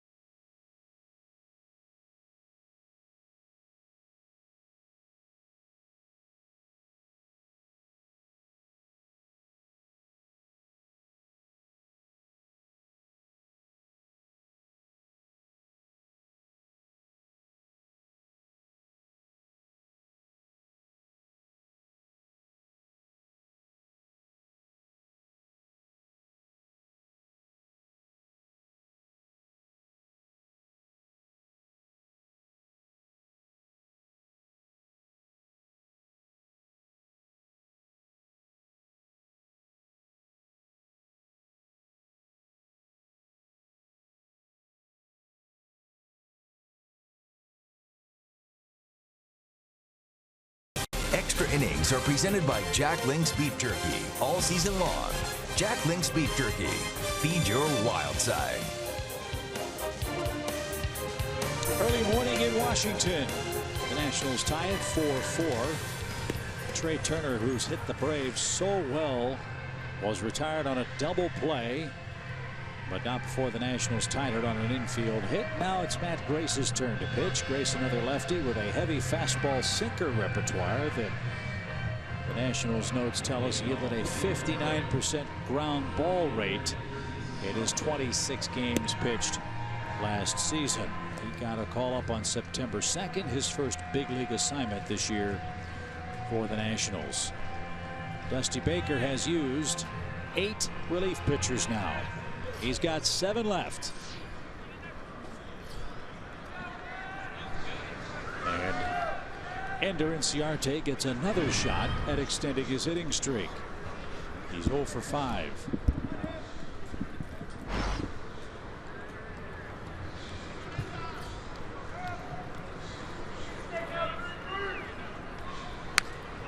And that's fouled off the screen. Washington hosts the Phillies next. I'll bet Tom McCarthy and Larry Anderson are landing now and planning on coming by for the final inning tonight.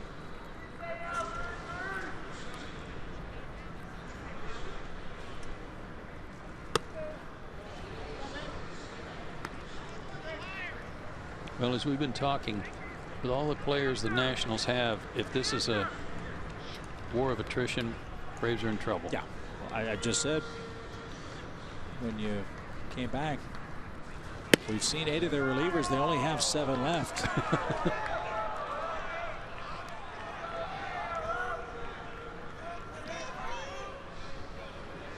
And I'm not blaming him.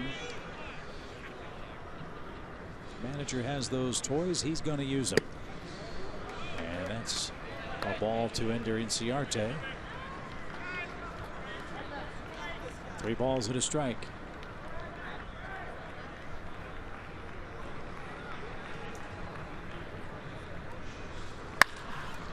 A base hit.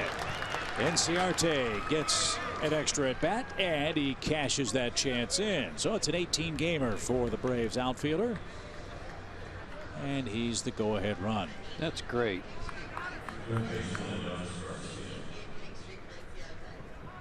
Only thing that would make it even more positive is for a W to come across the board, not a curly one. Correct.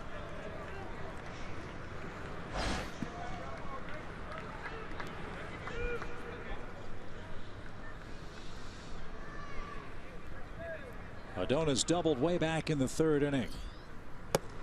Here's a question. I know we're after midnight. There's a city ordinance in Atlanta that does not allow the fireworks to go off at a certain hour of the night. I wonder if they can bang zoom the fireworks here in Washington. That's a good question.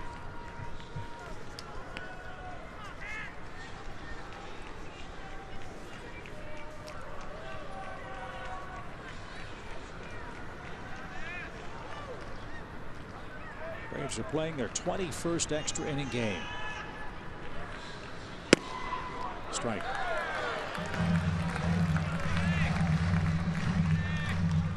Giants lost in Colorado. Boy, oh boy.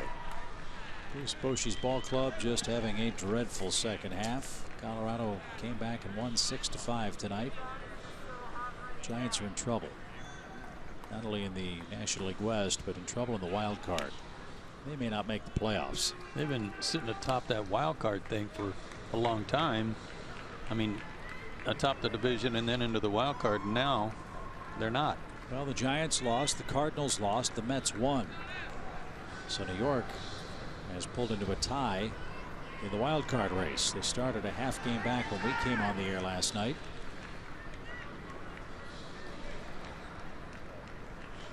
And that's who the Braves will see next. Driven foul, out of play.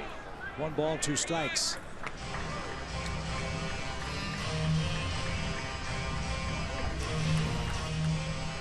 Giants are 74-65. The Cardinals are 73-65. The Mets 74-66.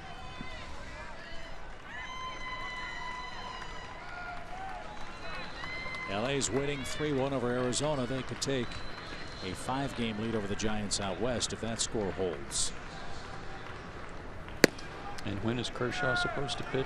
I want to say Friday or Saturday? This weekend sometime.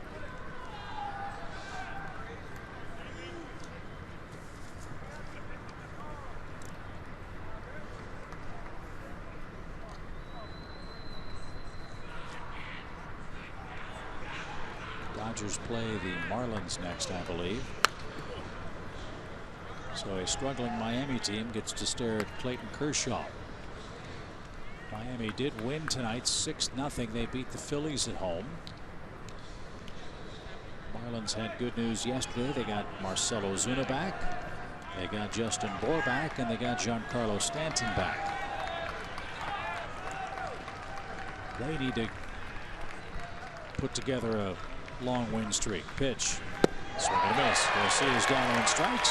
1 away in the 11th.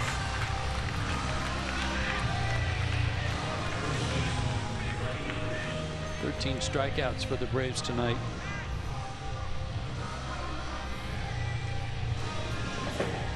He ran out of space on his score sheet.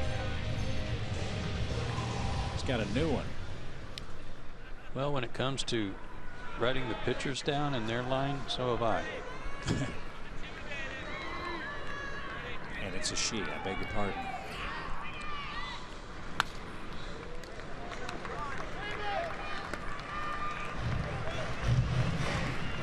Freddie Freeman, the batter. Freddie has a run and a hit. That came in the 6th.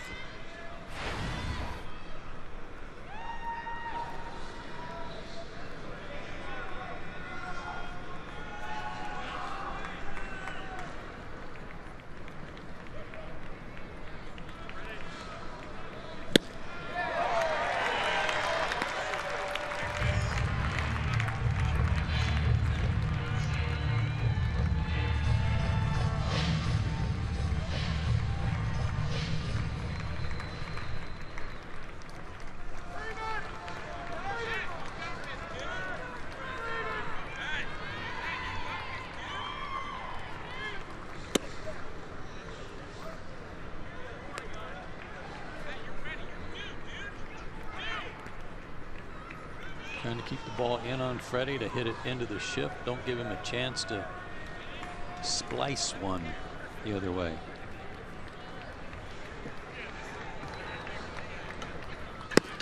Swing and a miss.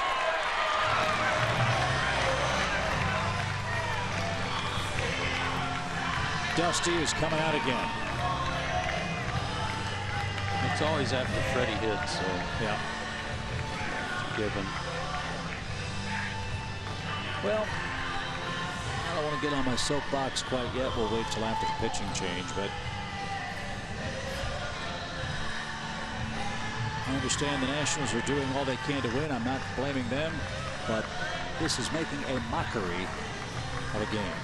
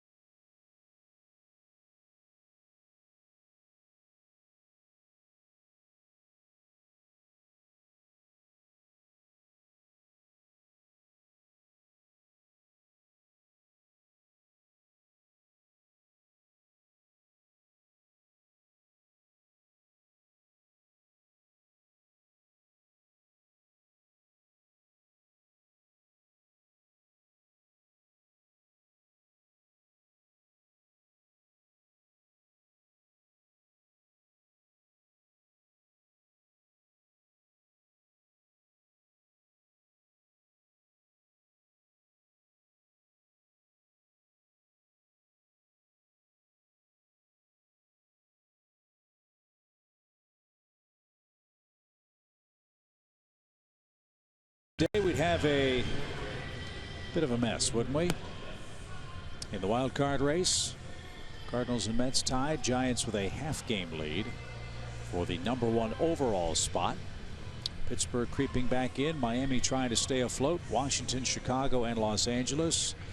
Nationals are hoping against hope perhaps to catch the Cubs. More importantly, hold off the Dodgers for the second best record in National League play. If that held true, if the season ended today, St. Louis and New York would play a playoff game to see who plays in the wild card game. So it would be back-to-back one and dones.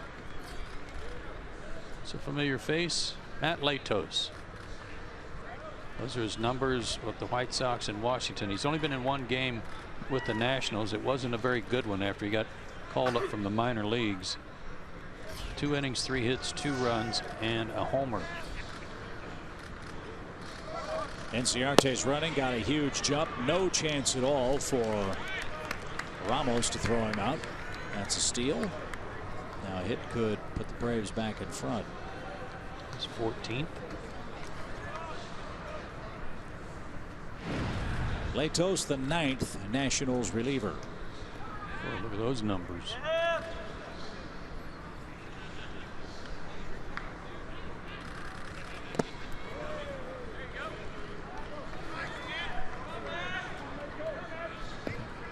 Ramos could So look what I found on that one.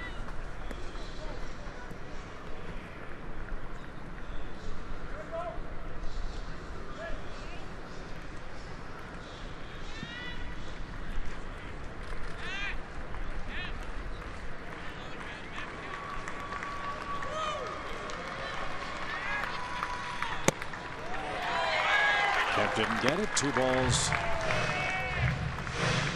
and a strike.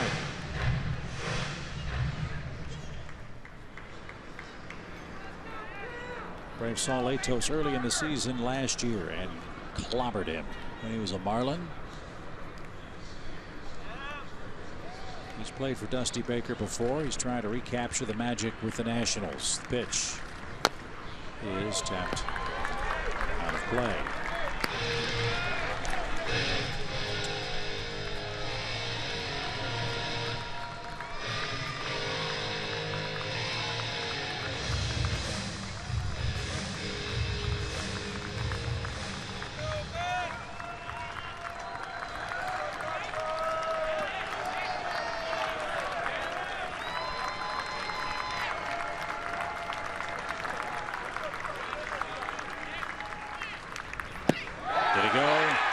Yes, he did. Latos retires Kemp. And after the leadoff hit, 3 straight Atlanta batters are down on strikes. We go to the bottom of the 11th.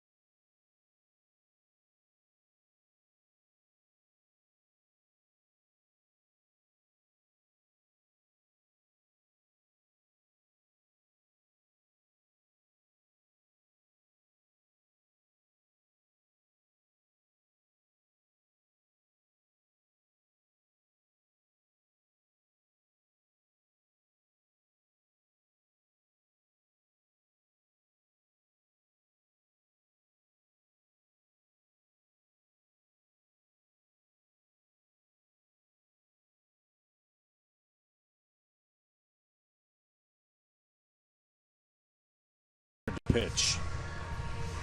By comparison, the Braves have been almost stingy in their use of relief pitchers tonight. He is merely the 5th employed by Brian Snitker. Picked up a win in his first big league appearance. That was on this road trip. Now he's in his 3rd game. 3 innings, 2 hits, a run, 3 walks, 3 strikeouts.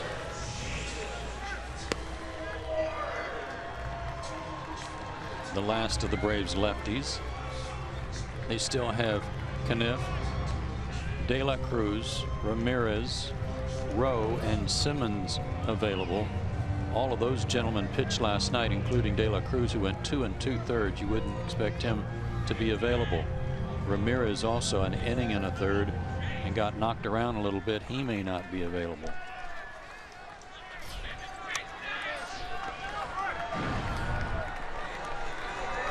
So Worth, Murphy, and Harper coming up for the Nationals against Bradley. Worth has a couple of singles and Jed a strike.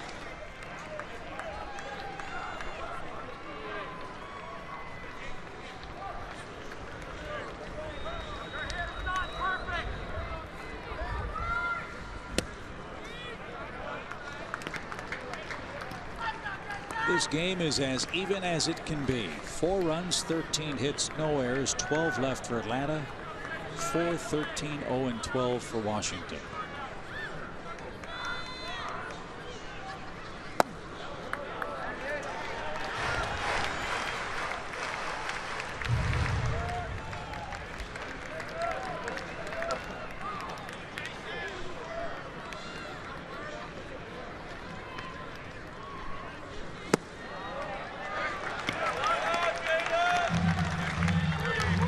issue for Jedd's second appearance when he came in and threw 8 straight balls to start his inning and walked 2 guys, gave up a run. And a light misting rain begins to tumble from the sky. Home run cut. Worth didn't get it.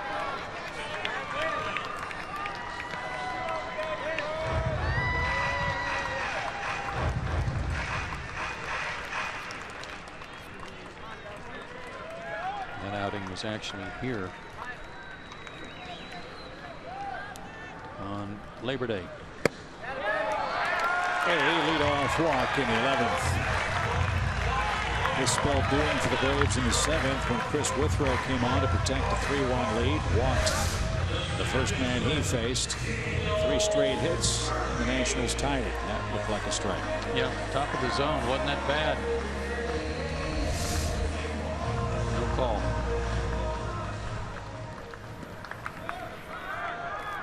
So here's Murphy. 2 more hits for Murph. 53 multi-hit games.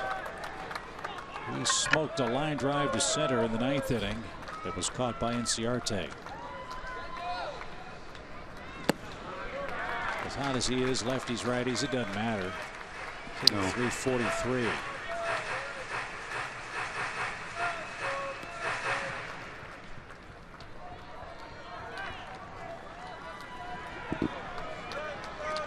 Murphy began the night tied with DJ LeMahieu atop the batting title chase in National League play.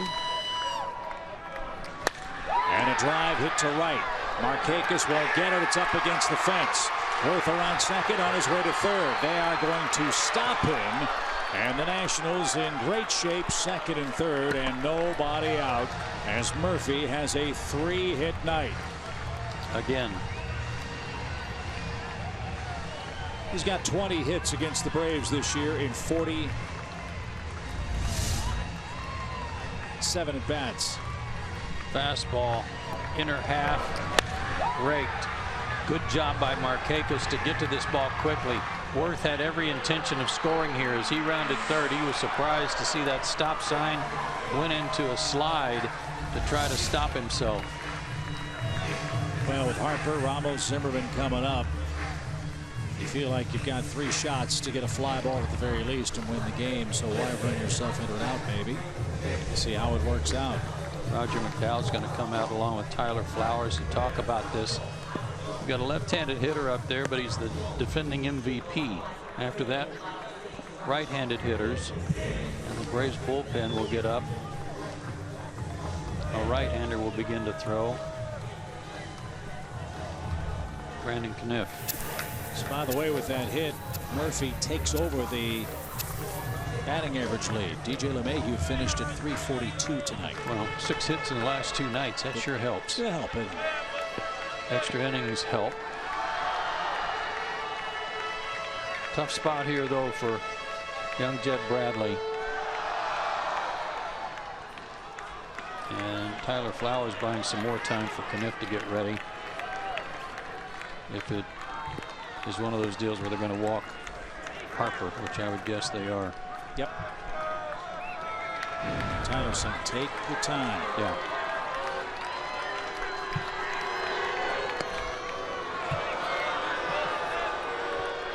The intentional walk is nothing new for Bryce Harper. This is the 17th time that's happened to him. And if Kniff comes in now, he will be the second reliever for the Braves to come in with the bases loaded and nobody out tonight. Kroll also had that distinction. And gave up the hit to Daniel Murphy. They got the game tied at 3. Braves took a 4-3 lead in the 10th. Washington tied it up with an infield hit from Anthony Rendon. And now Brian Snitker is going to come out and he's going to make a pitching change. With the bases loaded, Brandon Kniff is going to come on. Gordon Beckham has grabbed a glove. Looks like Gordon might be coming in too, as Atlanta will employ a double switch, hoping that they can get this game to a 12th inning. 4-4 is your score. Our duel continues in Game 3 in Washington.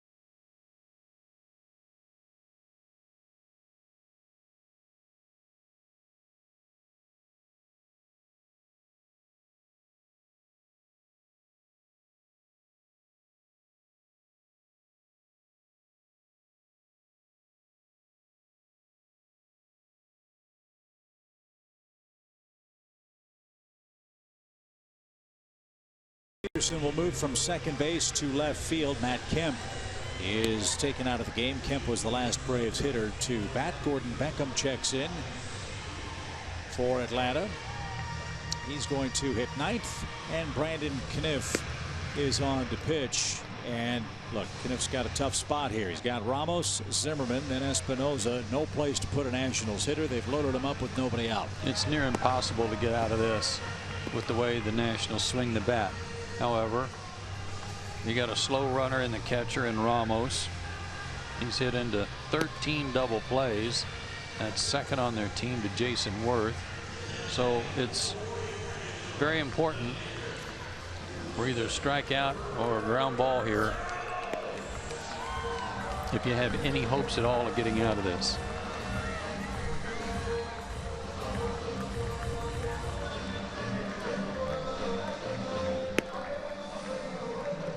Braves are playing their 21st extra inning game this year. It's been a long night, longer still by a 50-minute rain delay that delayed the start of our first pitch. It wasn't even rain, it was the threat of rain. When it didn't rain. Yeah. And we're well over the 4.5-hour mark for an 11-inning game. We have seen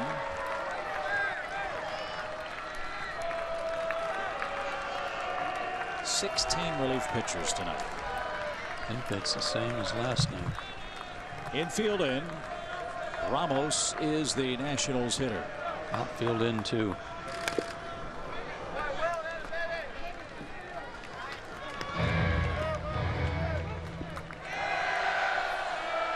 A strikeout would be nice. A triple play would be nice. Yes, it would. A home to first double play would be nice. Any of those options would work just fine.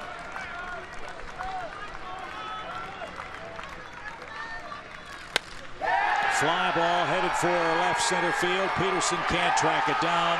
Wilson Ramos drives a shot into the gap, and in 11 innings the Nationals have beaten the Braves for the 9th time in 10 games here in this House of Horrors, Nationals Park. That's your final 5-4. We'll recap it after this.